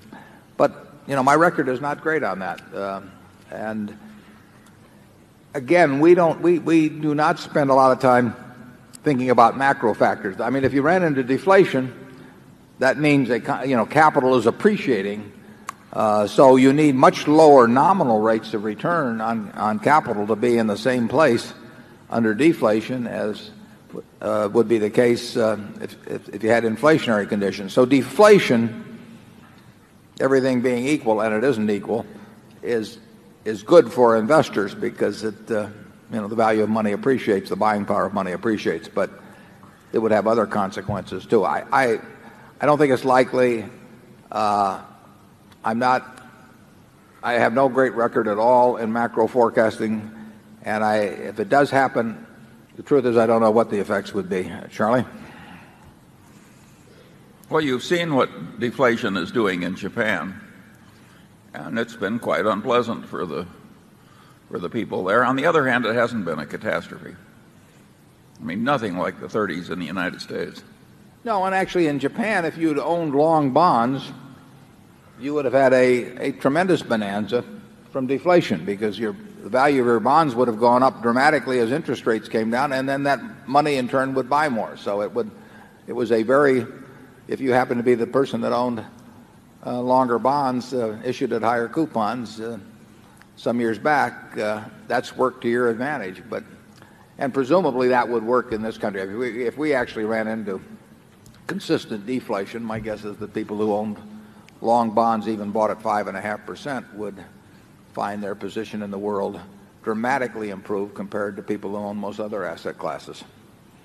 Zone 2. Hello. I'm Murray Cass from Markham, Ontario. First off, Mr. Buffett and Mr. Munger, I'd like to thank you for being so generous with your time every year at these meetings. Mr. Buffett, many in the academic community call you lucky or a statistical outlier. Mr. Munger, I'm not sure what they call you. Well, you're free to speculate on what they call him. I know you don't like to forecast the equity markets, but maybe you would dare to forecast the evolution of the debate between proponents of the efficient market theory and value investors. Do you think there will ever be a reconciliation? And I'm talking especially about what's taught at the business schools. And as an addendum, are your designated successors, are they outliers as well? Well, we like to think they are, and they may be more outliers than we are. The market is generally, to me, it's almost self-evident if you've been around markets for any length of time that the market is generally fairly efficient. It's fairly efficient as pricing between asset classes. It's fairly efficient in terms of evaluating specific businesses. But being fairly efficient does not suffice to support an efficient market theory approach to investing or to all of the shoots that have come off of that in the academic world. So if you'd believed in efficient market theory and been taught that and adopted it for your own 20 or 30 years ago or 10 years ago, I think it probably hit its peak about 20 years ago. It would have been a terrible, terrible mistake. It would have been like learning the earth is flat. You'd have had the wrong start in life. Now, it became terribly popular in the academic world. It almost became a required belief in order to hold a position. It was what was taught in all the advanced courses, and a mathematical theory that involved other investment questions was built around it, so that if you went to the center of it and destroyed that part of it, it really meant that people who'd spent years and years and years getting PhDs found their whole world crashing around them. I would say that it's I would say that it's been discredited in a fairly significant way over the last decade or two. I mean, you don't hear people talking the same way about it as you did 15 or 20 years ago. But the market generally is fairly efficient in most ways. I mean, it's hard to find securities that are inefficiently priced. There are times when it's relatively easy, but right now, for example, it's difficult.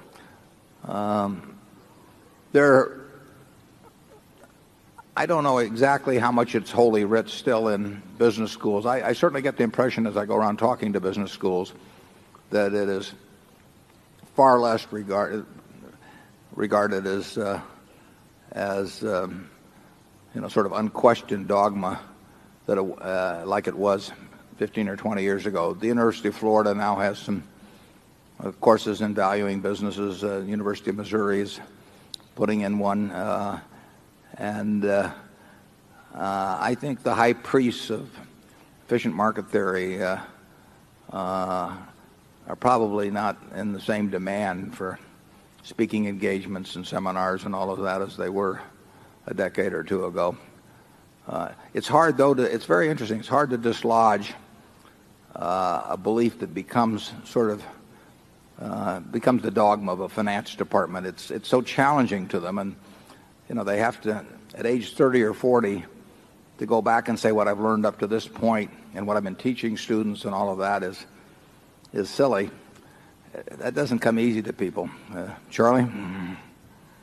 Well, Max Planck, the great physicist, said that even in physics, the old guard really didn't accept the new ideas. The new ideas prevail in due course because the old guard fades away clinging to the asset entities of the past.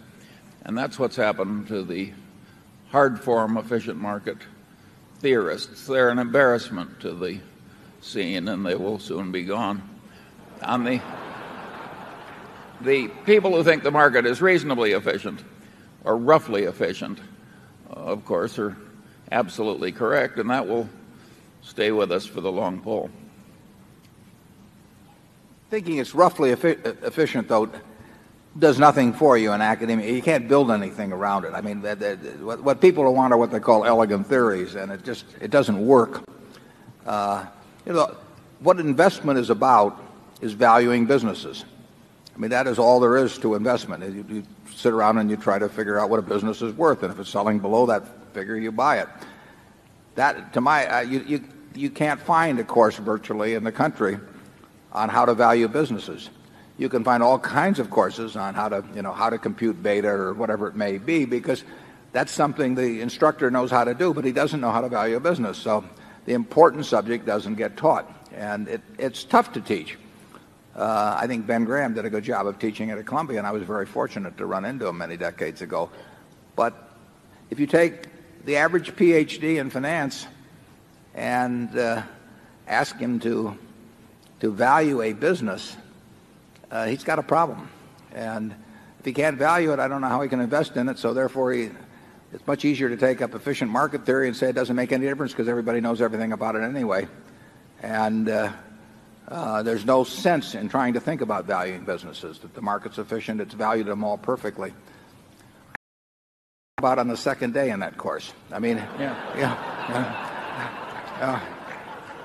the first, you walk in, you say, everything's valued perfectly, and class dismissed. So it puzzles me, but I encourage you to look for the inefficiently priced. Zone 3. Berkshire, incidentally, was inefficiently priced for a long time. And it wasn't on the radar screen. If you'd asked an academic how to value it, they wouldn't have known what to look at exactly. Yep. My name is Ken Schubenstein. I'm from New York City. First, thank you very much for this great educational forum. You've taught us that a key concept of Berkshire is the amount of float it has, the cost of the float, and how fast it grows. Can you please help us understand currently what amount of float Berkshire has and what the goals are in the future for that growth rate over a sort of 1 to 2 decade period, understanding that it'll be a lumpy advance? Because looking at the historical data you've provided us for Genray and Berkshire regarding the amount of float and its cost, it's grown at a great rate, high teens, low 20s. And if you could please comment on the future expectations we should have, that would be great. Yeah. Well, it's an important question, but I don't know how to give you a good answer. It's grown at a much faster rate since 1967 when we went in the insurance business than I thought it would. I mean, I didn't anticipate it would grow that way. I didn't anticipate necessarily we'd get a chance to buy Geico. I didn't necessarily know we'd ever acquire a General Re. So it's been very hard to forecast. What we've tried to do is grow cheap float as fast as we could. And sometimes it's been easy, sometimes it's been impossible. But I don't know, if you'd asked me that question 30 years ago, I'd have given you an answer that really hasn't proven out very well. And so I don't know how to give you the answer now, except to tell you this. It's very much a goal of Berkshire to grow that float at as fast as it can while maintaining a very low cost to it. And again, you mentioned it'd be lumpy. Well, it'll be lumpy on cost. It'll be lumpy on growth rate. But I mean, it's something we think about all of the time in both our operating decisions and perhaps some big capital commitment decision. We know that if we can solve that problem of how to grow it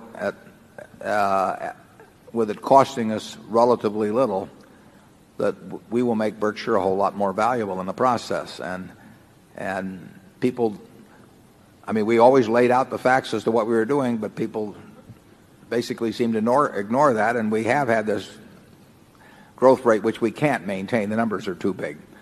But it's something that Charlie and I think about all the time. We've got some good vehicles for growing it, but we don't have any vehicles that will grow it in aggregate at anything like the rate it's been growing in the past. So we may get a chance to do something that adds to our ability to do it. If we get a chance and it's at the right price, we'll add it.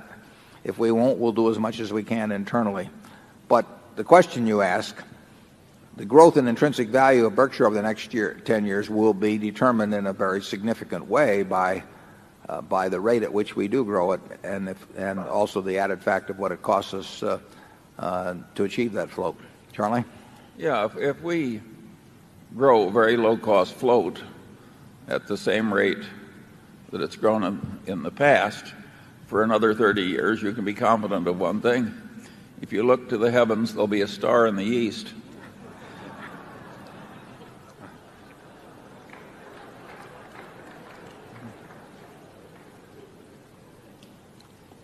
Zone 4.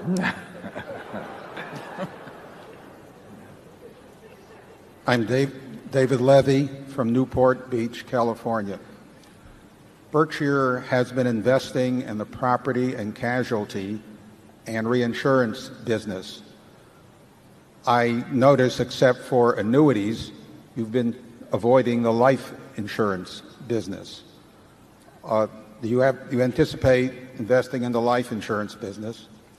Also, I have a second question, and that is the relationship of Berkshire A and Berkshire B. Last year, there was a slight premium for Berkshire B over Berkshire A. About now, Berkshire is selling at about a 3 to 4% discount.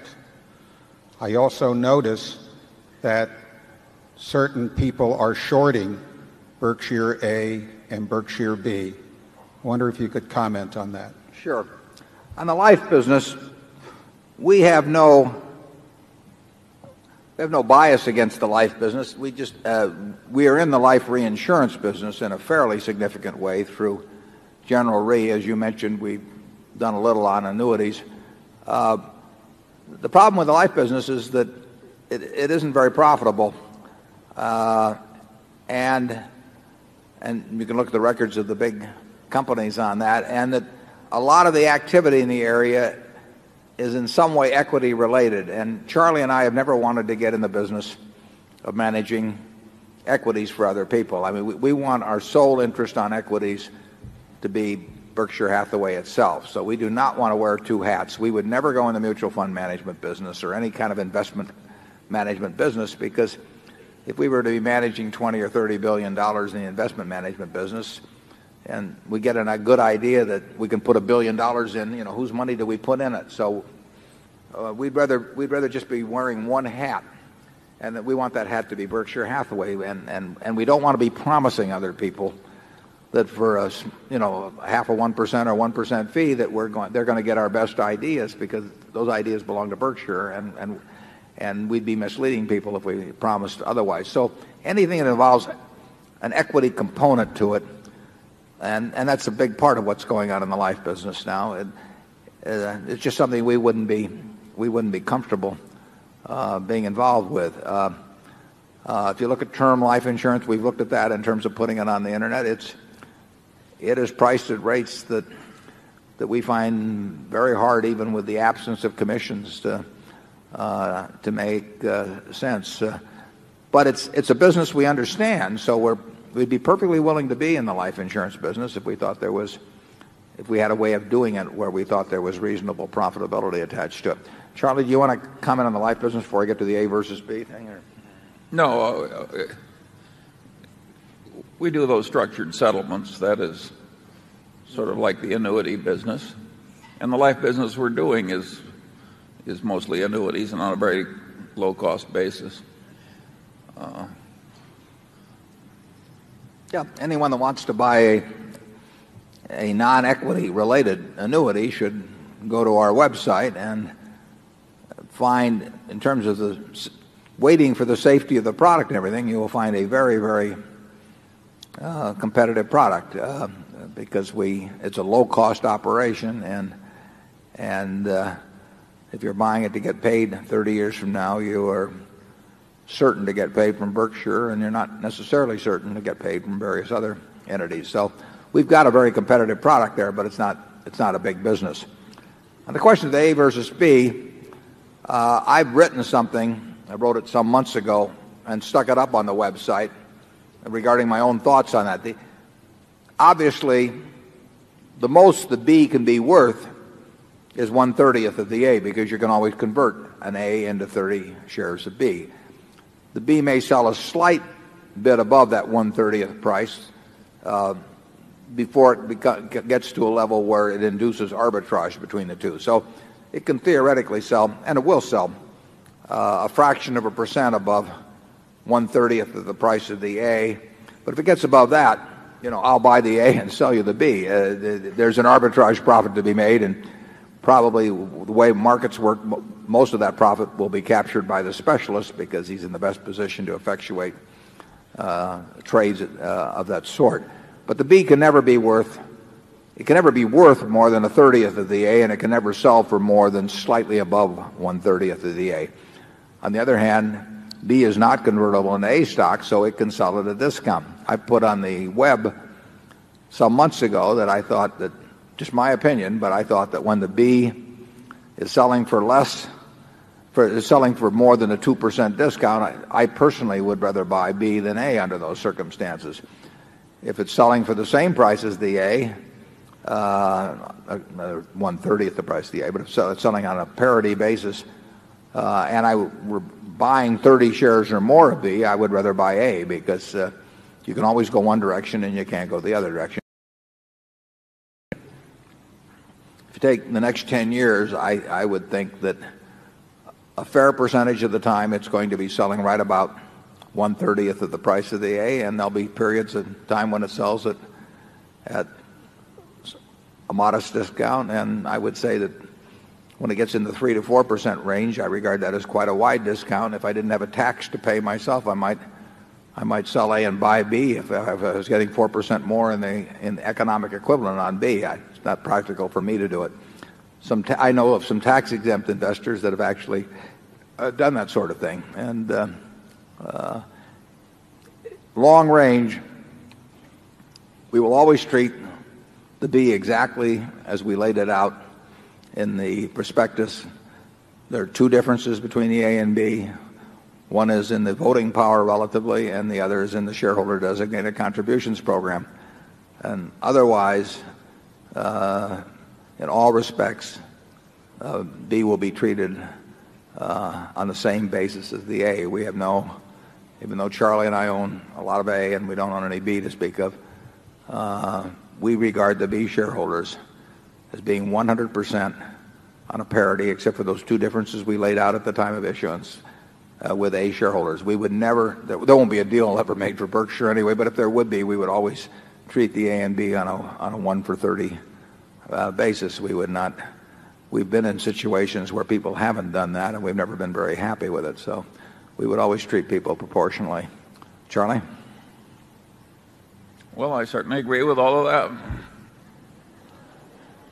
The question about shorting, it doesn't make any difference whether anybody shorts any stock or not, really. I mean, if you were arbitraging between A and B, and the B was selling a little higher than the A, you might be buying some A and shorting some B, and you might delay conversion because you might figure the B might go to a discount, and then you'd unwind the whole transaction rather than convert. I mean, there's a lot of techniques that Charlie and I have engaged in over the years and other securities that apply to that sort of thing. But shorting doesn't hurt us in any way, shape, or form. I mean, it doesn't make any difference. I don't care whether the short interest in the A is 1,000 shares or 100,000 shares. You know, somebody sells it at one point and somebody buys at another point, and whether you reverse the buying and selling doesn't make any difference. What counts is the intrinsic value of Berkshire. And if we increase the value of Berkshire at a reasonable rate, you know, the shorts will have to figure out how to eat 3 times a day. Okay, zone 5, please. Good afternoon, Mr. Buffett and Mr. Munger. My name is Grant Morgan. I'm here from New York City. Earlier you had acknowledged that it is a more difficult investment and business environment today than it was when you first started out. My question is, if you were starting out again today in your early 30s, what would you do differently or the same in today's environment to replicate your success? In short, Mr. Buffett, how can I make $30 billion? Start young. Charlie's always said that the big thing about it is we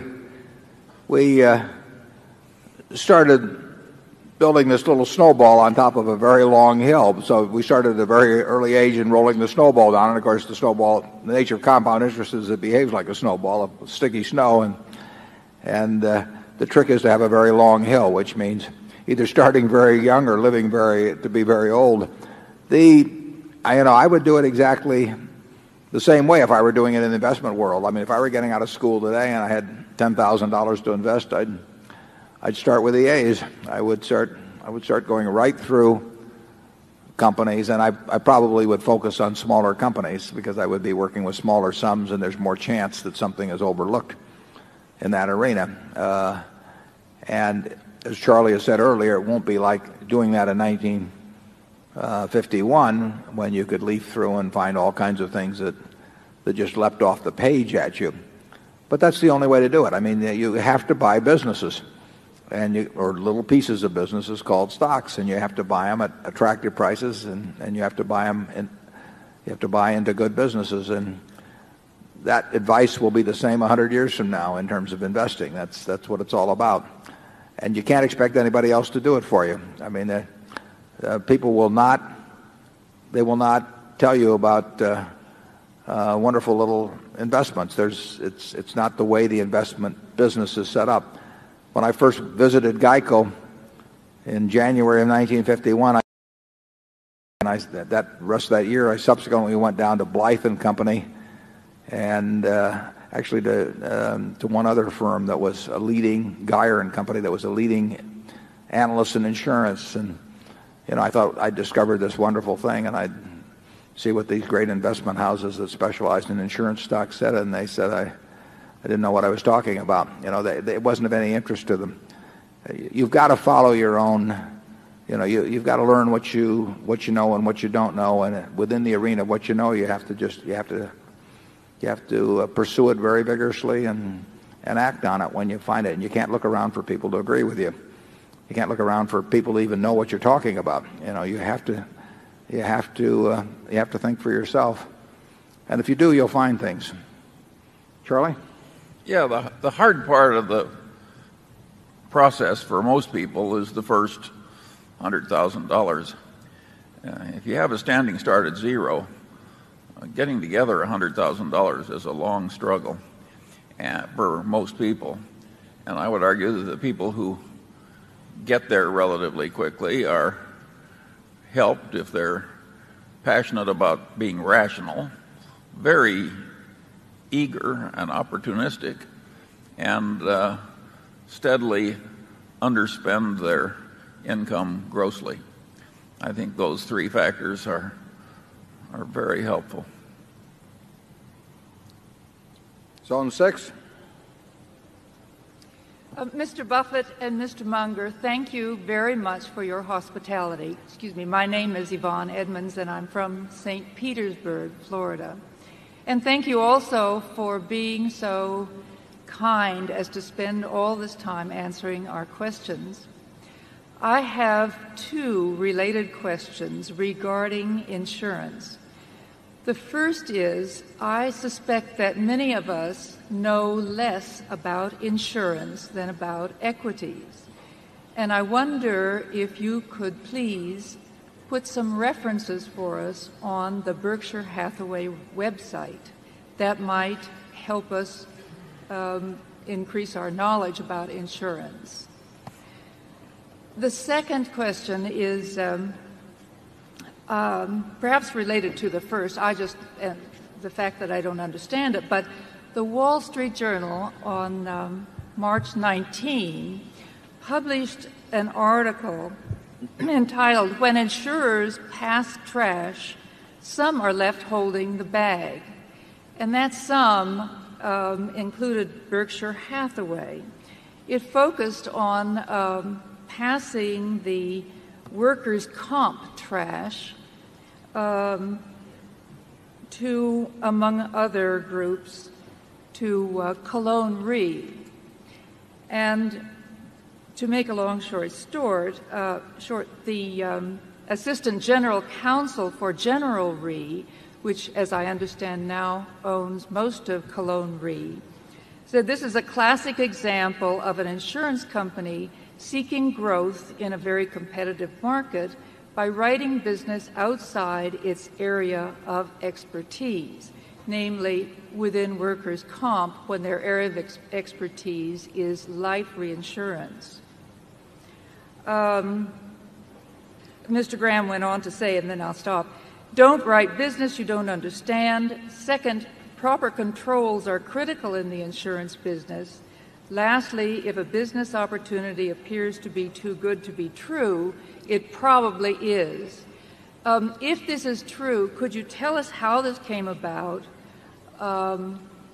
what measures are being taken to see that it won't happen again, and what might be the ultimate cost to Berkshire Hathaway shareholders? Because I gather that only the tip of the iceberg has been represented in the charge to Cologne Re. Okay, those are good questions. And let's take the first one first about the website and having a list of reference documents or something that would help you understand insurance. You sound like you understand it pretty well already. I can't think of a good book that I've read on the subject. I got my knowledge of insurance by reading, I got this huge head start. A fellow named Lorimer Davidson, who is now 96, spent 4 hours or so with me one Saturday morning in January 1951 explaining to me how GEICO worked. And it was a marvelous education, and it got me so interested in not only how GEICO worked, but how its competitors worked, how the industry worked, that I just started reading a lot of other reports. I guess I took one course in school on insurance. I don't remember a thing from it. I have no idea what the textbook was or anything. It had no value to me. So I never really had any background in insurance. Nobody in the family was in the insurance business. And until I talked to Davy, it just hadn't been something that crossed my mind. The only reason I was down there was because my hero, Ben Graham, was listed in Who's Who as being the chairman of Government Employees Insurance. If he'd been the chairman of, he was also the chairman of the Market Street Railway Company in San Francisco. Fortunately, I went down to GEICO instead of out to see the Market Street Railway Company. It was closer. But my own education about insurance came from just reading lots of reports. I would say that if I started the day fresh and I didn't know anything about the insurance industry to speak of, and I wanted to develop some expertise, I would probably read the reports of every property casualty company around, and I would go back sometime and I would probably get the best manuals and look at them. I would just do a lot of reading. I used to go down to the Department of Insurance in Lincoln and go through the convention reports and the examination reports. And they'd give me some little table someplace, and I keep asking for these reports. They have to go way down in the bottom of the Capitol to get them out for me, but they didn't have much else to do, so they were always happy to do it. And that's the way I learned about it. And it happened to be a productive field to learn about that way. And I really think that something akin to that is the best way now. I can't think of, you can read some analyst reports. I think you can learn something, frankly, by reading the Berkshire Hathaway annuals for 20 years and reading the insurance section. I think it'll teach you something about the economics of insurance. So I would do it by reading, and if you can find somebody that knows the business well, who's willing to spend some time talking to you about it, they can probably shorten the educational period and give you some help on that. The second question about what's the Unicover affair that Cologne Re set up a $275 million, Cologne Life, I should say, set up a $275 million reserve against, first of all, I would say, for the losses to be incurred on that business. The 275 still represents the best estimate. In other words, it may be the tip of the iceberg in terms of the loss to the industry, because no one else has acknowledged any losses. This is amazing. Believe me, there are plenty of other losses out there. We've said we're going to lose $275 million. I think that's a good estimate, but I think a lot of other people are going to lose they have to lose significant money. Somebody has to lose some significant money besides us on that. And so what we have reported may be the tip of the industry iceberg. I don't think it's the tip of the General Re or Berkshire Hathaway iceberg. It's our best estimate today of what that loss will be. If that estimate changes, I will let you know through the quarterly reports, or if it was really material, we'd have some announcement. But I don't anticipate that. But we'll report to you faithfully, I promise you, as to how that loss develops over time. The business, what you read makes a great deal of sense about when something's too good to be true. It usually is, and that sort of thing. That the distribution of the losses in the Unicover affair will probably not be fully settled 10 years from now. I have seen these things before in insurance and in other areas, but particularly in insurance, where there are multitudes of parties and there are allegations of stupidity, there's allegations of fraud, there's allegations of misrepresentation, there's allegations of everything. There are so many people involved, there are so many factual matters to be determined, there will be lots of litigation. It will take a long, long time to sort out the litigation. In the end, the losses will get paid by somebody. Our best estimate that we put up is $275 million. But we may find out far more in coming months and years as to the involvement of other parties, or we can find out a great many things, because there will be lots of litigation, not necessarily involving us, but that we will, even as a viewer of it, we will be learning things about what took place. unfortunately, there have been some similar things in insurance. We were involved in something that had some similarities to this at National Indemnity 20-odd years ago. And it was very expensive to us. It didn't cost us that many millions of dollars, but it happened at exactly at the time that the stock market was down around the 600 on the Dow, and we did not know how big the losses would be, and therefore it caused us to have to be more conservative in investing in equities than would have otherwise been the case if this hadn't been hanging over our head. So a conventional accounting will never pick up the loss that we suffered in that. It was called the Omni affair, and like I said, it had some. I'm sure it had many differences too, but it had some similarities. And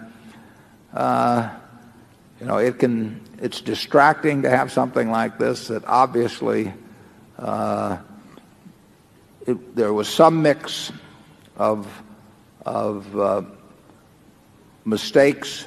There's some mix of misinformation. All of that will have to get sorted out. Our best guess right now is that when it's all done, 10 years from now, 15 years from now, the $275 million will be our loss. That most certainly won't be the exact figure, but like I say, if there's any reason to revise that number upward, we'll let you know promptly.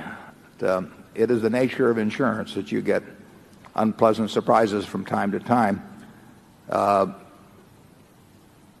Lowe's Corp bought CNA in the early 1970s, and just in the last few years there was a fiberboard settlement on a policy I believe that was written in the late 50s, and there was as I remember, $1.5 billion loss on something where the premiums were a few $1,000s. GEICO has lost, as I remember, $60 million on a book of business that was written in the early 1980s where the total premium was less than $200,000. You know, how much of that is stupidity, how much of it is fraud, or who knows exactly, but you can get some very unpleasant surprises in insurance, and unfortunately this will not be the last one. It won't occur in the same place, it won't occur exactly the same way, but the nature of insurance is that the surprises are on the unpleasant side. It's not the kind of thing that happens when you're writing personal auto insurance or anything of the sort, but when you write business where the claims pop up 10 or 20 or 30 years later. I think we've got a claim at a small workers' comp company that we have that goes back 20-odd years, 25 years or so, and it's just popped up to life in the last year or so, and it costs real money. So it's a business where the surprises can come big and they can come late, and that will happen even with good managements, but with good managements you'll have fewer such surprises. Charlie? Well, that was a marvelous question. And imagine anybody asking a question of how to get educated who knows how to educate people. It's the same way you educate the dog, by rubbing his nose in it. And generally speaking, that was a dumb error. That was an amateur's mistake. It doesn't mean that General Re is suddenly full of amateurs. It was a rare lapse, just as at Berkshire we think the Omni affair was a rare lapse. I don't think we've repeated it since, have we, Warren? I can't think of a single one. But again, we don't know that we've repeated it. Well, these things pop up later. No, the answer is we haven't repeated it. Yeah. So, yes, it was a dumb amateurish error. These things do happen. We don't think it reflects a sudden lowering of the intellectual standards of General Re, which are probably the best in the world. It's just one of those things that does happen once in a while. And there's one good side to these things. It does make you more careful. It really refreshes your attention to get banged on the nose like that. Yeah, and it remains to be seen where the costs of that will be borne, because the entire set of facts and what was committed to and all of that it's not been resolved yet. In the Omni situation, we had significant disputes on the facts for some time, and we eventually recovered a fair amount of money that for a time it didn't look like we would recover. So the final chapter on this is not going to be written for some time, but it was appropriate to set up $275 million as a reserve in terms of what we know at this time, and that number could go up. It could also go down depending on the facts that we discover. Zone 7. My name is Mike Thiele from Summit, New Jersey. Would you please revisit the question of share repurchase for Berkshire Hathaway? We have heard today your comment about the price of Berkshire having been inefficiently priced from time to time in the past. We know that there are now more shares outstanding, and I'm curious as to whether the buildup of cash is causing you to spend more time looking for investment situations where you're more comfortable on the 10-year outlook. Thank you. The question of repurchasing shares, and I made that comment about it being inefficiently priced at times. At those times, it always seemed to us, and we were incorrect in some cases, it always seemed to us that there were other securities that were even less efficiently priced. When Berkshire in 1974 sold at $50 a share, I might have thought it was cheap. But I also was looking at the whole Washington Post company selling for $80 million when I thought it was clearly worth $400 million, and I did not think that Berkshire was as underpriced then as the Washington Post company was. And that has been true at various times when there have been times when I thought Berkshire has been underpriced or even significantly underpriced, but at the same time I was finding other things which I felt were even more attractive. And like I say, many times I was wrong. We would have been better off buying our own stock instead of buying the things that I was buying. But if we have money around and we think Berkshire is significantly underpriced, and we're not finding other things to do with money, it obviously makes sense for us to repurchase Berkshire shares. I think it's difficult for most companies in this market, even though repurchases are probably close to an all-time high, if not at an all-time high. I think it's difficult for most companies to be have a repurchase of shares make a whole lot of sense these days. I mean, I do not think they're getting much for their money because we don't want to buy those shares ourselves, and it's I'm talking about the stock of various companies in America, and yet companies are much more enthusiastic about repurchasing shares now than they were 20 years ago when they were getting far, far greater returns from repurchasing. We will always, it's an option that we will always think about, and we're unlikely to do it unless we think it's fairly dramatically underpriced, because it simply we would want a big margin for error in making that kind of a decision. That we would not want to buy a dollar bill for 95 cents or 94 cents or 93 cents. But there is some level where we would start getting excited if we didn't have other uses for the money. Charlie? Oh, I've got nothing to add to that. Zone 8. Good afternoon. Wes Thurman from Stanford, California. You mentioned earlier about the power of the brands on the internet, and I really can't think of a better brand, at least in my name, as the Berkshire Hathaway brand. And I guess going forward, have you thought about ways to use the Berkshire Hathaway name, further on the internet to capitalize on the reputation you've built over the past decades?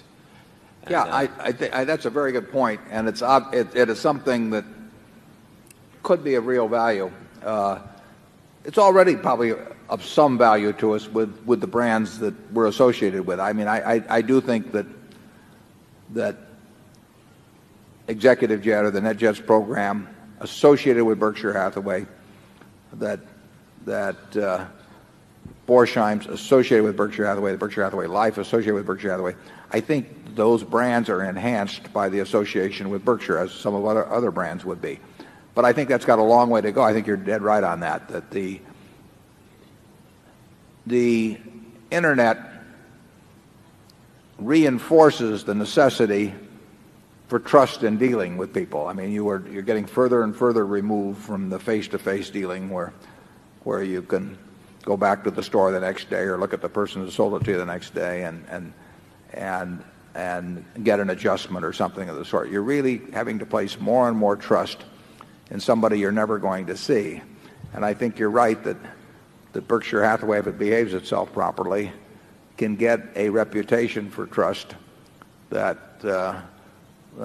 will be far greater than that possessed by the average company, and that when we properly associate that with some of our brands, that those brands will be enhanced by the association. So I've thought a lot about what you're talking about there, and so have our managers, and it's something that we intend to capitalize on in the future. It's rather interesting. I mean,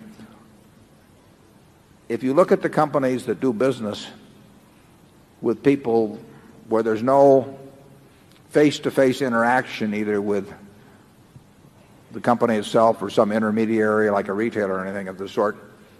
I mean, you've got Dell Computer, and now you have Amazon.com, but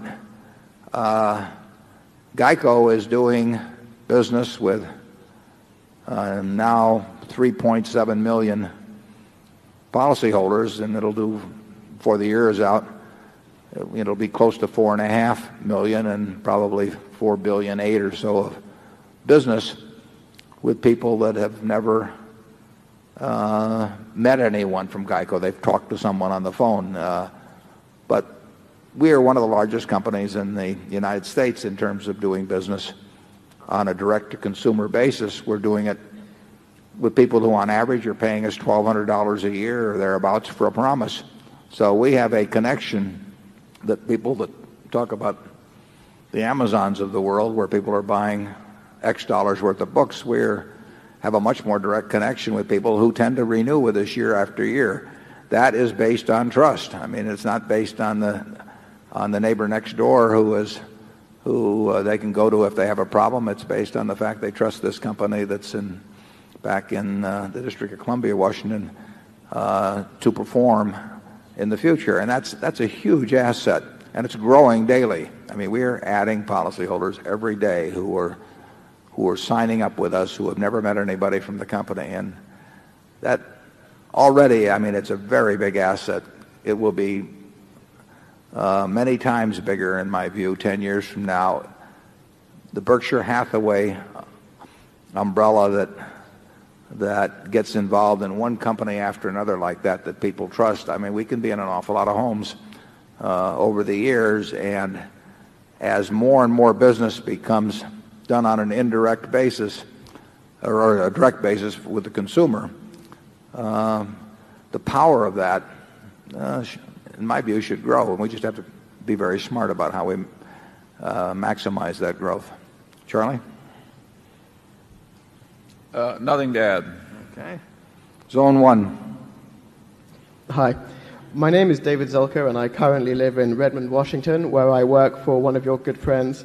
So if I get into trouble for having taken a busy Monday off work, maybe if I give you a call, you could put in a word for me. If it's without pay, we won't complain. It's vacation, yeah. My question is about how you two assign value to certain intangibles that I know you look at when you value companies. Anyone who's read your writings knows that you look for great management and economic moats, as you call them, that enable companies to raise prices and margins. I'd like you to drill down with us and tell us what to you are the signs of great management and economic moats. Furthermore, do you try to put a dollar value on those management and moats and other intangibles when you value companies? And if so, can you guide us through your thinking there? And lastly, I'm interested in how you pick your discount rate. I'm actually an alma mater of yours from business school, and I learned a bunch of junk about beta too. But I read that you just assign the treasury rate, and I'm not sure if that's right, but I'd love you to talk about your discount rate, and I'd really appreciate as much detail about your thinking as you can give us. Yeah, Thanks. We think in terms of the treasury rate, but as I said earlier, that doesn't mean we think once we've discounted something at the treasury rate that that's the right price to pay. We use the treasury rate just to get comparability across time and across companies. But a dollar earned from a horseshoe company is the same as a dollar earned from an internet company in terms of the dollar. So it is not worth more based on whether it comes from somebody named .com, or somebody that named, the old-fashioned horseshoe company. So the dollars are equal, and our discount rates may reflect different expectations about future streams of income, but they don't reflect any difference in terms of whether it comes from something that the market is all enthused about or otherwise. The moat and the management are part of the valuation process in that they enter into our thinking as to the degree of certainty that we attribute to the stream of income, stream of cash actually, that we expect in the future, and the amount of it. I mean, it's an art in terms of valuation of businesses. The formulas get simple at the end, but if you and I were each looking at the chewing gum business, we own no Wrigley, so I use Wrigley's fairly often in class. Now, pick a figure that you would expect unit growth of chewing gum, to grow in the next 10 or 20 years. Give me your expectations on how much pricing flexibility you have, how much danger there is that Wrigley's share of market is dramatically reduced. You can go through all of that. That's what we go through. That is, and in that case, we are evaluating the moat. We are evaluating the price elasticity, which interacts with the moat in certain ways. We're evaluating the likelihood of unit demand changing in the future. We're evaluating the likelihood of the management being either very bright with the cash that they develop or being very stupid with it.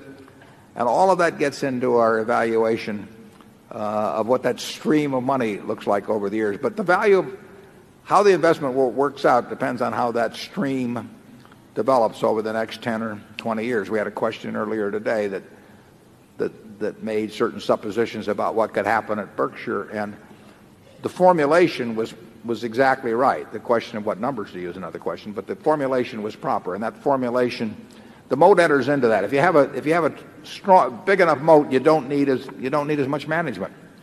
It gets back to Peter Lynch's remark that he likes to buy a business that's so good that an idiot can run it because sooner or later one will. Well, he was saying the same thing. He was saying that what he really likes is a business with a terrific moat where nothing can happen to the moat. And there aren't very many businesses like that. But then, so you get involved in evaluating all these shadings. This, not the cherry version, but the regular version, this one has a terrific moat around it. There's a moat even in this, in the container. There was some study made as to what percentage of the people could identify blindfolded what product they were holding just by grabbing the container. And there aren't many that could score like Coca-Cola in that respect. So here you've got a case where that product has a share of mind. If there's 6 billion people in the world, I don't know what percentage of them have something in their mind that's favorable about Coca-Cola, but it would be a huge number. And the question is, 10 years from now, is that number even larger? And is the impression just a slight bit more favorable on average for those billions of people that have it? And that's what the business is all about. If that develops in that manner, you've got a great business. I think it's very likely to develop in that manner. But that's my own judgment. I think it is a huge moat at Coca-Cola. I think it varies by different parts of the world and all of that. And I think on top of it, it has a terrific management. But there's no formula that gives you that precisely, that says that the moat is 28 feet wide and 16 feet deep, or anything of the sort. You have to understand the businesses. And that's what drives the academics crazy, because they know how to calculate standard deviations and all kinds of things, but that doesn't tell them anything. And what really tells you something is if you know how to figure out how wide the moat is and whether it's likely to widen further or shrink on you. Charlie? Well, you aren't sufficiently critical of the academic approach.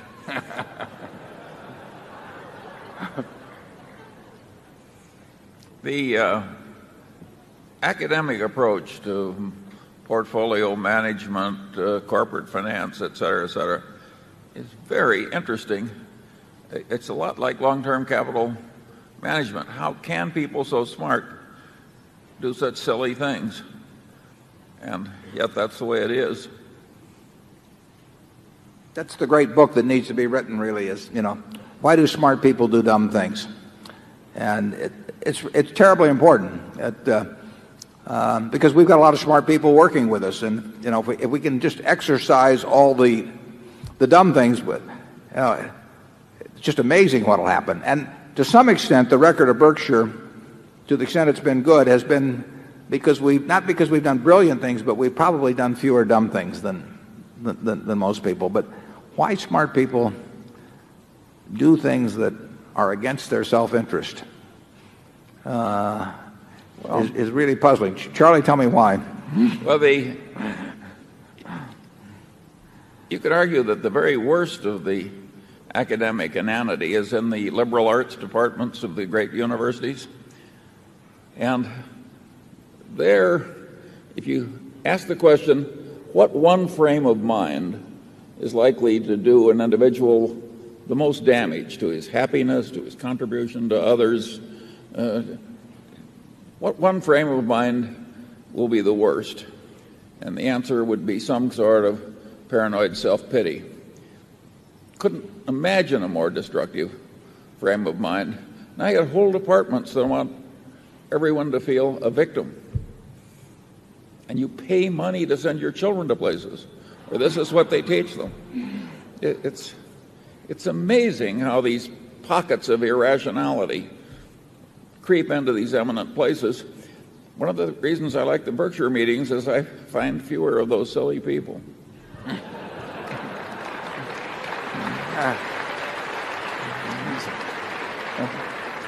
He excluded the head table from that.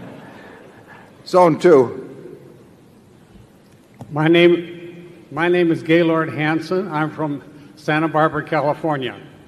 And I'm a rookie as an investor with Berkshire Hathaway because I only started investing last November.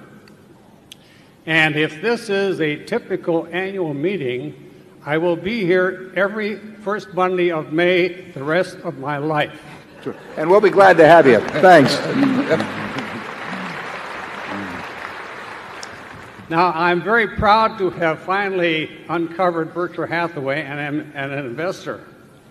But I may have made a slight error in which issue to buy, A or B. I watch my investments rather closely, and I do believe in buying and holding. I don't buy and trade at all. I've got things I bought 10, 15 years ago, and I still haven't, and I've made a lot of money. But I make an analysis every December 31st on my portfolio, and I looked at Hathaway A, and I looked at Hathaway B on January 1st, and again on the 23rd of April. Hathaway A was up 10% since January 1st. Hathaway B was 5.3%. Now, I don't like that. Now, I must confess that I'm not inclined to buy a $77,000 stock and buy 1 or 5 or 10 shares. But in this instance, because I bought a fair little bit of it, I bought the B, and my increase in value per share is 4.7% less in B than in A, and I got to have that explained to me by Mr. Buffett. Okay.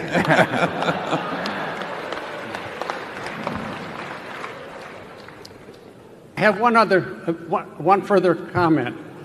You mentioned the 30 times the B being an A value. Well, if I multiply the value on the 23rd of April of $2,474 per share by 30, I come up with $74,220, but the price of A was $77,000. Now, I want to know whether I'm stupid or some good, intelligent answer from Mr. Buffett. Okay.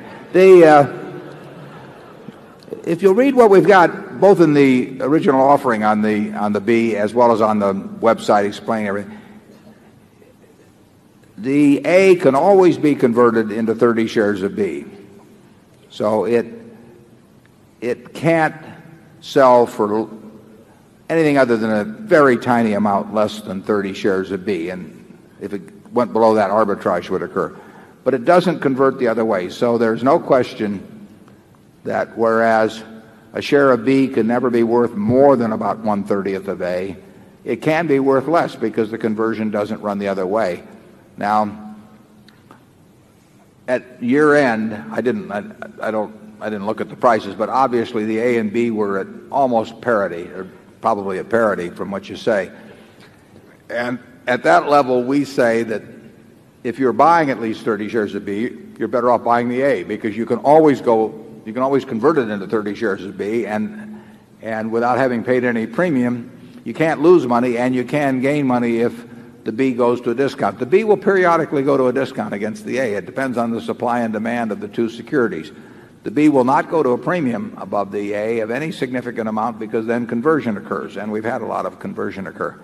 I have personally said on the website, for example, that I think when the B is at more than a 2% discount, I would rather buy the B if it was me. But if it's at less than a 2% discount, I'd probably buy the A because I just think that you've always got the right to go one direction and you don't have the right to go the other direction. I would predict, as I think I did just a little earlier, that if you take the next 10 years, you're going to find a significant number of months when the two stocks trade at parity at 30-to-1 relationship, and you're going to find a significant number of months when the B sells at a discount. When people who are buying smaller amounts are the more aggressive buyers of the stock, they will push the B up to the point where A gets converted into B, and that means that the B is selling at a very slight premium over the A.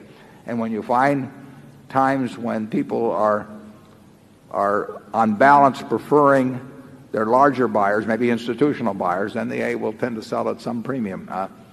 I think you may have picked on April 23rd. My guess is it's narrowed a little bit because I think it's a 3 and a fraction percent discount at the moment. But I would sort of use that guideline I stuck on the website, although there's nothing magical about it. Those will be the prevailing facts. I mean, if the B is selling at 2,500 and the A is selling at 75,000, a 30-to-1 relationship, and you are buying at least $75,000 worth of stock, I advise you to buy the A because the next day, if you wanted to, you could convert it into 30 shares of B. But you can't buy 30 shares of B and convert it into 1 share of A. So I'm not sure on the day you actually bought, if you bought B, it sounds as if you did. On the day that you actually bought B, I don't know whether you were buying it at a discount or not. Most of the time last year, it did not sell at a discount. Most of the time this year, it has sold at a discount. There will be times when it will sell at parity, and there will be times when it sells at a discount. Charlie? Yeah, when you made your original decision to buy the lower priced of the two stocks, you made a mistake. Well, if he was buying at least 30 shares. Yeah. If you were buying at least 30 shares. And now that the B stock is down to such a discount versus the A, Warren is saying he would hold the B. What could be simpler? Mm-hmm. We'll try and make both the A and B work out fine. But you should understand the relationship of the two, and we tried to be extremely clear about that when we had a page which we devoted precisely to that point, and I put this thing up on the website because I was getting some mail that was questioning this. People clearly didn't understand it, so I put this up on the website, and if you click on our home page, you will see some reference to something else you can click that says the relative situation on the A and B, and I hope it's clear. Zone 3. Hi, my name is John Liu from New York City. First, let me start out by thanking both of you for the incredible education that you've provided me through your annual reports and the various presentations that you've given in public and in publication. I was about to send you my tuition check last week, but instead I decided to buy more shares of your company. I hope you'll forgive me. No, you learned well. My question basically centers around the insurance industry at present. Right now there's excess capacity, which comes and goes, typically speaking, but there seems to be a trend towards international consolidation, and also there seems to be a trend towards demutualization in the life insurance companies in the U.S. I was wondering if you could give us your thoughts on what the future face of the insurance industry will look like. Yeah, both of those trends do exist that you talked about. I don't think that consolidation usually solves many problems. I mean, if you have two lousy businesses and you put them together, you got a big lousy business usually. And I am not a big fan of consolidation where the theory is that you really have two very mediocre businesses and you're going to wring the costs out of one, and it just doesn't work that way in my experience. But the consolidation will go on, and the demutualization of life companies will go on. It's not inconceivable that we would play some part in one or the other in some way, although it's not high on our list. But I've learned in this business never to say never, because things do happen that caused me to want to retract some earlier statements. The winners are going to be the people that have some franchise based on specialized talents, on terrific distribution systems, managerial know-how, even the ability to use the float effectively, and in the case of something like GEICO, on the superior, it's combined with the franchise, a superior distribution system. I mean, we have the low-cost method of distributing personal auto insurance on an all-comers basis. USAA does a terrific job of delivering low-cost insurance to a specialized group. GEICO actually came out of USAA. And Leo Goodwin and his wife Lillian, who founded the company in 1936, were both employed by USAA, and Leo, as I remember, was an officer of the company. So the idea of GEICO came out of a USAA, but they've limited to a given class. We offer it to everybody in the country, except we can't offer it in New Jersey or Massachusetts because we can't figure out any way to make any money there. 20th Century's done a terrific job of becoming a low-cost operator in a given urban area in the greater Los Angeles area. But in terms of an all-comers, all-geography, all-occupation type operation, in my view, GEICO is the best operation in the United States, and better yet, consumers around the world around the country are agreeing with that view. GEICO gained last year 20.8% policyholders. This year, in the 12 months ended March 31st, it's up 22.5% policyholders. These are on big numbers, the base, and the growth has accelerated. So that sort of an advantage will make for a very good insurance business over time. I think the average insurance company is going to remain very average, and there is a lot of capital in the industry, as you pointed out. There's more capital in the industry than there is opportunity to use it intelligently, and nevertheless, it doesn't go away. You are not seeing consolidation that takes away a lot of the capital of the industry. You're not seeing massive repurchases or anything of the sort. So the capital is there. It's seeking an outlet in premium volume. That actually hurts a General Re to an extent, because it means that the primary companies want to retain more of the premium they generate just so they can show some kind of growth against this capital base. I think generally we're very well positioned in the industry. I think the industry will be tougher in the next few years by a significant margin in the personal auto business But frankly, I look forward to it because I think it may offer us the opportunity to grow even faster. We have the best vehicle in a very, very big industry, the auto insurance business, and we've got incredibly good management to take advantage of that, and we've got policies available as you leave the door. Charlie? Nothing to add. Zone 4. Good afternoon, and thank you. My name is Paul Worth. I'm from Wichita, Kansas, and my question is as follows. For the consumer franchise companies that Berkshire owns, Coca-Cola and Gillette in particular, in which emerging markets do you see the greatest 10-year potential for unit sales growth, and what economic, political, or social changes are precipitating that growth? Secondly, do you believe that the U.S. market cap as a percent of the world's at 53% is near its zenith, and which countries do you believe will likely show the greatest percent growth in total market cap?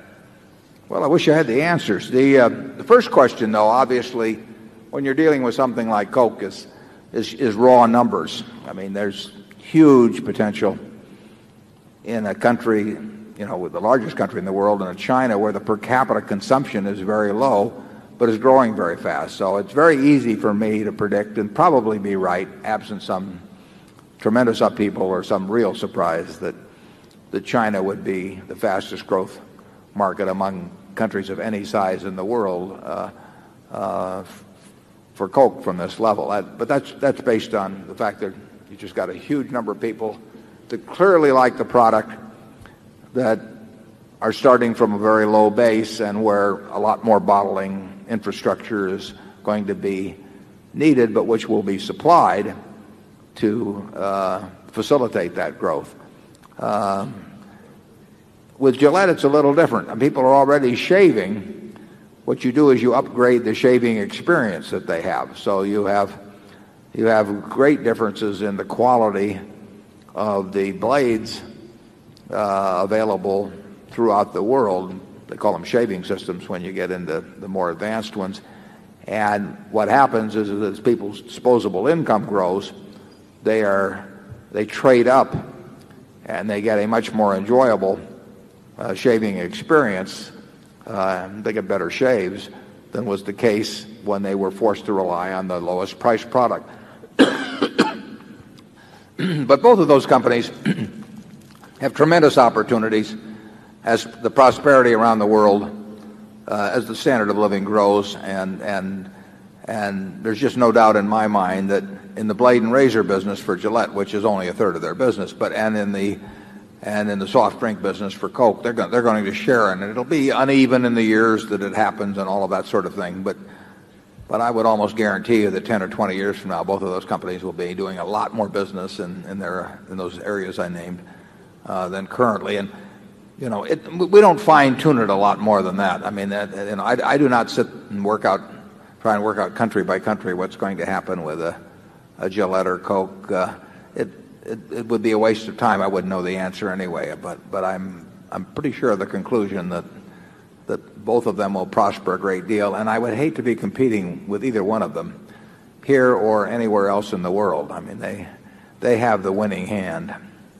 Charlie?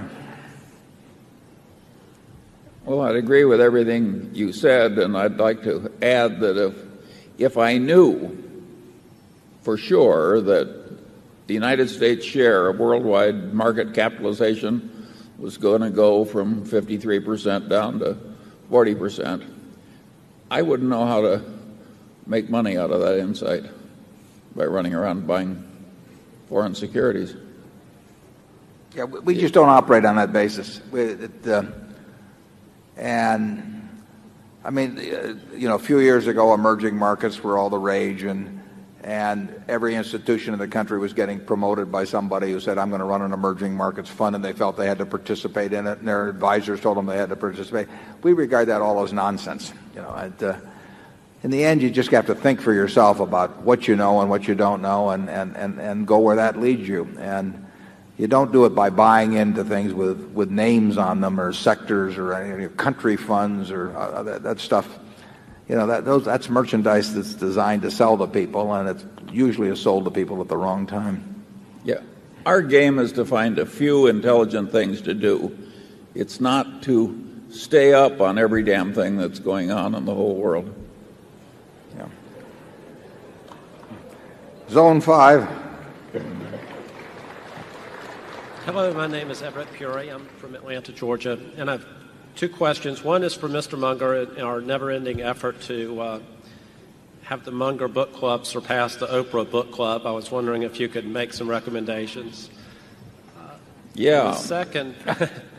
The second is, it seems that with the pharmaceutical industry earlier, that the threat of government regulation or government appropriation of those cash flows led to a reasonable market opportunity. And the same thing with Sallie Mae. And I'm wondering if you feel that that's going on with the tobacco industry now, or if that is a larger threat to that industry, larger and permanent threat.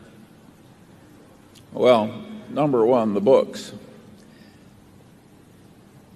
Hagstrom sent me chapters of his latest book on Warren Buffett called The Buffett Portfolio, and I didn't read them because I thought his first book was a respectable book but didn't contribute too much to human knowledge. And at any rate, he sent me the second book, a full version, and I read it, and I was flabbergasted to find it not only very well written, but a considerable contribution to the synthesis of human thought on the investment process. And I would recommend that all of you buy a copy of Hagstrom's second Buffett book. I noticed the airport was heavily promoting it, and it's called the Warren Buffett Portfolio. It doesn't pick any stocks for you, but it does illuminate how the investment process really works if you think about it rationally. Another book that I liked very much this year was Titan, the biography of the original John D. Rockefeller.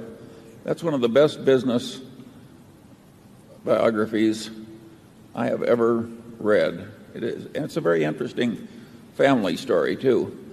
That is just a wonderful, wonderful book, and I don't know anybody who's read it who hasn't enjoyed it. So I would certainly recommend that latest biography of John D. Rockefeller I. The third book is sort of a revisitation of the subject matter of the book I recommended a year or two ago called Guns, Germs, and Steel, which was a physiologist's view of the economic history of man. And it was a wonderful book. And much of that same territory has now been covered by an emeritus history professor from Harvard who just knows way more economics and science than is common for a history professor.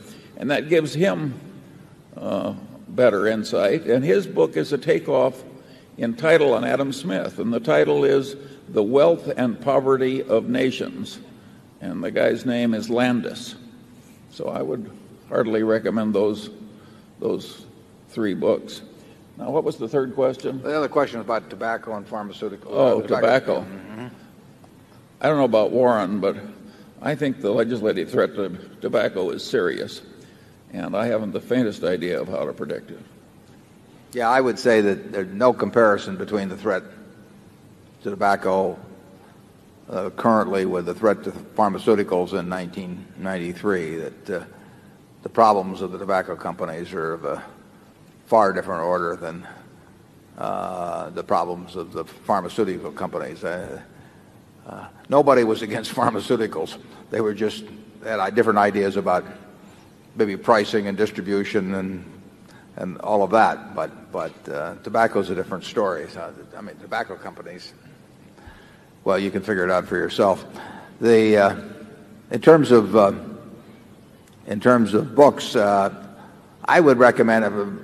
Many of you may have read it, but this goes back more than a year. But I would, if you haven't read Katharine Graham's autobiography, it is one terrific book. It's a very incredibly honest book, and and it's a fascinating story. I mean, it's a life that's seen all kinds of things in politics and in business and in government. It's a great read. A book that came out just in the last few months in the investment world that I would certainly recommend everybody is Common Sense on Mutual Funds by Jack Bogle. Jack is an honest guy, and he knows the business, and if mutual fund investors listened to him, they would save billions and billions of dollars a year, and he tells it exactly like it is. So he asked me for a blurb on the book, and I was delighted to provide it. Let's go to Zone 6, please. Good afternoon, Mr. Buffett, and good afternoon, Mr. Munger. My name is Monish Pabrai, and I'm from the Chicago area. Mr. Buffett, I'd like to thank you for all your insights over the years. I'm especially amazed at the pace at which you answer my letters, point by point. I have a question for you related to circle of competence. I have a notion that both Mr. Munger and yourself understand the Kleiner-Perkins model of early-stage venture capital investing, and currently they're focused in the internet space extremely well. My notion is that I think it is well within your circle of competence to understand what they do, just like you understand what your managers at See's Candy or Executive Jets do. So the question is that with the internet, I think we're seeing a change that has not been seen in the last 500 years as humans. We haven't seen something that is as dramatic and as profound that's going to come upon us.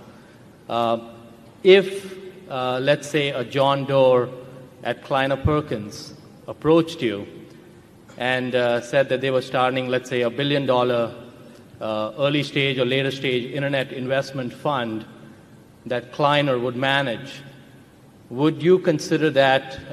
Would you consider participating in that investment to be within your circle of competence if it were offered at terms that looked attractive? I agree with the first part of what you said. I mean, I'm not sure that it'll necessarily will be the most important thing in the last 500 years in the commercial world, but it could well be, and if it isn't, it's right up there. I mean, it is we talked about this last year and maybe even the year before. I mean, it is a huge development, and I would say that Charlie and I both understand the process of early investment / promotion probably as well as anyone. We haven't participated in it. There's certain things we don't even like about it, but we do understand it, right, Charlie? And I would say that no, we would not have an interest in investing in the fund. We do not necessarily regard the internet. There's no question if you're in the early stages of promotion, and particularly if you've got a reputation as a successful in that, but in this case it wouldn't make much difference because the whole field has gone wild. You will make a lot of money selling to the next stage and the next stage and the next stage. But in terms of picking out businesses that are going to do wonderfully as businesses, not as stocks for a while, but as businesses, I don't think it's necessarily so easy in the internet world. And I would say that if you were to ask some very top names in the field to name the next 5 companies out of the chute, or the next 10 companies out of the chute, and predict that one of them will earn, say, the $200 million I used as a threshold 6 or 7 years from now, I'm not so sure if they gave you a list that they would name a single one. That doesn't mean they might not make a lot of money by being early investors in them because they sell out to the next group and so on. But in the end, they have to succeed as businesses. And if you will succeed as businesses, the internet will have a huge impact on the world, but I'm not so sure that makes it an easy investment decision. Charlie? Well, at least it's not an easy investment decision for us, and that's what we're looking for. Yeah. we will never turn our money over to somebody else. If we're going to lose your money as Berkshire shareholders, we're going to lose it ourselves, and we're going to come back and look you in the eye and tell you how we lost it.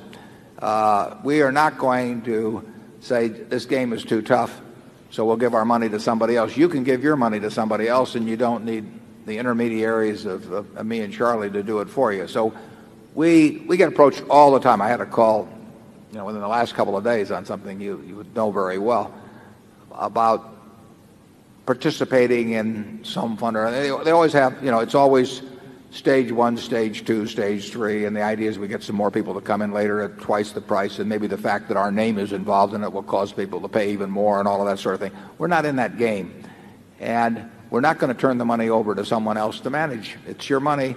You gave it to us to manage. We'll manage it. If you decide you don't want us to manage it, you decide who you give it to. We're not going to be intermediaries on it, and if we don't understand something ourselves, we're not looking for anybody else to do it for us. The world doesn't work very well that way anyway. I mean, usually you end up in the hands of the promoters and not the hands of the people who really know how to make money. Charlie? He said it. Okay, Zone 7. Peter Kenner from New York City. Good afternoon, Warren, Charlie. Hi, Peter. Good to see you. I'd like to ask you what your thought process was when you, or share with us your thoughts when you decided to sell McDonald's. That must have been Charlie's idea, Peter. Peter, incidentally, is in a family that 4 generations have essentially invested with us, and they're all terrific people, I might add. His dad was a wonderful guy. I said it was a mistake to sell it, and it was a mistake, and I just reported that in the interest of candor, and there were some reasons why I thought it was something I didn't think obviously that it was any great short sale or even a great sale, but I didn't think it belonged in the list of 8 or 10 of the businesses, of the very few businesses that we want to own in the world. And I would say that that particular decision has cost you in the area of $1 billion plus. Charlie? You want me to rub your nose in it? You're doing it. You're doing a pretty good job by yourself. By the way, that's a good practice around Berkshire. We do rub our own noses in it. We don't even need the help of the Kenters. We believe in postmortems at Berkshire. I mean, we really do believe.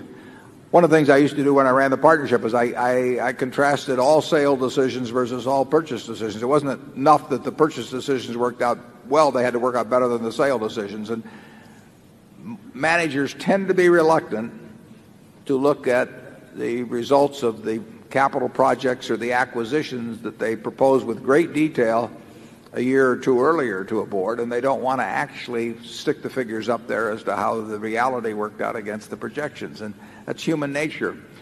But I think you're a better doctor if you drop by the pathology department occasionally, and I think you're a better manager or investor if you look at every one of the decisions you've made of importance and see which ones worked out and which ones didn't, and what is your batting average. And if your batting average gets too bad, you better handle the decision making over to someone else.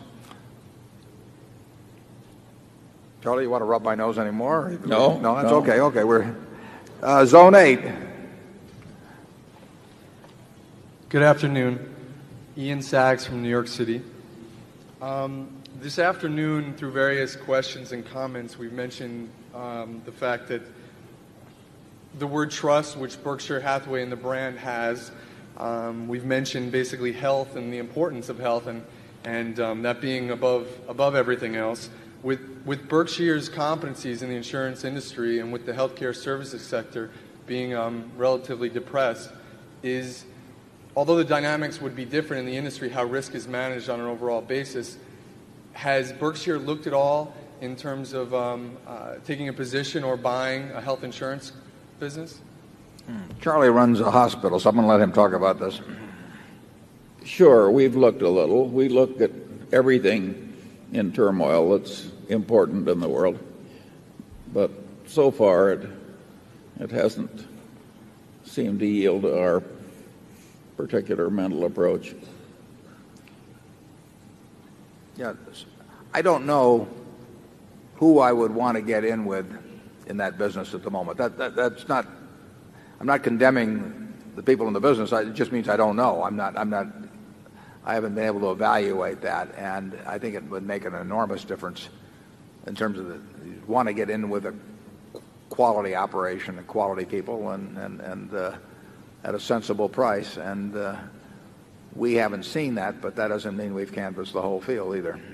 There is a significant percentage of stock operators in the field who are painting the reality different than it is. That makes it harder. Zone 1. Eric Tweedy from Shavertown, Pennsylvania. I just wanted to express our appreciation regarding all the operating businesses that we've visited. They've been very warm and hospitable. In fact, when we visited executive jets at the airport, the tour was so impressive, my wife wanted to buy an airplane. What's her name? What's her name? Well, I won't say that. Spell it out. American Express declined the $500,000 we tried to put in my card. You can thank the chairman for me next time you see him. Just kidding. But my question regards basically approach to investing. I've been investing my own money in equities for about 10 years, and my results overall have been relatively good. In the process, however, I've taught myself some very painful and costly lessons. For instance, my first equity I ever purchased was a share of Berkshire Hathaway for $5,500 in 1990, and I sold it 3 months later for something over $8,000 and congratulated myself for the rapid and shrewd profit. And earlier this year, I repurchased the same share for $70,000, and I intend to own it for the rest of my life. So you can see I'm growing. My question is, I have no formal education in accounting and finance, and I would just like some advice from you regarding an approach to educate myself in a reading list of basic texts, obviously starting with the Berkshire Hathaway annual reports. Thank you. Thank you particularly for your comments about the people from our operating companies, because they have just been terrific. They come out here, you know,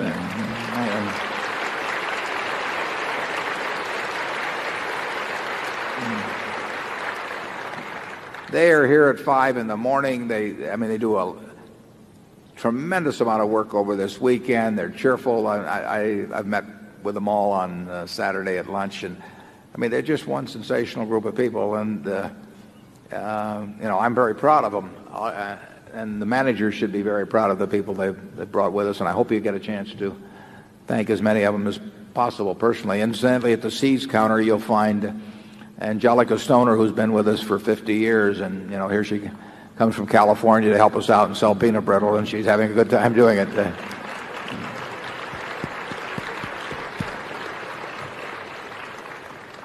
And the question you ask is a very good one about, in terms of accounting and finance, what's the best way to teach yourself? I was always so interested in it from such a young age that my approach was to go to the Omaha Public Library and just take out every book there was on the subject. And I learned a lot. I learned a lot that wasn't true in the process too. I got very interested in charting and all that sort of thing and buying stocks. But I did it by just a tremendous amount of reading. But it was easy for me because it was like going to baseball games or something of the sort. And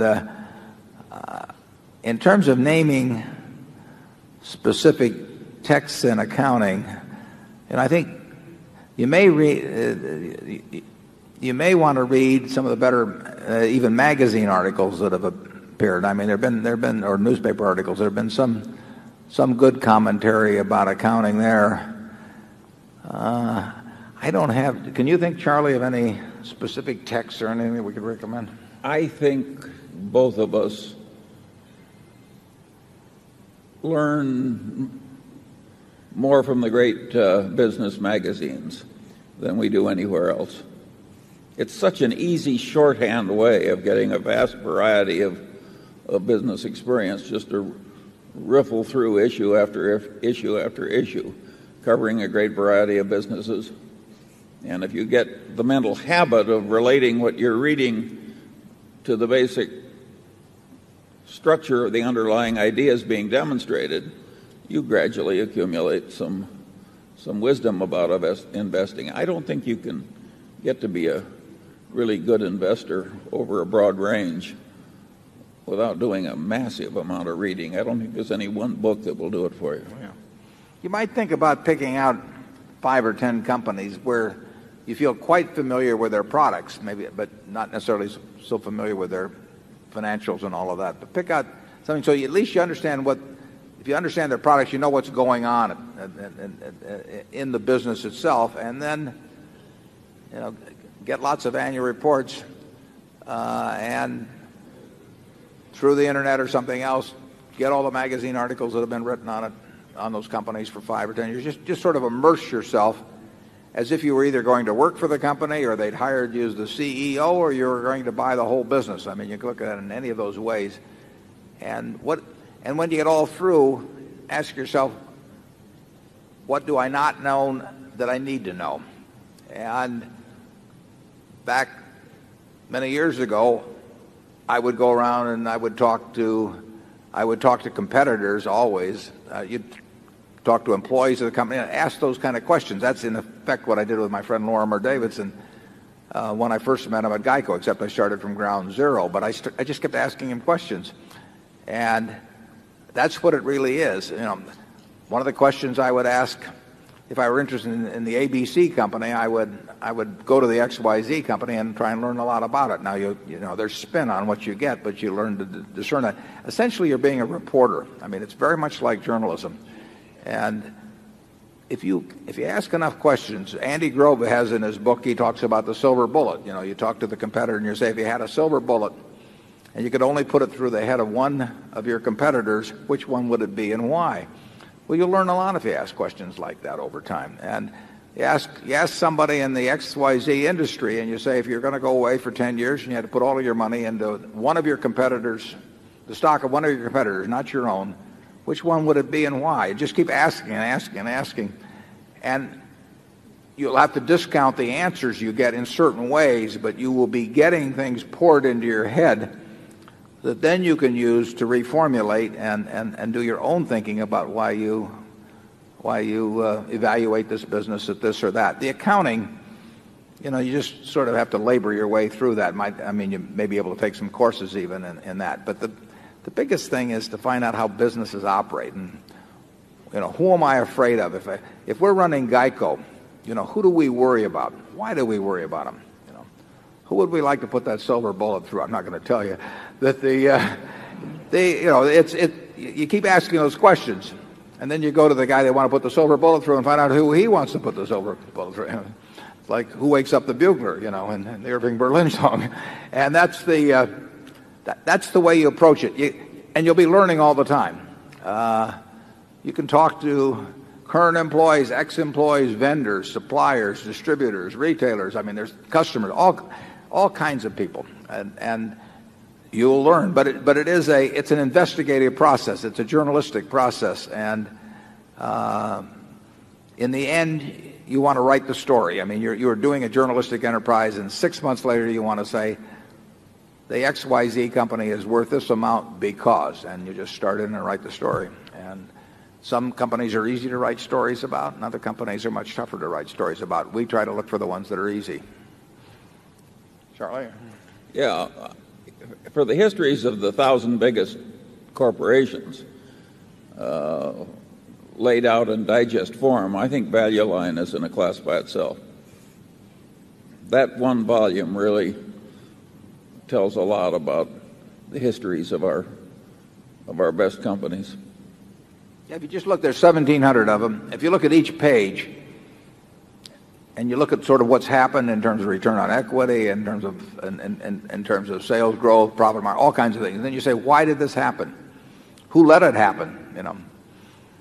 What's that chart going to look like the next 10 years? Because that's what you're really trying to figure out. not the price chart, but the chart about business operation. You're trying to print the next 10 years of value line in your head. And there's some companies that you can do a reasonable job with, and there's others that are just too tough. But that's what the game is about. And it can be a lot of, I mean, if you have some predilection toward it, it can be a lot of fun. I mean, the process is as much fun as the conclusion that you come to. Of course, what he's saying there, when he talks about why, that's the most important question of all, and it doesn't apply just to investment, it applies to the whole human experience. If you want to get smart, the question you got to keep asking is why? Why? And you have to relate the answers to a structure of deep theory. And you got to know the main theories. And it's mildly laborious, but it's also a lot of fun. Zone 2. Good afternoon, Mr. Buffett and Mr. Munger. I'm Patrick Wolf, formerly from Cambridge, Massachusetts, and soon to be from the San Francisco area. Like many people around the world who want to learn about business, I've read all of your letters to the shareholders, and like many people here in this room, I was so impressed that I bought a piece of the company. But I must admit that in studying Berkshire Hathaway, there's one element that I didn't quite understand, and I'd love it if you could please explain it. And that is the following. How does Berkshire Hathaway add value to the various wholly owned companies in the manufacturing, services, and retail division? And the reason I ask this question is, as you yourself said earlier this morning, it's very difficult in a negotiated purchase agreement to buy a company for anything other than what it's truly worth. So if Berkshire Hathaway is going to create value by buying such fantastic companies as the Nebraska Furniture Mart or See's Candies or any of the other fantastic businesses we have, there must be some way in which Berkshire Hathaway adds to that value. Could you please explain how we do that? In certain specific cases, the case of General Re being the most recent example, we actually laid out in the proxy material why we thought there was at least a reasonable chance that the ownership by Berkshire would add value, and we got into various reasons about the ability to use the float and tax advantages and the ability to move faster around the world and that sort of thing. So we've actually spelled out in that case. I think in the case of something like Executive Jet, you might well figure that there are some reasons why association with Berkshire would put Executive Jet on the map and in the minds of people who could afford to buy fractional ownerships of planes faster than might otherwise be the case. But usually the situation, so there are specific cases where we bring something to the party, but the biggest thing we bring to the party on a generalized basis is what I spelled out a little bit in the annual report this year in talking about GEICO.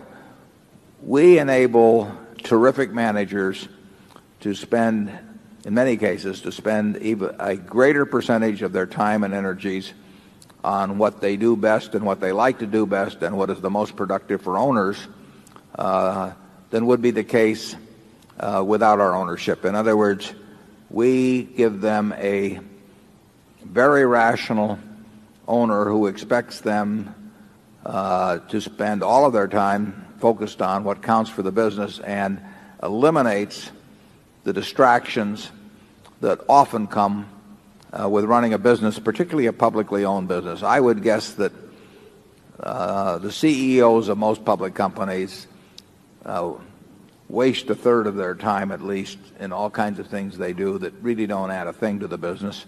In many cases subtract because they're trying to please various constituencies and waste their time with them that take the company backwards.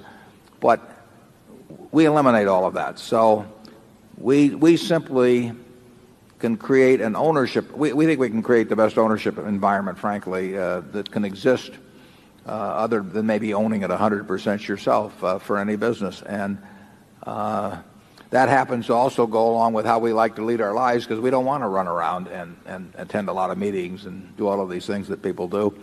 And that's that can be a significant plus. I think that GEICO has probably grown a fair amount faster as a subsidiary of Berkshire than it would have if it remained an independent company, although it was a hell of an independent company and would have continued to be one. But I think billions and billions of dollars will be added to the value of GEICO over and above what would have happened if it had remained a public company. Not because, as I put in the report, now we haven't taught the management one thing about the classification of insurance risks or how to run better ads or anything of the sort. We've just let them spend 100% of their time focused on what counts, and that is a rare occurrence in American business. Charlie? Yeah, just not having a vast headquarters staff to tell the subsidiaries what to do, that helps most of the kind of subsidiaries that we buy. They are not looking for a lot of people looking over their shoulder from headquarters and a lot of unnecessary flights back and forth and so on. So I would say most of what we do, or at least a great part of what we do, is just not interfere in a counterproductive way. And that non-interference has enormous value, at least with the kind of managers and the kind of businesses that have joined us.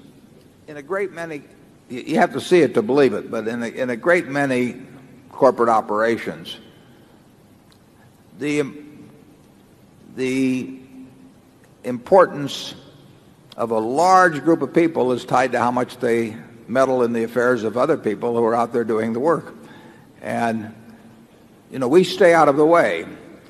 And we're appreciative owners and we're knowledgeable owners. We know when somebody has done a good job, and we know when they've done a good job when industry conditions are terribly tough. So we can look at our shoe operations, for example, and they are in tough industry conditions now. We've got some absolutely terrific people, and we are knowledgeable enough about that so that we don't go simply by a bunch of figures and make a determination whether people are doing the right thing. So we're knowledgeable owners, and we have no one whose job at headquarters is to go around and tell our managers how to run their human relations departments or how to run their legal departments or a dozen other things. And not only do people have more time to work on the productive things, but I think they probably actually appreciate the fact that they're left alone. So I think you even get more than the proportional amount of effort out of them than would be indicated simply by the amount of time you free up, because I think you get an added enthusiasm for the job. And I think having people in a large organization that truly are enthusiastic about what they're doing, that doesn't happen all the time. But I think it does happen to a pretty good degree at Berkshire. Charlie? Yeah, no more. Okay. Zone 3. Chairman, hi, I'm David Butler from here in Omaha. A comment and then two quick questions.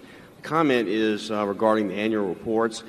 I read a lot of annual reports for a living, and I sort of start off with the assumption that I'm going to have to spend 20 to 30 hours looking at 5 years of 10Ks and 5 years of annuals, probably some 10Qs, and gronk through a lot of numbers to have any kind of idea how the company really is working. And comparing that to Berkshire, which has basically crystal clear clarity, it's quite refreshing to read honesty, and it's quite refreshing to see accounting that's actually presented in a clear fashion and that doesn't try to hide facts.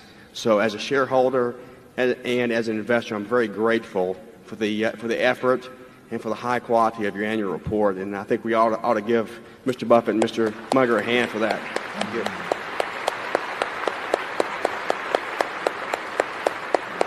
you.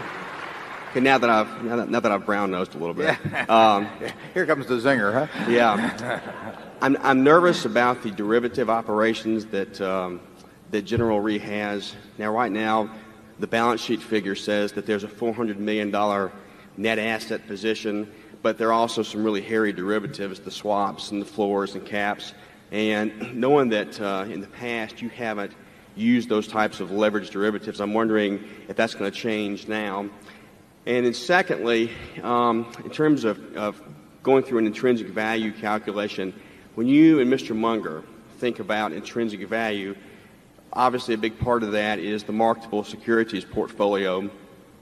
Do you think of intrinsic value in terms of the marketable securities as what their market value is, as in terms of their look-through earnings, or is there a separate intrinsic value calculation that you sort of roll into the overall Berkshire intrinsic calculation?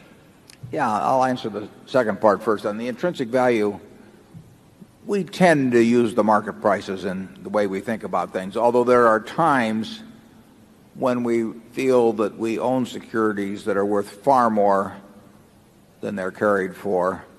And we've mentioned that once or twice. There was a time in the mid-1970s, if you look back at our 1975 annual report, I may be off by a year, one direction or other, probably 1974, because we valued the securities at market, but in the body of the report, I said, we really think these things are going to be worth a hell of a lot more than they're selling for currently. That was an unusual remark for somebody. If you knew me, that would be an unusual remark for me. And at that time, I would have said that in looking at the intrinsic value of Berkshire, I would have said that I was quite comfortable marking these things up in my mind. I wouldn't have done it with the public, but I would have done it in my mind.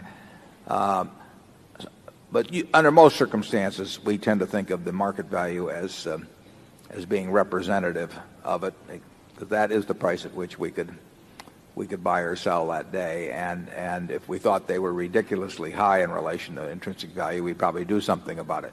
And they certainly haven't been so low that we've ever felt like marking them up in our own minds in recent years. The question about the derivatives business is a good question, because it involves big balance sheet numbers and big off-balance sheet numbers in relation to the amount of money made, and particularly in relation to the amount of money made in terms of the capital employed, and the credit guarantees, the long-term nature. All of that makes that something that we do want to look at always very hard. It's a business that people can get in trouble in, and they can get in trouble while the accounting sails along merrily. I remember when Charlie and I were at Solomon, we didn't find it, other people found it finally, but mismarked derivative positions that were very substantial that had gone on for a long period of time, and this was with paying a lot of money to auditors to look at them. Am I right about that, Charlie, on that? Charlie was on the audit committee.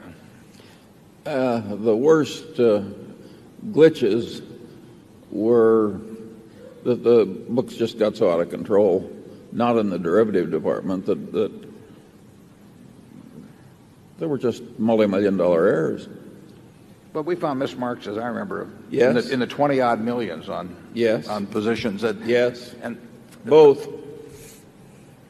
In some cases, because the contracts got so complicated that the people that were valuing them didn't understand them, and at least partially didn't understand them. I mean, there's a lot of potential for mischief when people can write down a few numbers on a piece of paper and nothing changes hands for a long time, and their compensation, next month and this year depends on what numbers are attached to a bunch of things that are not really, where they don't come to fruition for a long time, and particularly when you're guaranteeing credit or anything of the sort. So you're very correct in observing that when the numbers are big in relation to the amount of profit, you want to look very carefully, because if anything goes wrong, it could go wrong on a fairly big scale, and you're not getting paid a lot for running that type of risk.